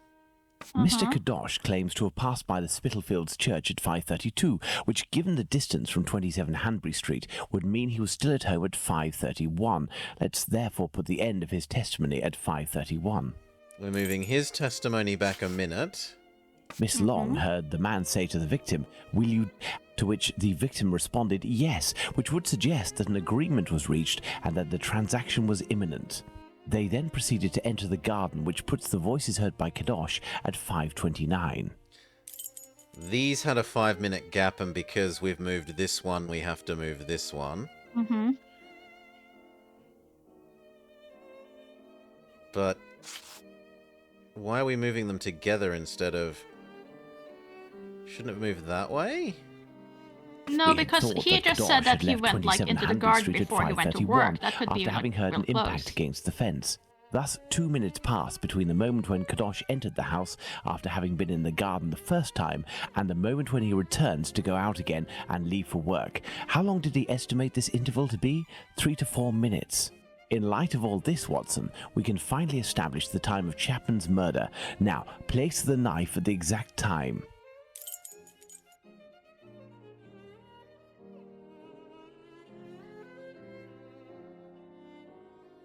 Sorry? Okay, so if he hears something slump at 5... Here's something fall. I mean, it has to be between 5:39. these two things. It has to be 5:30 then. But how did he not see her then? Because his whole thing was like, I didn't see anything when I left. Now then, taking into account that the local clock isn't exact and that a young man was off by a minute or two in his estimations of his comings and goings, we can confirm Miss Long's testimony and place the time of the crime at approximately 5:30. But in that case, Holmes, the man that Miss Long saw is none other than... That's right, Watson. It was the Whitechapel killer. To think that Miss Long and Kadosh were only a few feet away from him. Indeed, Watson. Had Miss Long passed just a little closer to the victim and her assassin, or had the young Kadosh popped his head over the fence out of curiosity, the killer would most certainly already be behind bars. That's some stroke of luck he had there. I couldn't agree more, Watson. But his luck didn't end there, given the mutilations inflicted upon this poor woman. What must be considered above all is the killer's obvious wish to remove one and only one specific organ.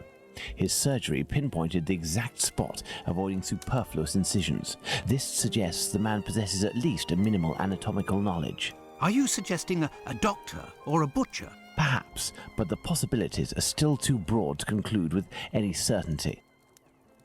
Now for the motive. Despite my almost complete lack of practical experience on the subject, I have a rather precise idea of the usefulness of a uterus and a vagina. Nonetheless, once they are separated from their usual envelope, I am more circumspect as to the uses one can make of them. What do you think, Watson? Okay. Need a board, Watson. One way to put it? I mean, he's never had a baby, right? He's never had need of using his uterus that he doesn't have. So why are we back here? Or is it the other board? There is nothing more to do here. Pardon? Didn't he just tell us to use the board? Oh, the board on the other side of the room, I think. Oh, this board. Okay. We don't like, I was expecting to have new bits of paper to go on that one. But that one is like, you leave it alone now forever. Yes, because that's about her. And it will now be about someone else. So I honestly don't get a part of that. Part of, like, I'm happy enough with most of the rest of it, but the man that we saw that was giving his testimony, his big spiel was like, yes, I might have heard something that was the woman being bumped up against the wall, but when I left, there was definitely no one dead on the ground. No, but I wasn't that about when he went into the garden, because then he would have walked across the body.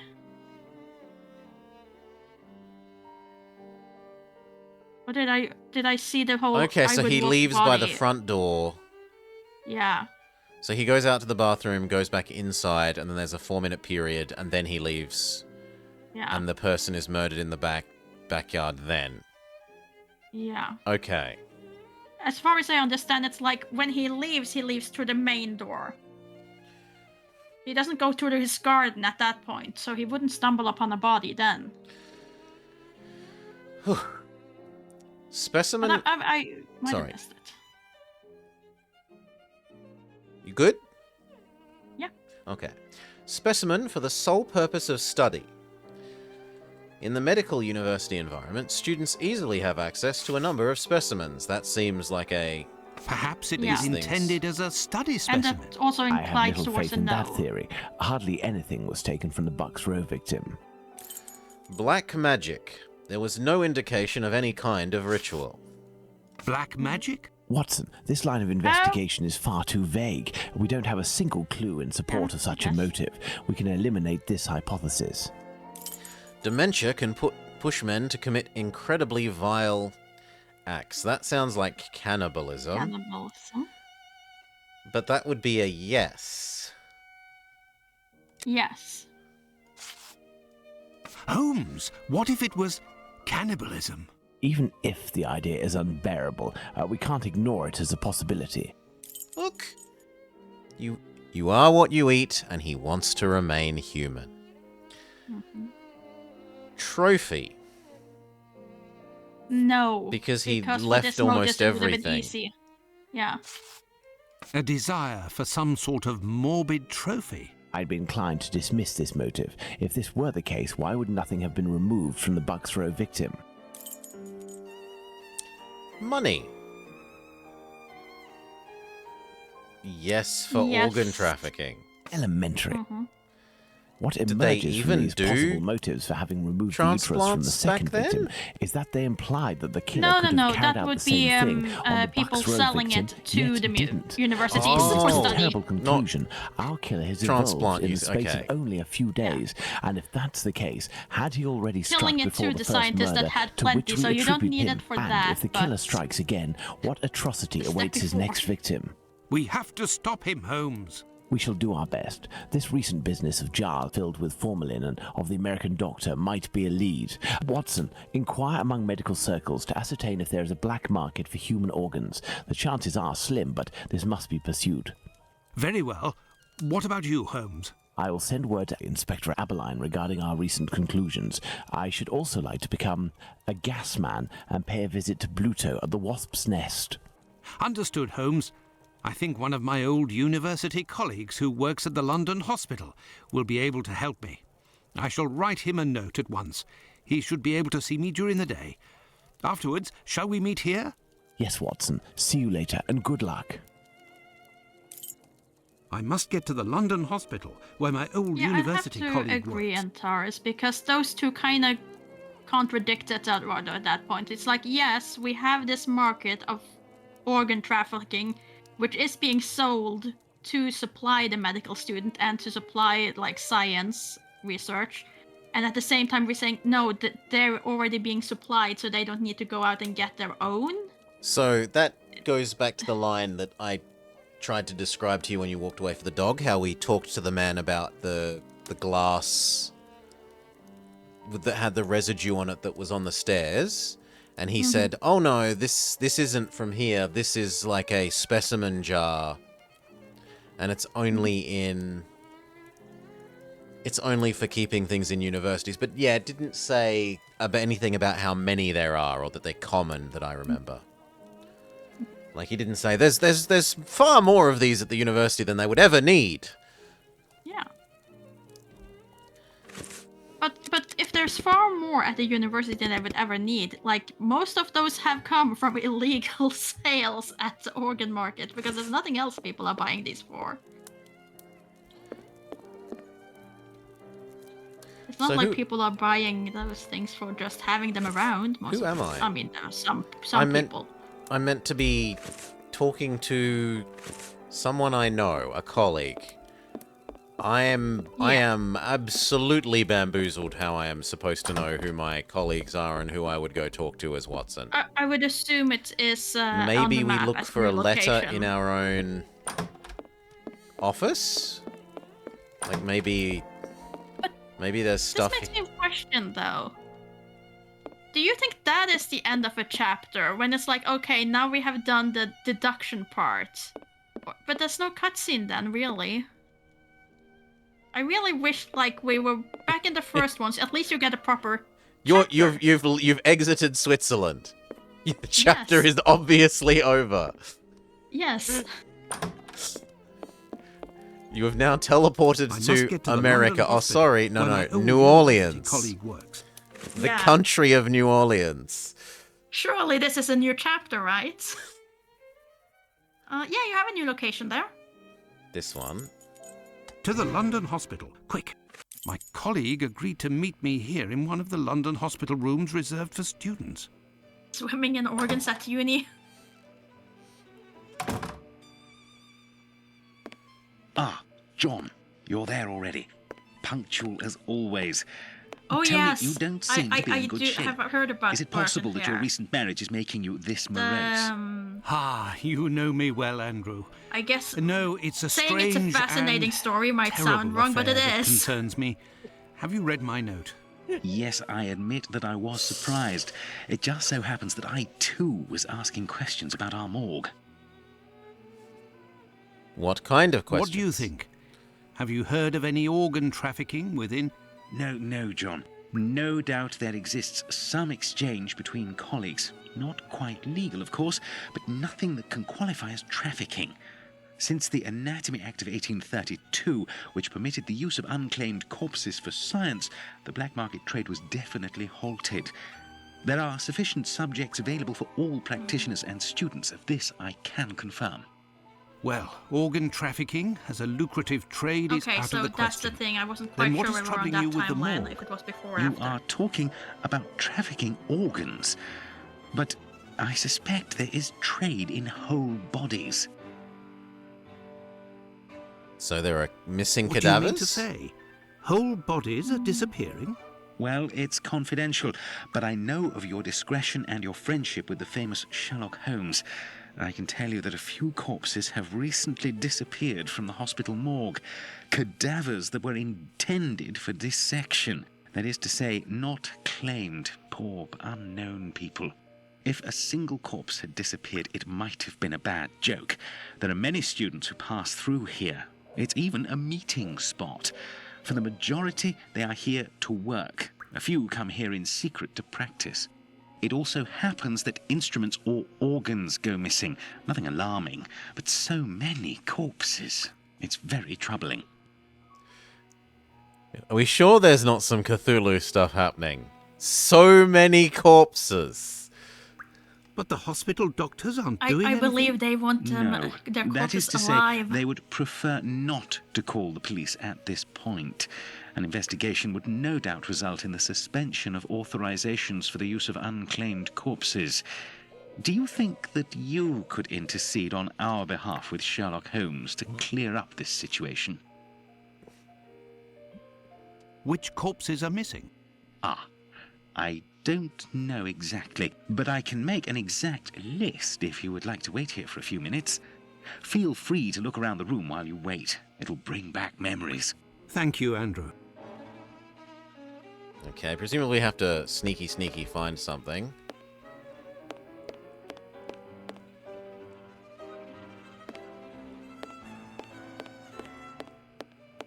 It's here that students come to carry out their experiments.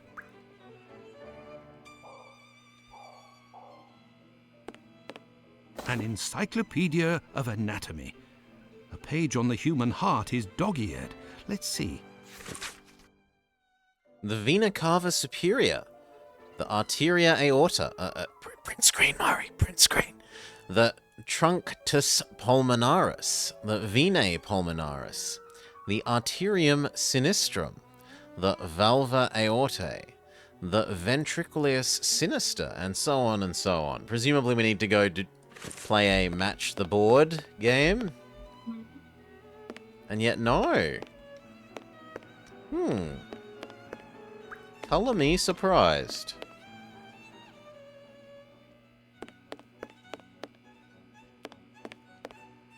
The last lesson Ah, must have no, been we do it about on the this one. human heart. And for a class of beginners, I expect, as this diagram is rather rudimentary. Or not? These wheeled trolleys are very handy for Gives me laying more out time surgical to draw instruments. this thing out, I guess. This wheel won't roll despite all of the added grease. Curious, as Holmes would say. Curiouser and curiouser. This rag is full of grease. It certainly wasn't used for a dissection. Was someone doing some mechanical work here? And it's our good friend, the trolley for using with the... What was it? What was the wool stuff? The macrame. Yes, the that macrame can hold up an on the anvil. But only when put on a trolley table. It's here that students come to carry out their experiments. Oh.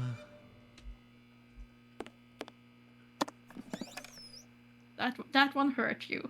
This surgical instrument resembles a Anvils are really heavy.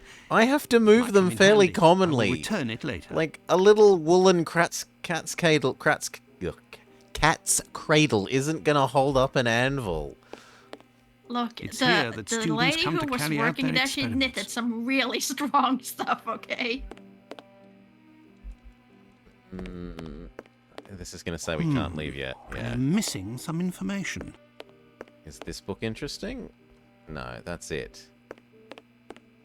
So we've looked at everything now. The last lesson must have been a... Can we look at this one again? No. Oh. Ah, there's now a jar with a heart that we can yoink. Mm. And yet it doesn't appear as a, Oh, no, it does. It does appear as an interesting thing. There is a heart in this jar. Based on its colouring, it hasn't been there long. And it looks like the drawing on the board. This jar contains 2 lids with combination locks.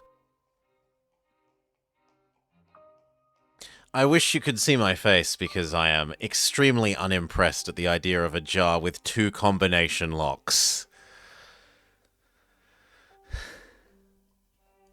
Fascinating jar. Oh, you can put things in here, it looks. So you don't need to print screen, you can just use this document as proof. Yeah, but what's the other thing?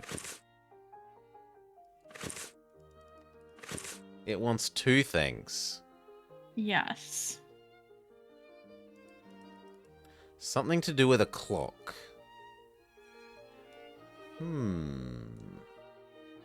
I don't remember anything to do with clocks other than that little thing about Sherlock saying the clock is wrong. Maybe we haven't found the document? I mean, it would have to, because it's in this space, right? No, but like, I mean, maybe we haven't found what we need. If we don't have a document to present, maybe it's because we haven't... I am missing some information. I mean, I haven't gone around the backside of these, but... That's the only other... Like, the rest of the space we have fully explored. It's here that students come to carry out their experiments. And what was the thing with the trolley again? The trolley has a wheel that has been heavily greased, but it cannot move. This wheel won't roll despite all of the added grease. Curious, as Holmes would say. Even though there's a very greasy This rag. rag is full of grease. Oh, It certainly wasn't used for a dissection. Was someone doing some mechanical work? Ancient memories are being triggered? Yes. Yes, they are. It had the sound of ancient memories. It's like, I remember this. I remember spending time on this.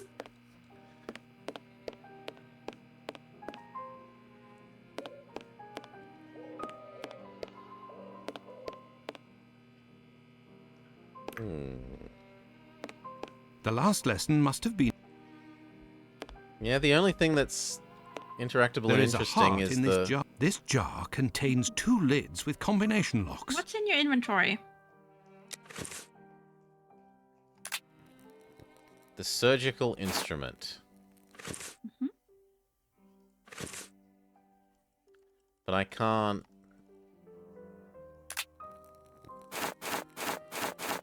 You think rub it against the things in the real world?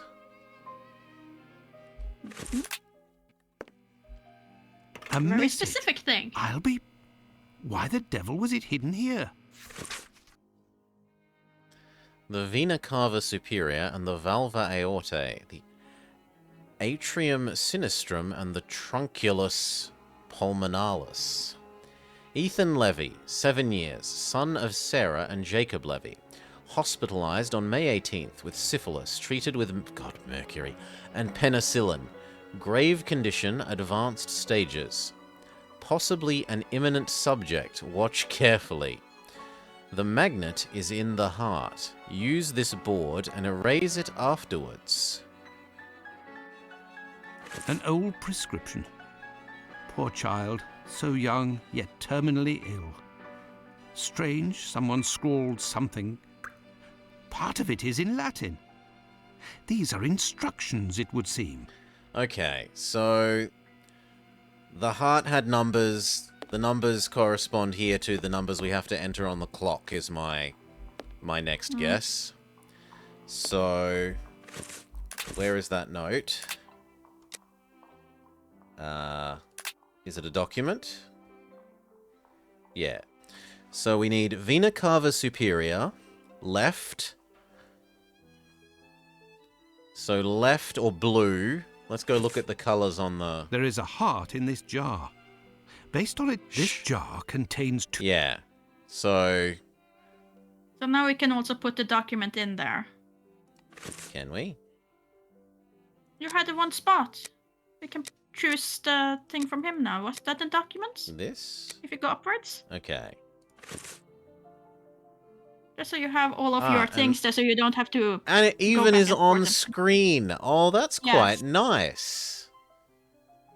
You get points, game, for sort of the convenience of this. So Vena Cava Superior, which we matched over here to Vena Cava Superior, which is 1. So 1 left.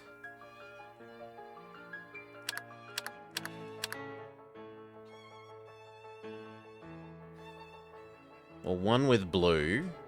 And then red, Valva Aortae, which is in the middle here, which is 5. So 5 for red. Look, there was a bit of paper stuck between the 2 lids. 6. Message from the heart. Okay, what of it? I thought we were told there's 2 combination lock things here, though.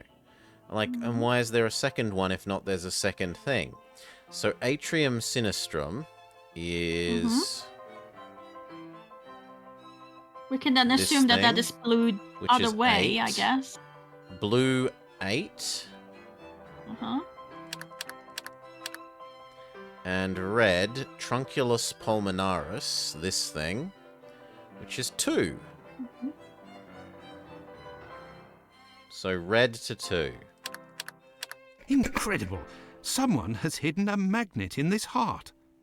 But to what end? Okay, and what was the other? The other note said something about the magnet is in the heart, but something something. Yeah. But I don't know what we need a magnet for. It was in documents. The magnet is in the heart. Use this board and erase it afterwards.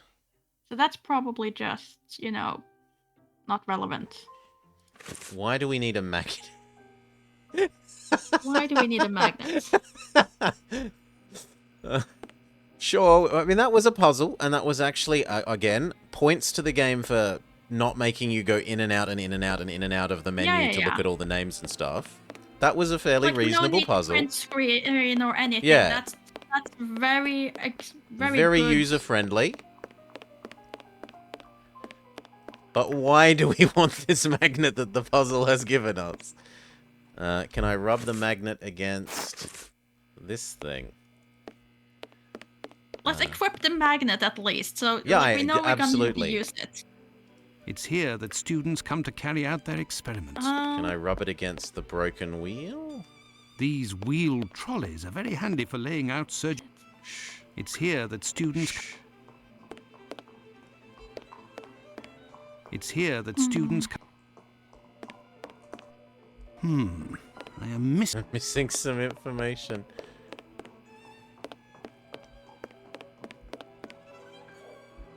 The board has could you lost push its the button interestingness. Push what button? The one that gives Nothing of all the interest highlighted here. things. Oh, you are. Oh. Nothing of interest here. Oh ho. Nothing of interest here. These are now interesting. Nothing of interest here. Nothing of interest here. That's new. Incredible. There is Anything a else? magnet with a hook behind this pane of glass. I am in need of something. No, I'm not. I have my magnet. Okay, so we have to move... These move symmetrically. Like when And you can't touch it, seems. Yeah.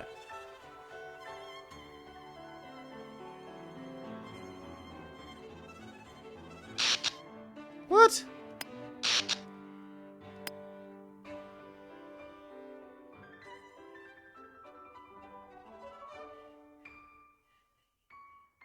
You took too long?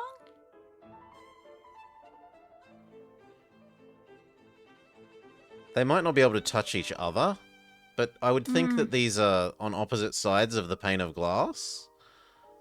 No, I don't think they are. I think it is like you have to get that up to the little corner so you can grab it without it being touched. But I'm not sure. But isn't this just going to trade one magnet for another? Yes, but we want the one with the hook on it. Why? There, all done. Holmes couldn't have done better himself. we have no idea why we want the first object has become... We have no idea why we want the second object. I can make out something inside, but how to get it out? Okay. I will need a hook. Also, the texturing on this desk has stopped existing. Mm-hmm. Yes. It's a black hole desk. Light cannot Yes. escape this desk. I found it. Let's equip the hook. A coded message. I do believe I will need Holmes. Here is the list, John. The missing corpses are those of a woman, 40 years old, beginning of August, another, 55 years old, 2 weeks ago, and recently, a young woman. These corpses had nothing in common except that they didn't have any apparent lesions. All of this is very troubling. Well, I think that I have all of the information possible, and I promise that I will do what I can to clear up this business. I must leave you, my friend, and... In the name of our friendship, Please, don't cause a stare. To be sure. What happened Thanks to his again, accent Andrew. at the end there? He became a Thank cat. you, John. Don't forget to keep me up to date and say hello to your charming wife for me. Count on me, Andrew. I must go He to the became a Wasp's cat Nest to for find half this a rogue that sentence. Watson dubbed Bluto. He may be able to provide information on Dr. Tumblety. This lead, although tenuous, is well worth following. I must return to Whitechapel, but it would be better if I did so incognito. Do we get dress up? Yeah, he said, don't cause a stir. Dress up. Hooray. Maury's been looking forwards to this. This should do the trick. Oh, that wasn't It's much. just one of the things I very clearly remember. That was really, clearly really it- easy. It was just pick up a sweater. So then it can't be this game. It must be the other one. Darn it. Well, they're introducing the mechanic for the first time. Grumble, grumble. Grumble. I just remember so well that wardrobe with things hanging in there, and now it's making me wonder, like, did I not? Was that not this series at all? Okay, I was meant to go back to Whitechapel, but where in Whitechapel? Oh, it was to talk to the guy at the bar, the CD bar. Okay.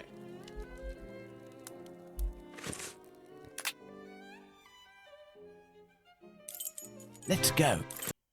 Let's go to the Wasp's Nest. Will we also be confused about how we could know the man intimately? Oh, no, the guy's gone. Although there is a lot of smoke. Okay, some cigarettes, sure. What'll it be? I have nothing to ask. Oi, what'll it be to drink, Gav? There's something here. There is? There is. There's something here. I need something. Okay. What can we find? Hello there. You looking for a gas man? You really a gasser? You sure it isn't a bobby? Well, if you don't need me, I'll be on my way then. I've already been paid up. Stay. Who paid you?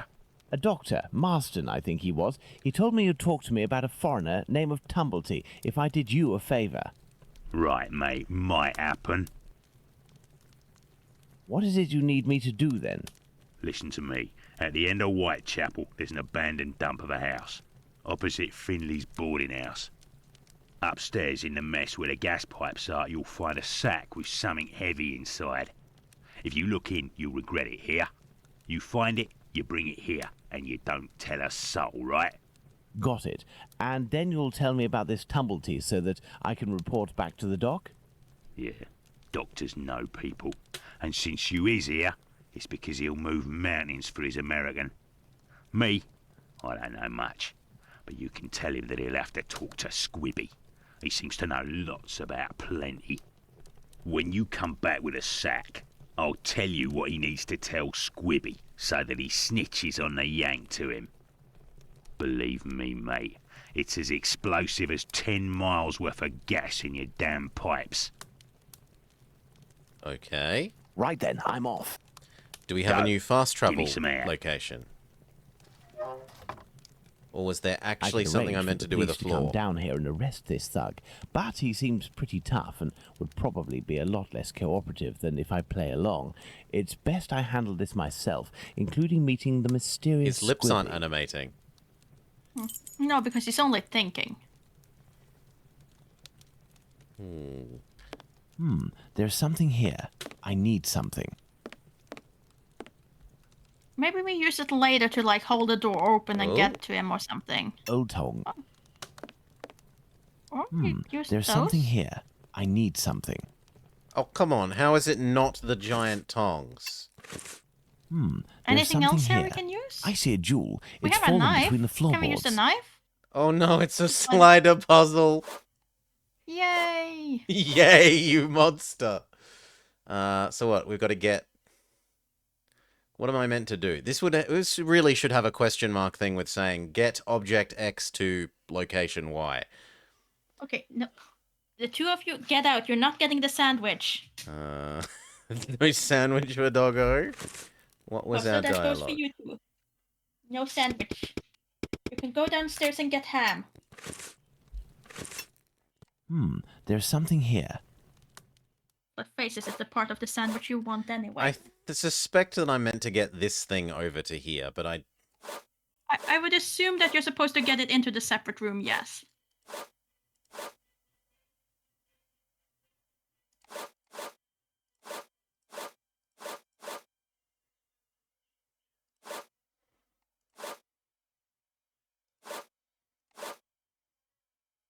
Is there a reset? Okay. That has to go. How do I drag you more left?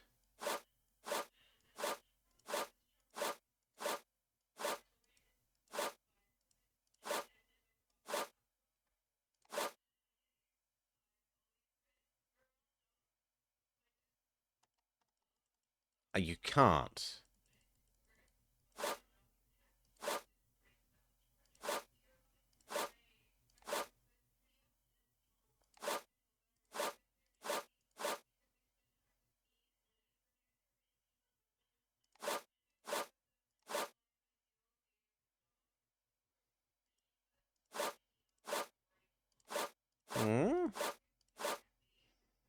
Okay. But now I can do you.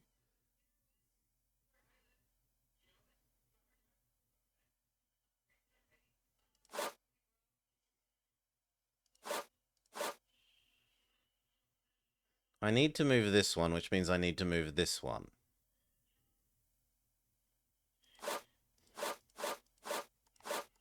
You could move the two ones on top and then move the spoon over.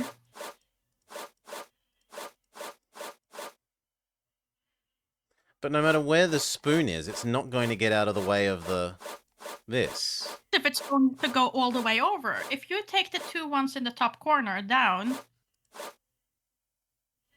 surely that makes room for the spoon and the comb.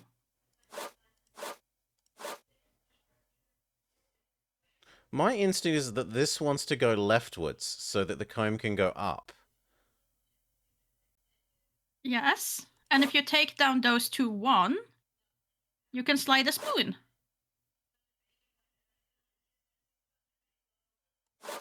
There's nothing blocking the spoon moving left. Oh, this is a thing! I thought this was background with like a hole. No. This is the thing. Okay. Okay. Life becomes much easier. Fine. Reset.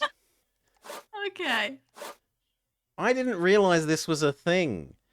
Like, it looks very similar to the boards around the thing. I know, but you moved the other one that's identical to it. That's why I'm finding it amusing. Yeah, these do look very similar. I have to give you that. I did move this one, but that one felt like... Anyway. Reset. Okay. You. Now I want you to move, which means I need you out the way there. But...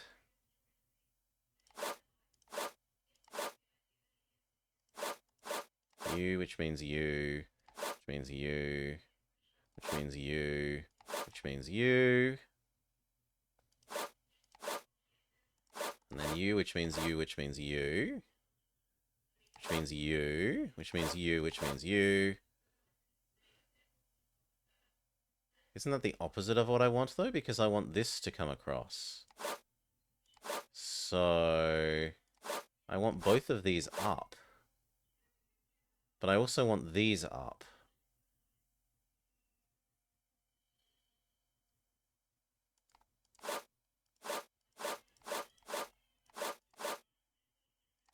Well, you can go up there temporarily.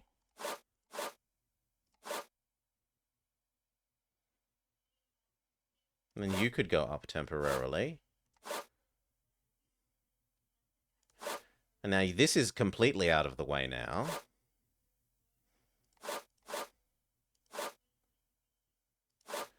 But there ain't no way... Well, actually, if that goes here... And then... No, keep going. Now you down, you across, you up, you done. A Hebrew inscription. Going by the length of the chain, it must belong to a child. Okay. Once you realize that part of that isn't background... That's why I was confused why the, like... Why can't the spoon move over the empty space? Ugh, whatever. So that's why you didn't understand why I said if you move those two down. Yeah. Because you could only see one there and it made no sense. Jewel. Well, we know where there is one Jew.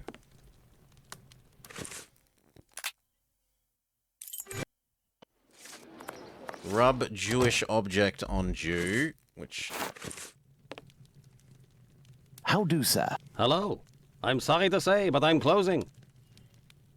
I am here because I found this. Abraham's beard. The son of one of my neighbors was beaten in the street a few weeks ago and it was stolen from him. If you would give it to me, I promise to return it to him and get you a reward. Money doesn't interest me. Who are you, sir? And what do you want from me? I'm a friend of Dr. Watson's. You know him, don't you? In that case, welcome. Dr. Watson is a great man, and I would be pleased to help one of his friends. We don't have anything we need from him. So it feels like we've solved the puzzle that we... Now. My regards to Dr. Watson. We don't have something to ask from him yet. Mm-hmm. Like, now we don't have to do it later. Yeah. We're out of sequencing. So it was this, and then we're meant to go somewhere, and there's a sack in a wall. Boarding house. The boarding house? Yes. Okay. The abandoned building across the boarding house. So... here... It's the abandoned house that Bluto pointed out to me. He must have set up his hideout there. There's a strange smell coming from this old building.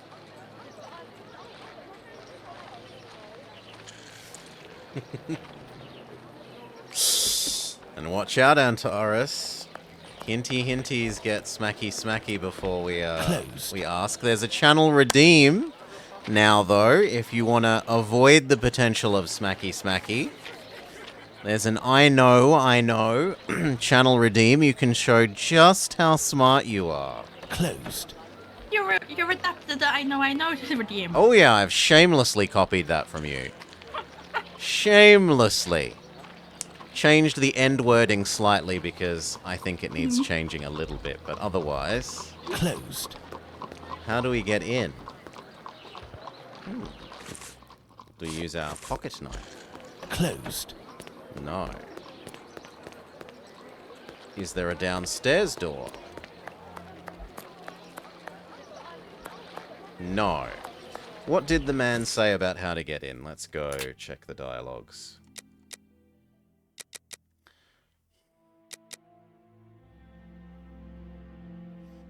He does not say.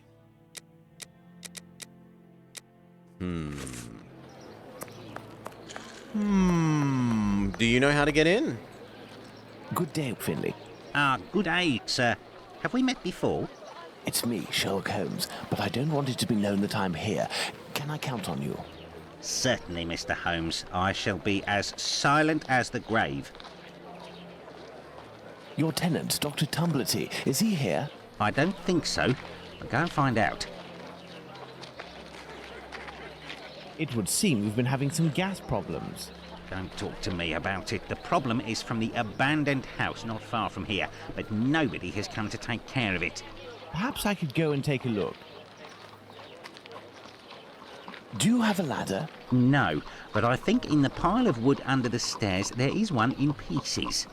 We got to assemble a ladder? Something from the scrap heap, some old tools or who knows what. Feel free to take it, Mr. Holmes, but leave the dishes in good condition. Thank you. Please say we don't make a Goodbye, Mr. ladder Holmes. jigsaw puzzle. Please say we make a ladder jigsaw puzzle. Finley's ladder is smashed to pieces, but all the parts appear to be here.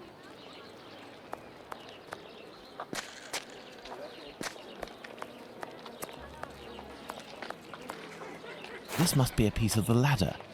This lead pipe could help me to repair the gas lines. This must be a piece of the ladder. This lead pipe could help me to repair the gas lines. Part of a perfume atomizer. A heap of rusted iron crockery. What a crock! Some old nails. They may come in handy. This old cloth could be used as a mask. I must moisten my makeshift mask. This fake mask seems very suspiciously familiar, Maury, doesn't it? Very. Oh. Okay. Use mask on barrel of water. There. This damp cloth will do for a mask. Now can we make a ladder? This must be a piece of the ladder. Am I meant to combine them in the inventory?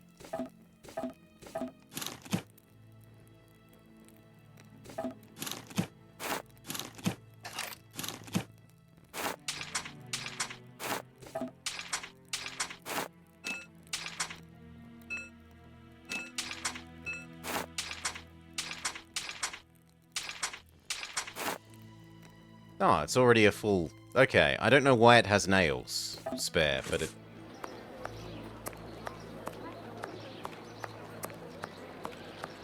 This window appears to be the only way out. Do I not use ladder on This window? appears to be the only way out.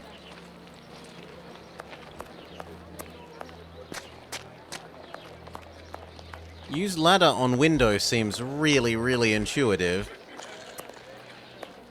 This window appears to be the only way out. Do you need a hammer for the nails? Well, that's what I tried to use the perfume atomizer as, because it looks sort of vaguely hammerish. Like I could imagine holding this bit and smacking things with. But now it says an assembled ladder. Like that to me feels like it's finished.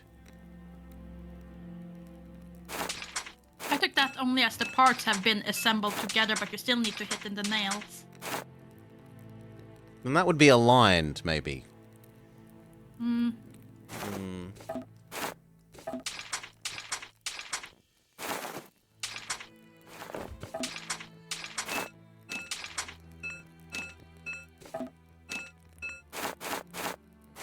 Okay. 1 with 2. 1 with 3. 1 with 4. 1 with 5. 1 with 6. 1 with 7. 1 with 8. 2 with 3.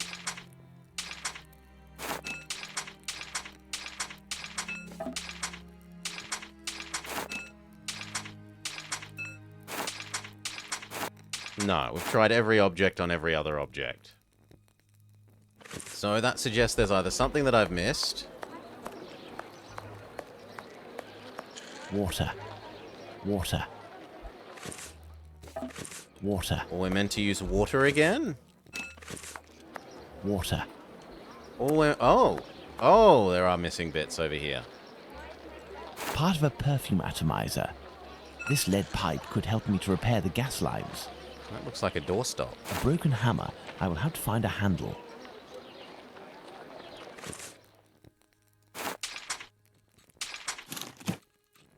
We assemble a hammer, and then we use the assembled hammer to finish our ladder. Okay. Makes sense. Makes sense. But I'm stuck. Let me out. I hope this ladder will support my weight. And then I'm assuming we're putting together Let's the go. perfume thing as well.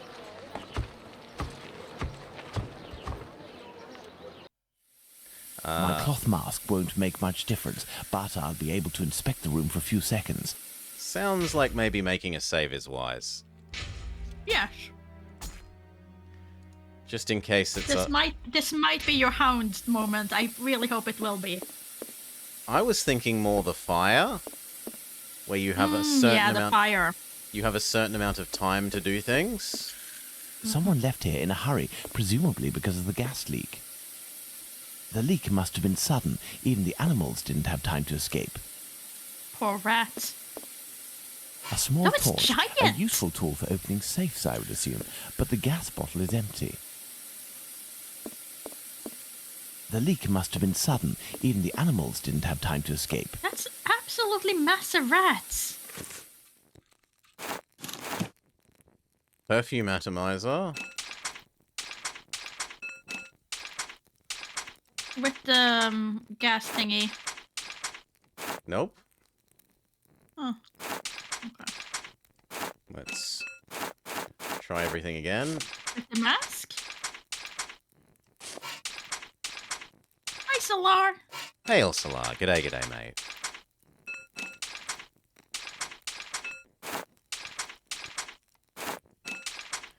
No, my suspicion is that we are gonna Also, hello, Raiders. open this, and then we have to use the pipe bits to fix the pipes. I need something. But I need something. I need something. But what we use to open the lock... Oh? The leak No, must that's have been another sudden. rat. Even the animals didn't have time to escape. This iron bar will help me. Okay. Iron bar Lover's trying defeats to lock? survive a gas leak. Yes. The leak is coming from here. And it The may or may satchel is not be behind these timed. pipes.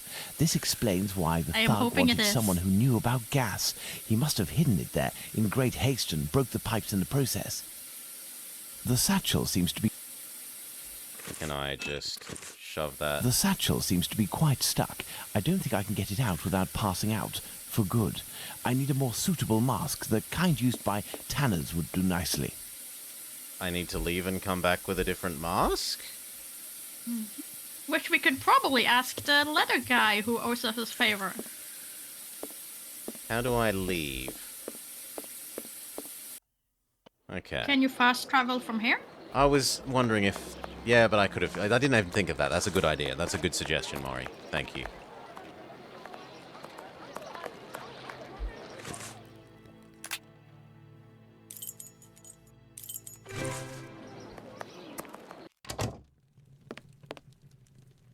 Can I help you, sir? I would like a You work mask. the leather and perhaps even tan it yourself. I believe tanners wear special masks to protect themselves from the toxic emissions given off by the vats used to soak the leather. I have a gas leak to fix, and I won't survive without something effective to protect myself with. Go see my cousin Abraham, who has a pet shop a little further down the road. This is why the Tell him pet that shop Isaac was a sent you. thing. That's me. I'll be off now. My regards to Dr. Watson. He doesn't actually sell parrots. He sells gas masks. Or does he sell parrots wearing gas masks? This is a pet shop. Yeah, I know.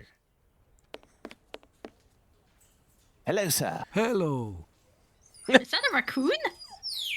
He's not only a brother, he's his identical brother.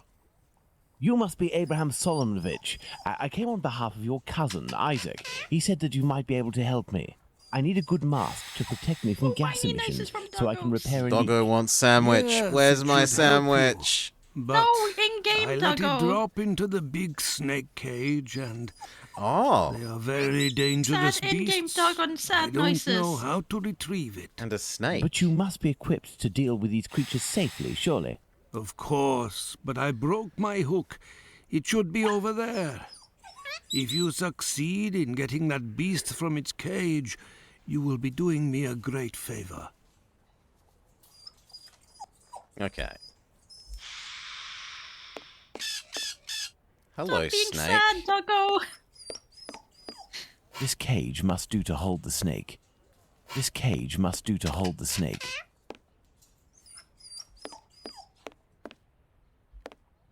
This cage must do to hold the snake.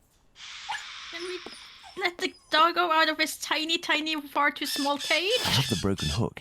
I can repair it, but I'll need some materials. Perhaps I'll find some material at Isaac's that will be of use. Okay, so go back to the... Perhaps I'll find some material at Isaac's that will be of use. I'm trying to leave. Thank you. Isaac's.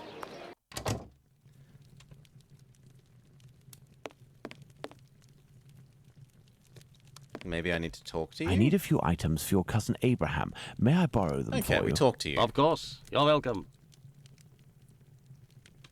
And then... Now we can steal his rope. This may come in handy. Mm-hmm. And...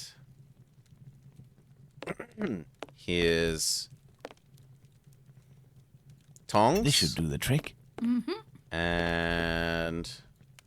I felt like there was a third thing. Yeah, it was by the door, I think. This should do the trick. A really, really, really big nail?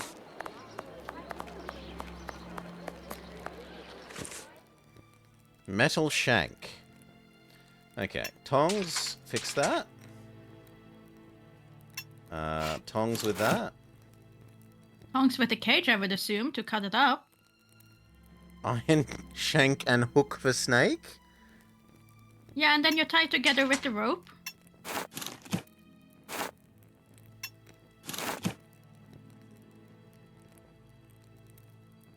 And also another piece of thing for some reason. We've made another not quite grappling hook. Mm-hmm. Always not grappling hooks. We have a snake So now pole. you just need to find a window that you need to clean. With our perfume atomizer. I think we use the good snake cage rather than the crappy broken ones. Yes. That feels like the wrong options for the pipes. Mm-hmm. Okay. Would you like to save before you handle a potentially dangerous snake? I was just thinking that. But thank you.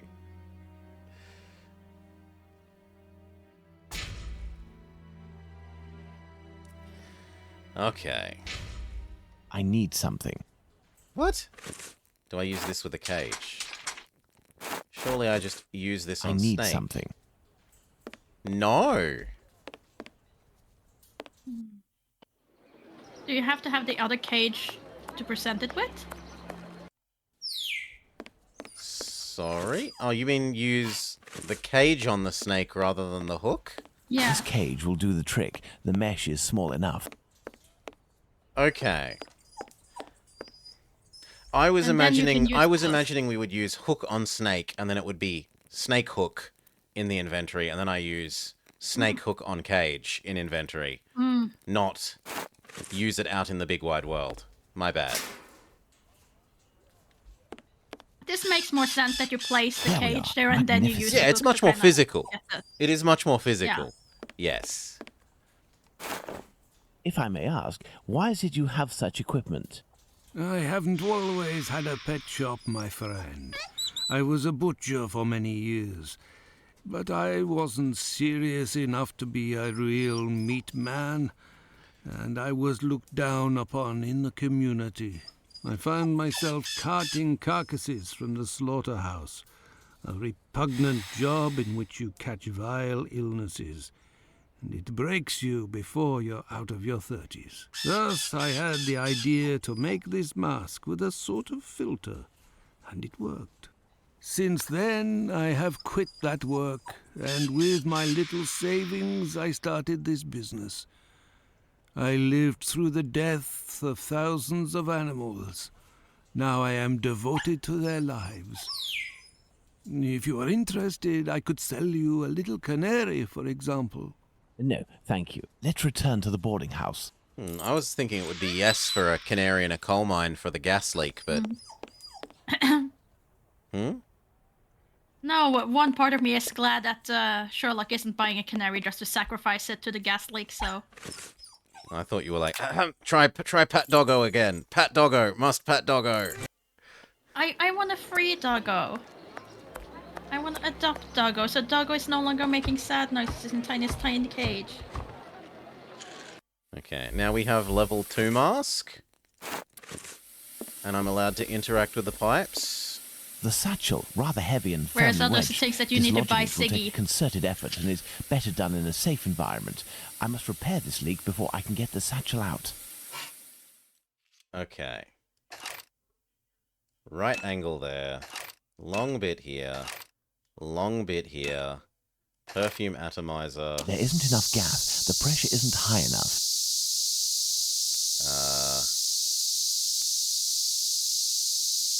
Here? There isn't enough gas. The pressure isn't high enough. Do I spin the wheels? No, that's less, not more. And it doesn't spin... Oh, there we go. Can I spin you? No. That one does nothing. Can I attach you to that? There isn't enough gas. The pressure isn't high enough.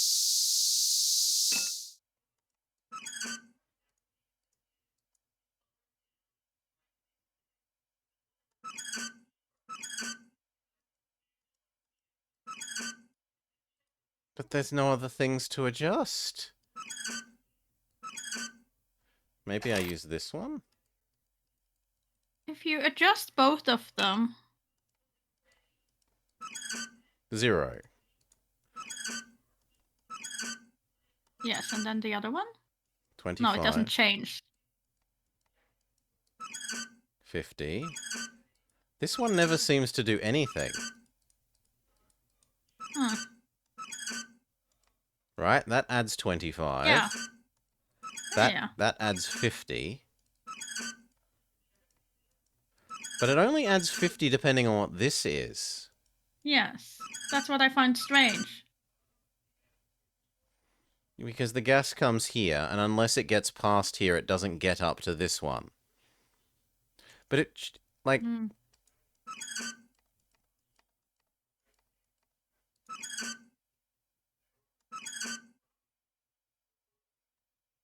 As long as this valve was closed, all the gas pressure should be going to here.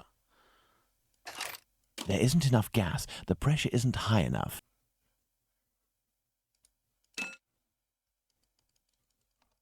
The gas can escape through this nozzle. The gas can escape through this nozzle. The gas can escape through this nozzle.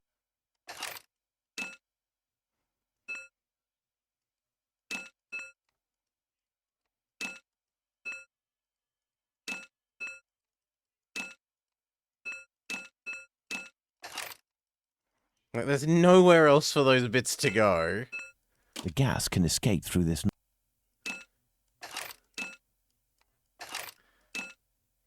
And I really have a hard time imagining it goes anywhere else. Oh, wait. Could you... Oh! Could you move the thing? Oh, yeah! We can move the sensor.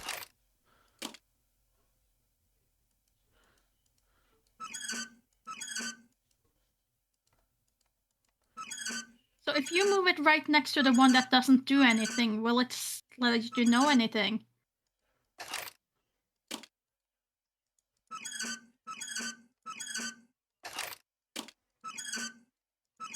Okay, so we have to take the longer path because somehow it's going to give us more gas pressure, even though that's counter-physical. So...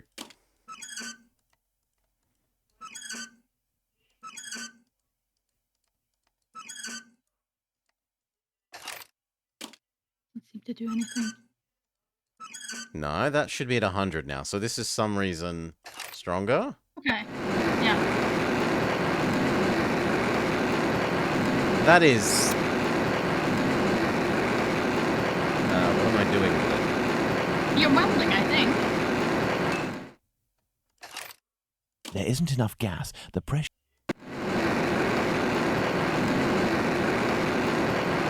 I'm welding the pipes? I don't know. Ah, we're Like fixing these pipes. Yeah.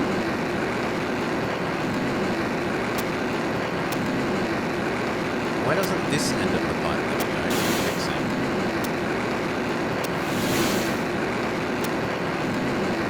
And then it's just the joint where the Now bendy these bits. are okay. Oh, You don't have think to do the one. this needs one? The one where those to connect should still have one, shouldn't they? To make it secure? Yes, correct. Okay, and now I'm allowed to do this more? Elementary. But that's the same as it was before. Yeah, but now fire there. There's fire. And that's what you wanted. This much talked about satchel is very heavy and seems to contain metal dishes. I told Bluto that I wouldn't look inside, but I've little need to. It's quite obvious that it's full of silverware. And I don't take it and I just close the door. We're done? There is still gas in here. Looking at the state of this cat, it won't survive much longer if it stays here. No, save the kitty! Let's go to the wasp's nest. We could have left without the kitty there. Yes. Let's go to the wasp's could. nest. What a monster! I'm sure it's an achievement. I'm sure it's an achievement. You left the cat. To kill the cat? No! Can we... Please don't tell me we have to give it to the pet shop. You want me to go to the pet shop? No, I hope we don't have to give the cat to the pet shop. Oh, because he doesn't keep things in a good condition. Here's the bag. Use bag There's on no door. way of returning this fortune to that lout Bluto. I will give him the satchel, but with other contents.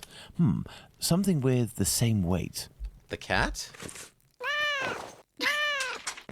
What the cat? The old Full of rusty crockery. dishes. The satchel makes the same noise and weighs about the same as if it were filled with silverware. What's wrong with the cat, Maury? That would be a good reason for the cat to be needed. Then the cat would be an essential item. Okay. So that we would have to save him. Tiny baby kitty into a bag and hand it over to a brute and pretend to be silverware. You don't think he'll notice it's a difference in weight? He's very stupid. Pass the sack to me. Did you look in? I give you my word, but it won't belong to you until you tell me where Squibby is. Fine. The poor idiot was taken by the peelers the other day. I don't know why some chap started to screech about it. He was the Whitechapel killer, but he ended up followed by an hysterical mob. In a flash, the bobbies had him he was rounded the up one that and was locked chased. down. Do you mean at the local police station? Might not. But if you or the doc talk to him, tell him that about the kayak business. I'll forget our score if he rats on the yank. He'll know. Now, hand over the bag. I say, that's all a little bit wishy-washy. I'm not sure it's worth the satchel. Hey, don't shake it like that, moron. If you don't want to end up with a knife in the back, you'll get busy with the pipe. Got it?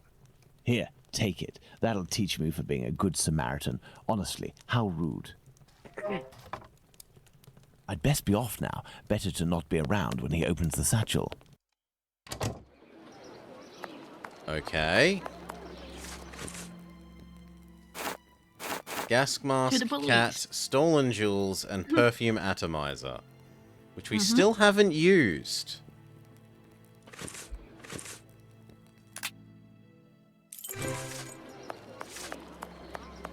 I can't just waltz into the police station to ask if they've got Squibby locked up. I'll have to come up with a ploy to find out if he's actually there. Then I'll need to get the policeman to leave for just a few minutes so I can talk to the prisoner. The policeman that has been nothing but extremely happy that we've been on the case. No.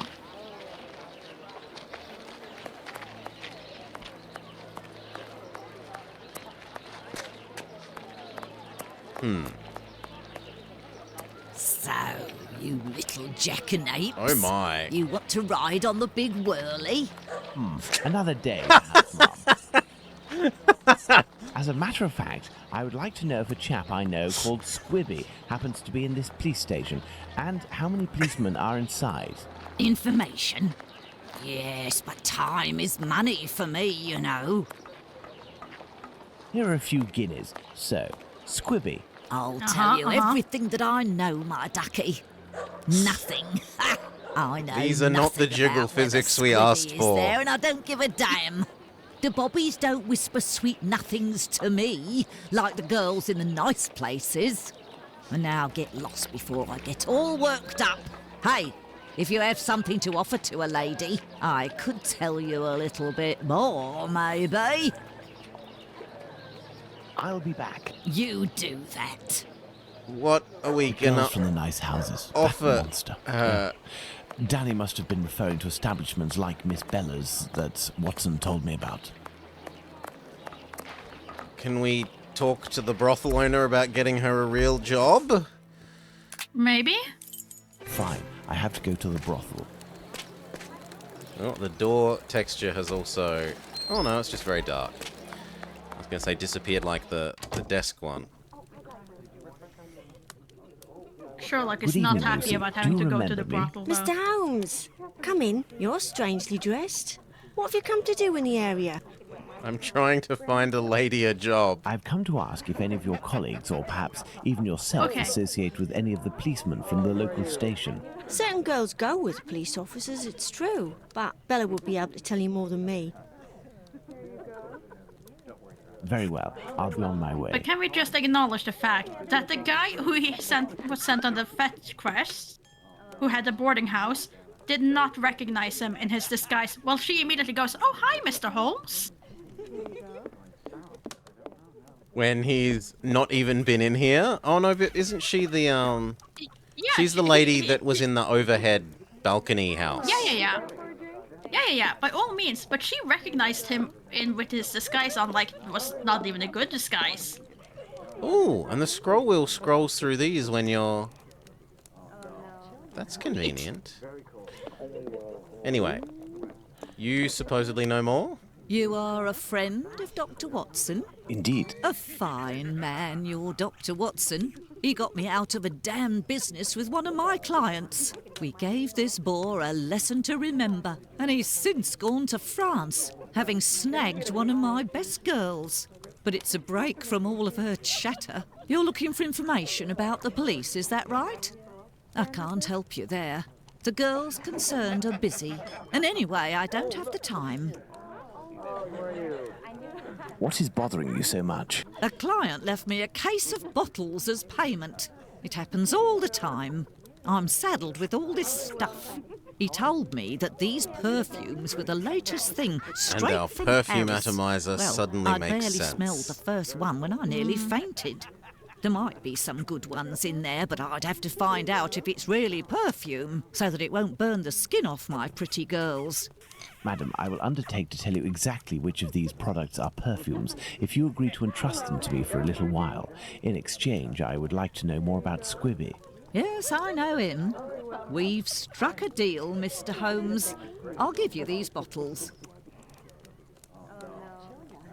So I'm to test... I will need a book to help me identify Miss Bella's perfume. I believe the bookshop on Glenworth Street, not far from Baker Street, has just reopened. Let's go and take a look. Ooh, has he recovered from his turtle racing debt?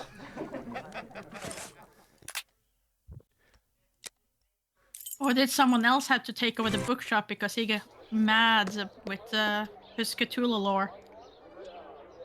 He has a different jacket, but I think otherwise he's the same. And his Cthulhu book has gone. He does have a bit of a darker circle underneath his eyes, though. Hello, sir. Hello. Are you the new bookseller in the neighbourhood? Yes. My name is Barnes. You're one of my first visitors. Welcome. What are you looking for? I'm looking for work that can help me identify perfumes. A book that deals with vegetation and its possible uses in the domain. He's a new person, he said. I would recommend the it's a different Encyclopedia timeline. Spartica about vegetation. It consists of a reference on the matter. This book is the most complete that there is. Fine, I will take it. But it's just that, I have no idea where it is. Would you believe that my predecessor classified works by their acquisition date? Nowadays, we advocate a thematic classification. However, I am getting down to the task. You aren't looking for anything concerning the history of the scripts. No, you don't. You I'm say fascinated over by there. the subject, and I already have numerous books on the topic. It is no doubt very interesting, but I need this book Spartica without further delay. Fine, fine. I will try to find the acquisition date of this encyclopedia, Mr. Holmes, Sherlock Holmes. Ah, fantastic. You are the man for the job. Perhaps you could try to find the missing dates. That will buy you some time. There are some dates missing? Yes. I forgot to mention that detail. The dates were written on cardstock attached to the columns, and there was one date per section. As one goes along, you will see there is no specific order, and certain are missing. I remade the labels, but I don't know where to put them. They're there on the counter. Are there any other details to know? The proprietor inscribed a date every 2 years since his arrival in 1864, up until now, that is 1888. He left a note regarding his method of shelving, but I didn't understand a word. I do believe, in fact, that he was a bit mad. Well, I will see. There we go. They're acknowledging that he went crazy. All of the numbers placed on the same columns must have different ending numbers. 1886 and 1866 would be an inconceivable disaster to be on the same shelf. The dates whose numbers, added together, will produce the same sum cannot be put on the same column. I'm sorry? The dates whose numbers, added together, would produce the same sum... Okay, sure. If they indicate the same sense. I don't get what that means. Cannot be put on the same column if they indicate the same sense. But this is saying, like, if you had 1400 and 1310, those numbers would all add up to the same thing. Those dates whose numbers added together to produce the same sum can't be on the same column. If they indicate the same sense. That feels like a translation error almost. Yeah. Number of dates by column. Sorry? 454.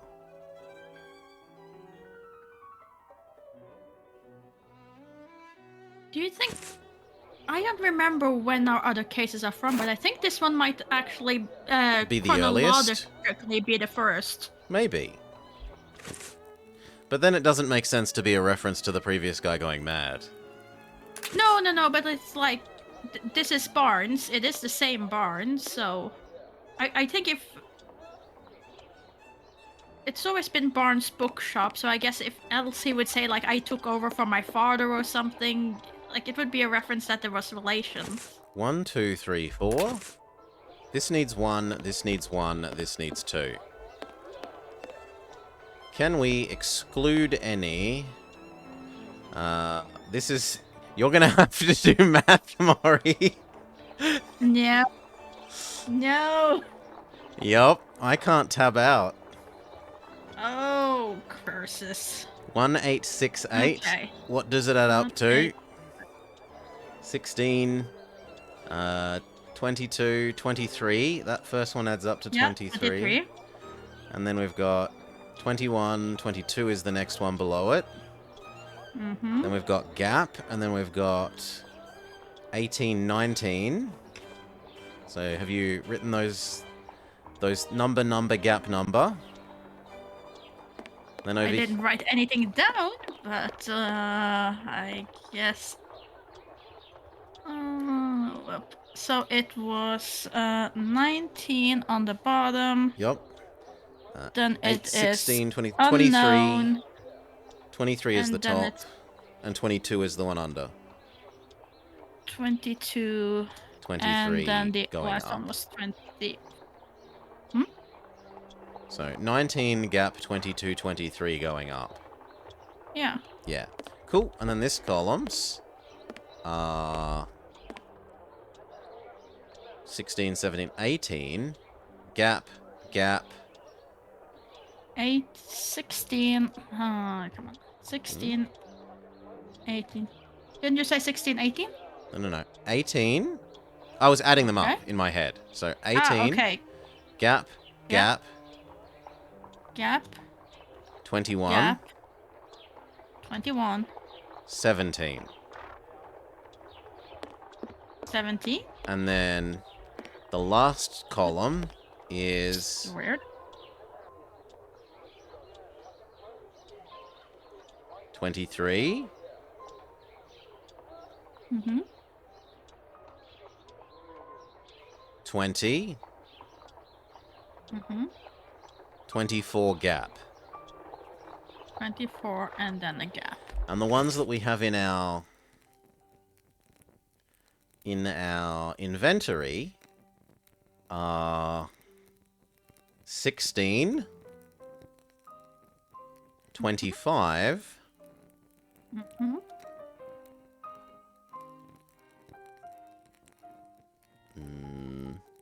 21, Mm-hmm. and 19. Mm-hmm. So based on that, are there any that can be, like, excluded?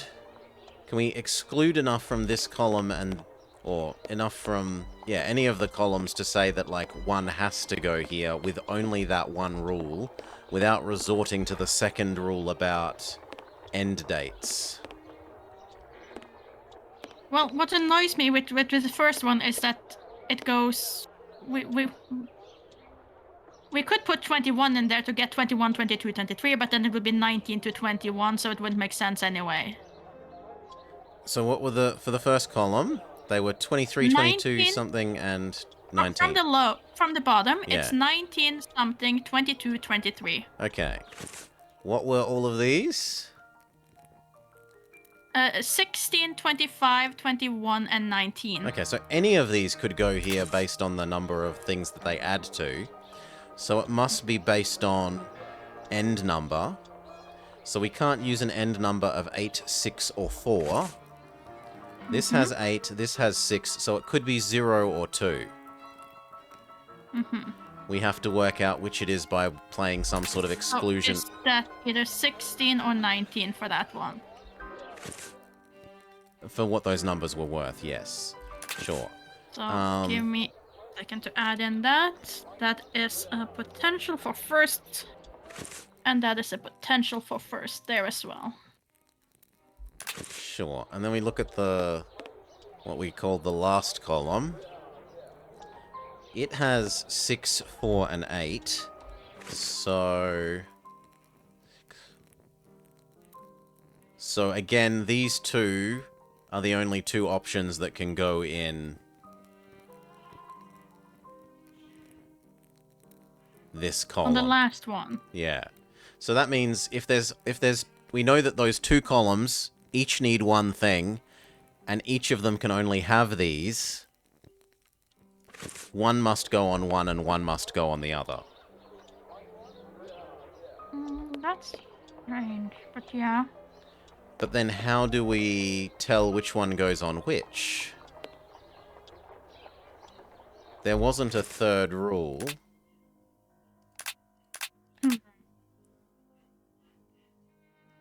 Yeah, they must end in a different number.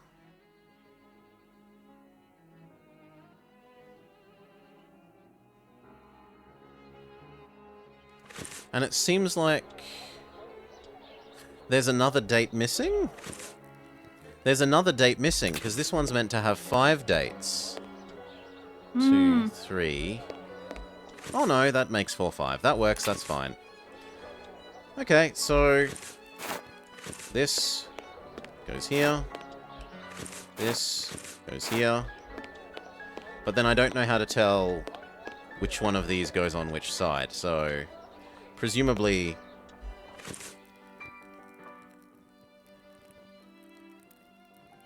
What were the... Both of them worked based off of 16 and 19. 16 and 19. But This it one can't had be a the 19. last one because that is that's already has a 19, so Okay. it has to be the 16, so it has to be first. So this one is the one that works on the first column? Yes. Okay. Yes.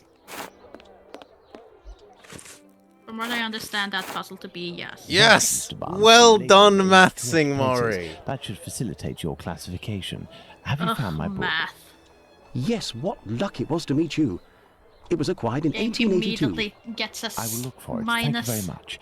I would suggest that you Loses organize some your points. books quickly. And I'm thank in you, the habit Pizza. of Thank you for visiting the my raid. local bookstore at least once a week. Hi, Pizza. You are right, Mr. Holmes.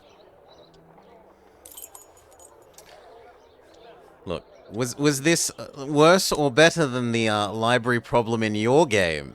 With the how the hell do they number their library? Yeah, but that one we figured out at the end. It took a long time, but we figured it out in the end. Now, did you actually give me the book?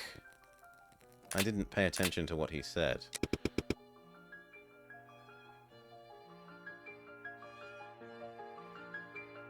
Ah, we need to go look at the right shelf. So, 1882. It's somewhere here.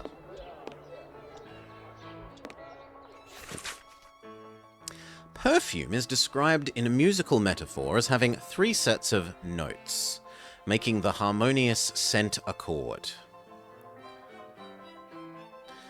These notes unfold over time, with the immediate impression of the top note leading to the deeper middle notes, and the bass notes gradually appearing as a final stage.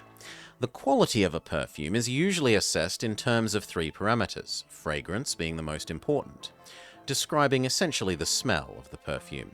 This is followed by the intensity of smell, ranging from a subtle scent to an overwhelming odor. Also, safety of use is important, because not all of the elements of a perfume might be sound for a lady's tender skin. But this is all that we have to This go on? encyclopedia on plants and spices is just what I need to analyze these so-called perfumes. Let's return to Baker Street. Science? Yes, you get to science to figure out perfume. Maybe. Teleport home. I will need my work table. And thanks, Pizza. We'll do our best. Yeah. Night, mate.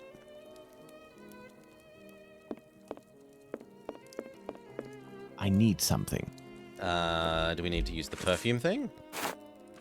Do I need to use the perfume thing on the box? No. Probably just put the box on the desk, I would assume. Let's get to work. I must analyze these perfumes. This isn't science! Yes! Yes, science foiled! Science has been foiled once again!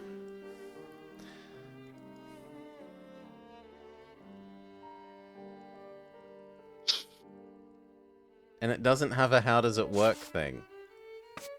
No.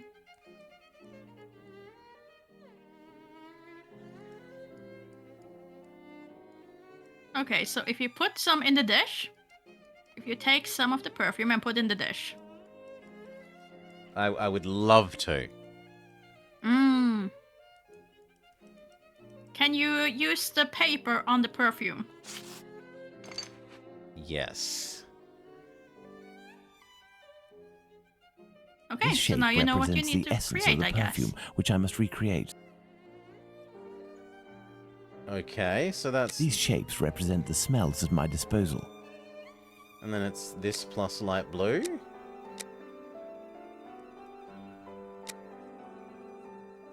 No, it's that plus double this? This perfume is Yeah. ghastly. Good, good, good, good. Mornings of a sleepless night. Okay. Swamp water! No, undo. How do I undo? I want this instead, thank you. And Reset. Then no, you could just Oh. click on the other one, but yeah, Okay. sure. There was a reset up the top right, you are correct. And then we want...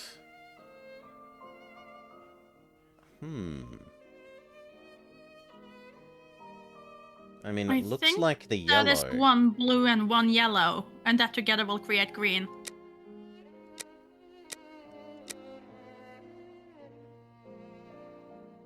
And yet it says No, but the darker blue. the darker blue. Yes, and then you swapped the Excellent. those two around. Now, So onto the next yellow step. is the bigger one. Okay. So this is really a size and color puzzle. Yes. Hmm. Yes, it is. That's you again. And then just big one of you and slightly less big one of you. Elementary. Fine, I have to go to the brothel. Oh, such science were had today. Boo! Boo! Where's my science? Fine, I have to go to the brothel. Sentences not to utter lightly. So, my dear man, have you reached a verdict? I have distinguished the good perfumes from the bad, but even the good ones are nothing more than common sense for adolescents. Who cares? It'll freshen up a few of my girls. Wait, there's a perfume here called Valerian. What is it? It's not really a perfume, technically speaking, unless you like cats. It's more of a kind of medicine. It smells strange. I don't really like it. Here, I can give it to you. We can use the And cat I have perfume on some cats? Information. Squibby is most assuredly locked up at the police station hereabouts. It would also seem that he's the one who doesn't want to come out. Do you know someone by the name of Danny? Danny? But Big only Danny, one of us Nutcracker. cackled the pizza nut. The one that who was hates me. cats. That's the one. You're interested in that kind of bird? Oh, be like dipping your biscuit in a pig's trough. She's dangerous, a real cyclone. So beware. And her appearance. She claims to adore perfumes. She'd need this whole box to smell sweet. I doubt it'll take much to make Danny cooperate, perhaps by offering her a little gift. Okay, so that's why we got the Let's go to perfume the police sample for station. cats. To give to the big lady.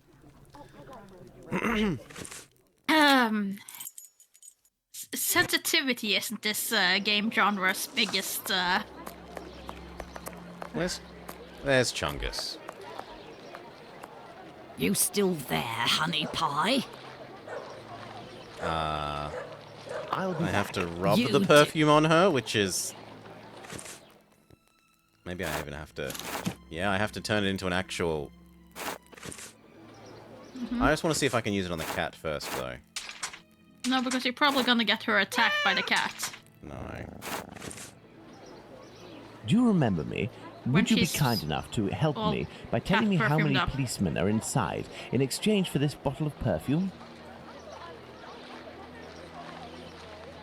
There ain't much in the station. It was pretty busy, but now there's only one constable, dearie.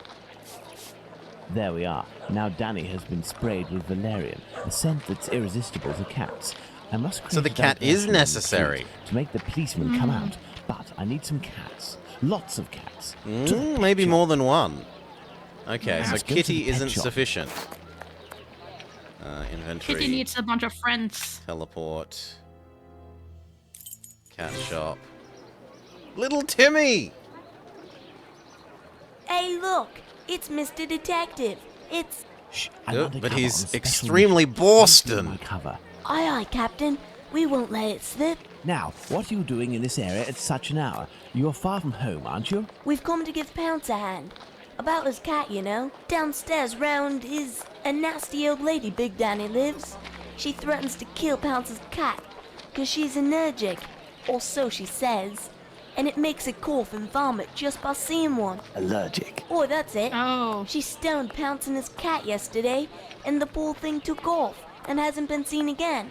We've been looking for it, but nothing. You can really tell the difference between child on right, who is new child model, and old child model from previous game. It's just a little bit of difference between the two. Does that cat there belong to Pounce? Look, we didn't take the time to read you our old stuff, Be but careful, he is injured.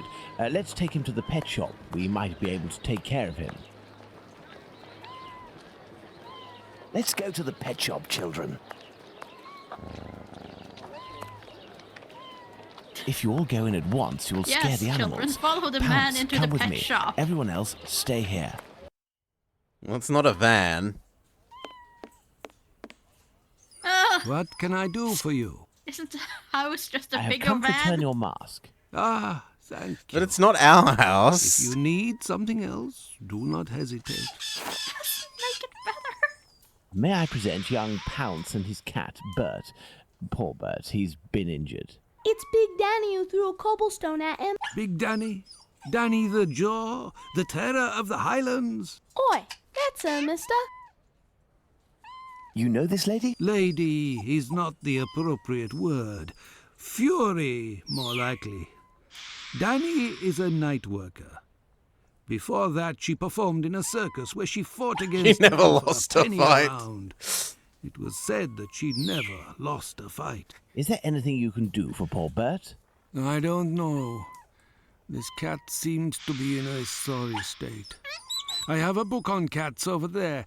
Can you find it while I look at its wound? Yes. Okay. Find a book on cat. Mm-hmm.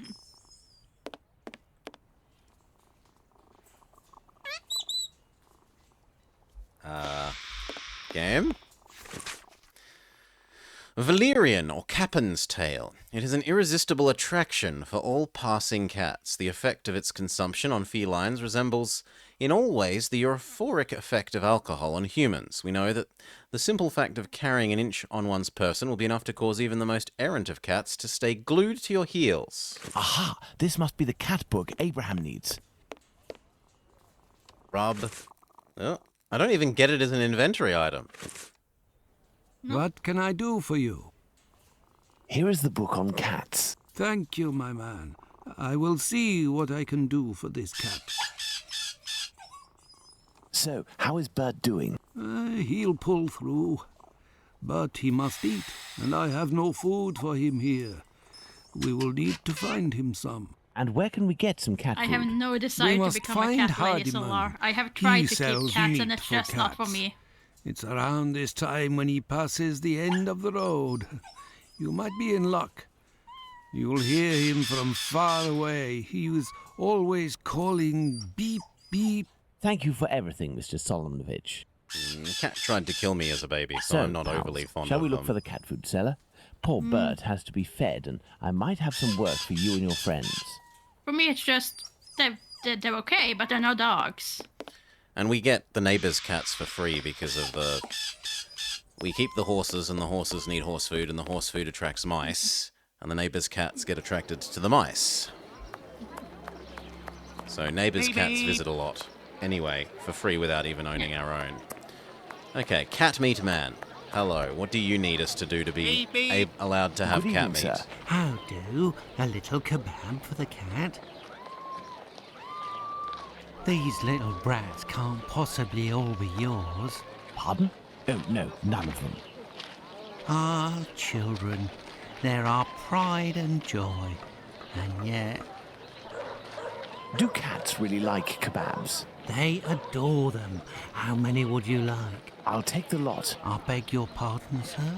How much for the lot? For £2, they're all yours, my lord. It's a deal. Listen up, my little soldiers. You need to find all the cats in Whitechapel and lead them towards the police station. Raising You'll be children armed with soldiers. Kebabs to entice them. Go, as quick as you can now. If my calculations are correct, the cats will be seduced by Danny's odour and will throw themselves on her. That should cause enough of a commotion to get the policeman. This is to a come out little onto the contrived. Nah. No. Come on now, children. Come on, Let little the cats urchins, Release the cats of war.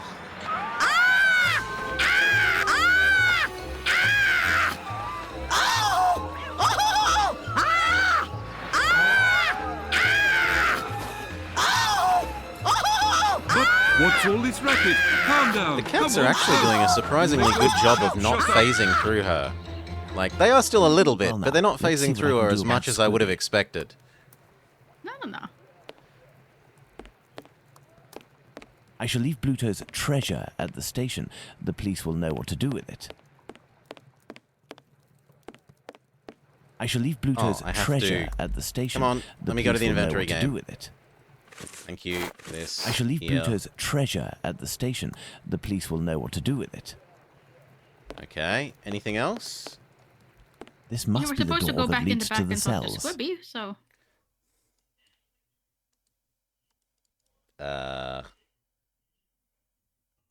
Do I use the knife on the... Oh, is it another one where the... where we have to do the lock and we disagree with how locks work? Oh.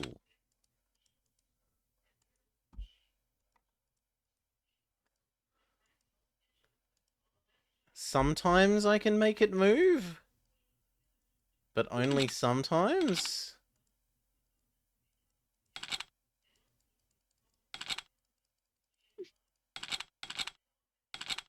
Oh, I meant to hold. Hmm. Well, now it seems to be fitting into the shape.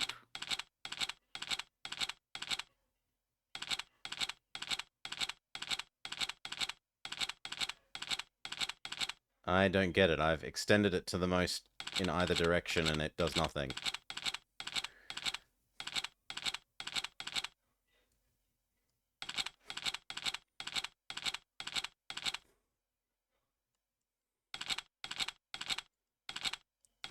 If this is self-evident to you, Maury, I'm all ears. I wouldn't say completely self-evident. Is there anything in the police station that would tell us how to twist this back and forth? Sure, we can go look around some more.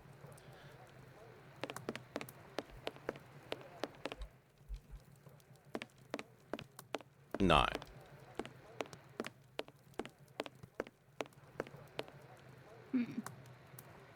There is the door. Okay. There is that door. And that is all. Maybe we use our knife on it? This must be the door that leads to the cells.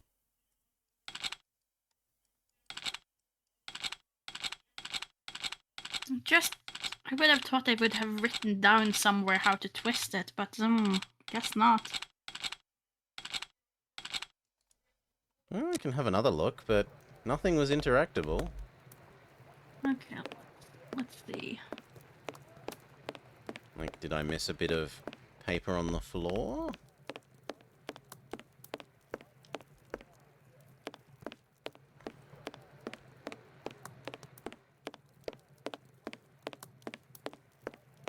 Anything on the board? There was something on the board before, but now it's not... I think that's the door through the... Oh. Through that. Yeah. Like, I don't think that's actually anything there. Okay. Could you go back to the nail then? Yes. This must be the door that leads to the cells. It can go And left, then just or it can go carefully, right. slowly rotate it.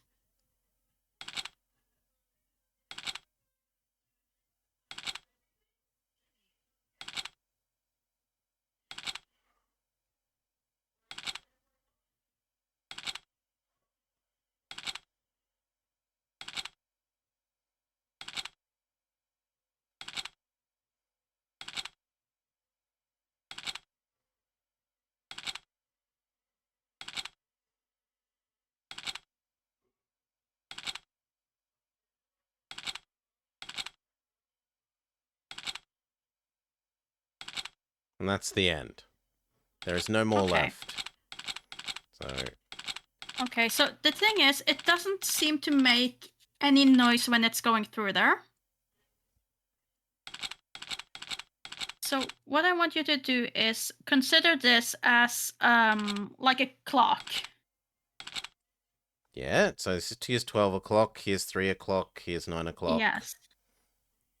So what I want you to do is, while holding it in, go to one step and let go. So that you try try putting it to 11 o'clock. If 11 o'clock doesn't work, put it to 10 o'clock, but let go of it, sort of thing. Okay, there's a place where you let go and it's happy. Mm-hmm. That probably should have had a question mark little, how do we interact with this minigame? Because that's fairly unlike how most lockpick minigames, but whatever. We're through now. Hello. And who are you? I've come to talk to you about Tumblety. So you're here to kill me, are you? Absolutely not. I've come on behalf of someone you know, who told me you have some explosive news about this American. In exchange, he has settled your bill on the kayaks. You ain't no street person, you. You're a bobby, trying to wind me up, aren't you? Not at all. Will you agree to talk? Not a chance. I'll give nothing away for nothing. I don't have to follow Bluto's orders. I'm in it up to my neck, and the bobbies won't agree to keep me locked up here for the rest of my life. You mean to say that you are here of your own accord? Damn right. Only death awaits me out there. I was almost lynched because I was blamed for the murder of those poor girls who were chopped up like animals. The police put me here for my own safety. That's when this journalist showed up. A journalist? I socked him once for disrespecting me down at the pub. He said I'd pay for it one day, and that day came. He said he was going to squeal to the papers about me. With my description and my tattoos and all, I was arrested at the same time the police said they'd caught the Whitechapel killer. While waiting to write the article, he started the rumour. Now the streets ain't safe for me no more. I understand. Listen, if I find this journalist and make him promise to not write a word about you, and if I also agree to pay for you to get out of London, will you tell me everything you know about Tumblety? You sure know how to speak to ruffians, don't you? You got yourself a deal. What's the name of this journalist? Bulling. Tom Bulling. Tom Bulling? That name sounds familiar. That wouldn't be the journalist that Watson met at the Wasp's Nest. Huh? Ah, no, nothing. I was just thinking aloud. Well, I'll be going, Squibby. You're right. It ain't healthy here. Alright, so off to the pub?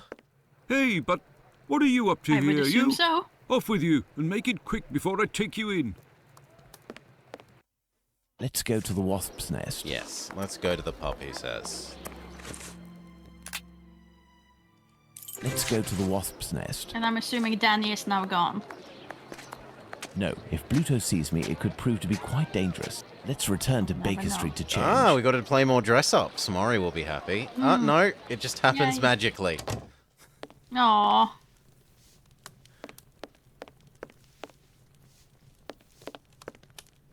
Some paper, ink stains. This must be the table where Bulling writes his copy. Evening. A pint for me and have one for yourself. I'm looking for a journalist, a good client of yours. Goes by the name of Bulling. Ring any bells? Haven't seen him for a day or two. He must be sleeping it off somewhere. Where to hide from the landlord when you owe some serious bread? What paper does he work for? I don't know, but I can't believe that he works at his rag, because he's always round the pub scribbling his useless papers. The last time I seen him, he spent a whole day at that table drinking and scratching away from morning till night. He finished by celebrating, and without the help of a rich chap, he would have fleeced me of a guinea. Thank you, my friend. That's nothing.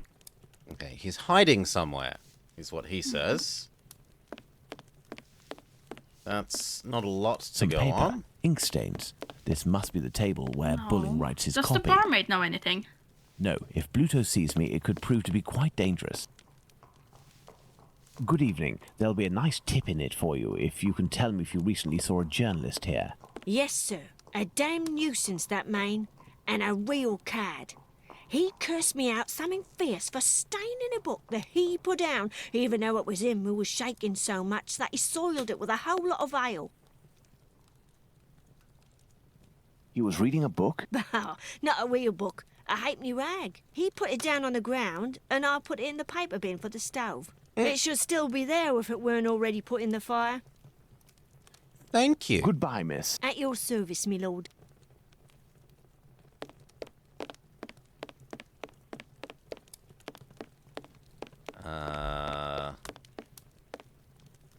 Here. Fire. Mm-hmm. Spring-heeled Jack. Yay. The boys... I figured that was what he was writing. The Boys Standard, published weekly. Now ready. Price 1 penny. Numbers 1 and 2, 24 pages. Splendidly illustrated in handsome wrapper. The history of this remarkable being has been specially compiled for this work only by one of the best authors of the day, and our readers will find that he has undoubtedly succeeded in providing a wonderful and sensational story, every page replete with details of absorbing and thrilling interest. But there is no next page. I gotta check that. I gotta check. Did they actually use the guy who's credited with that?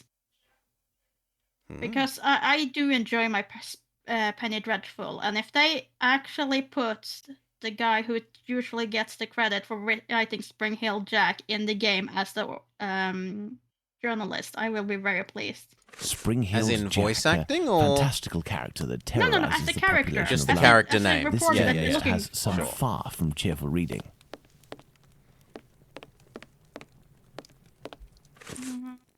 Let's see.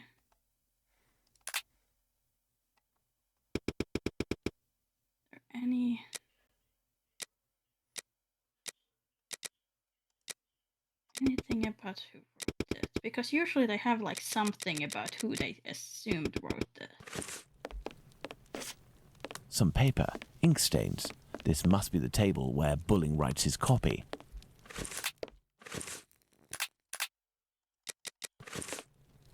Okay, but what has this told us? Let's return to Baker Street. Tom Bulling isn't here, but the Baker Street irregulars should be able to track him we're down. going to sick our children's Watson will have soldiers on something to him. tell me in the morning.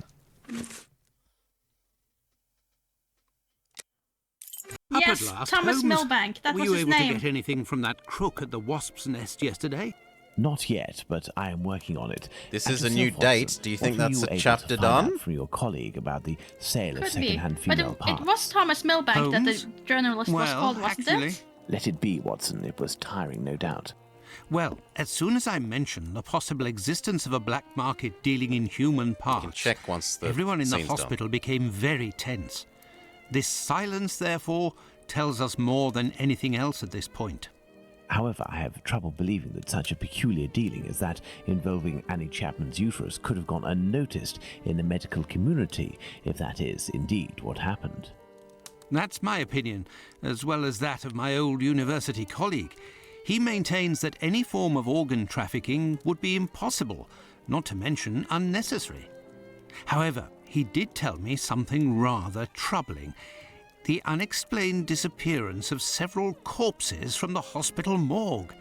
He has allowed me to investigate, provided I do so discreetly, and here is what I found, concealed in what appeared to be a secret letterbox.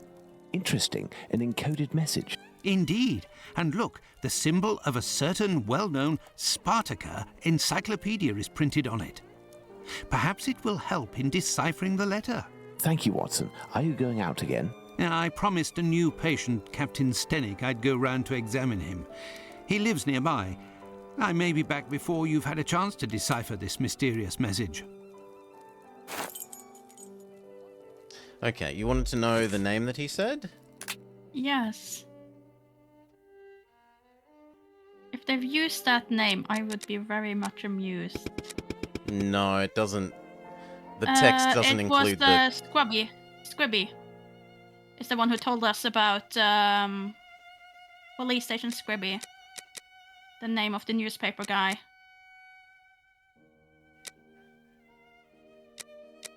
Tom Bulling. So it doesn't sound the same as what you wanted. No, it's not. No, it's not. It's not the guy who even wrote about it afterwards. It was Henry May who... No. Big sad. Big sad.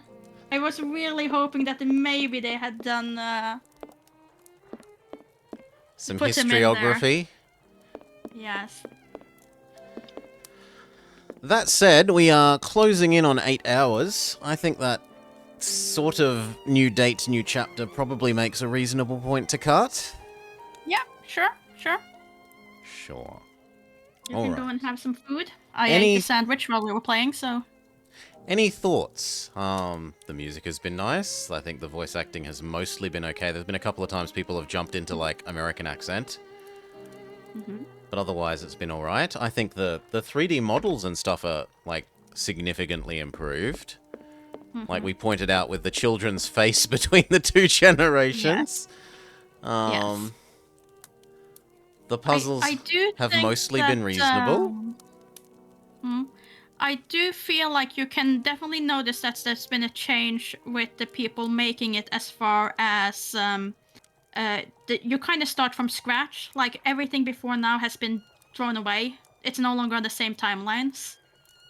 And quality as far as writing has definitely gone down because they haven't checked for spelling errors in the same way as they did in the previous games. And the subtitles not matching. Yeah.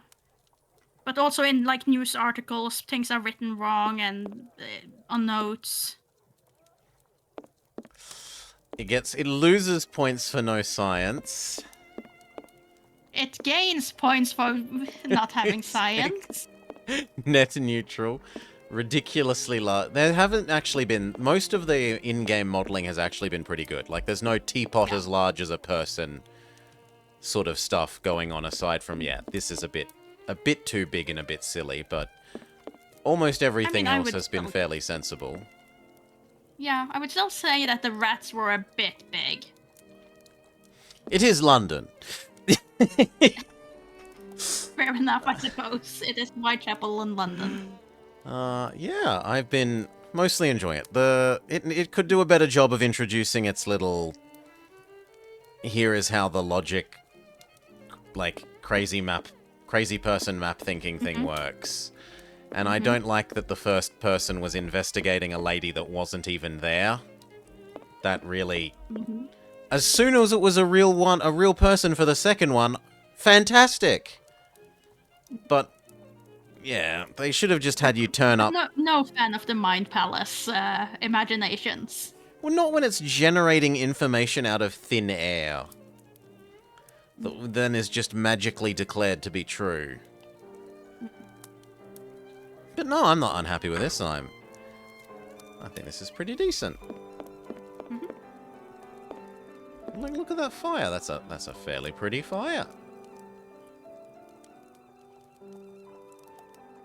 Anyway. That's where the budget went. Yeah, the budget went there instead of remodeling original Timmy's head and checking for spelling errors.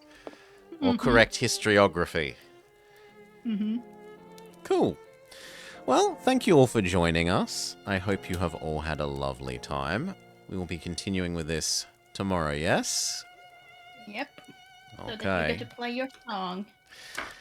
Yes, so that we get to play our dare we call it our theme song for this series. Thank you all again. As close to it we'll get. And bye. Bye-bye. Boop.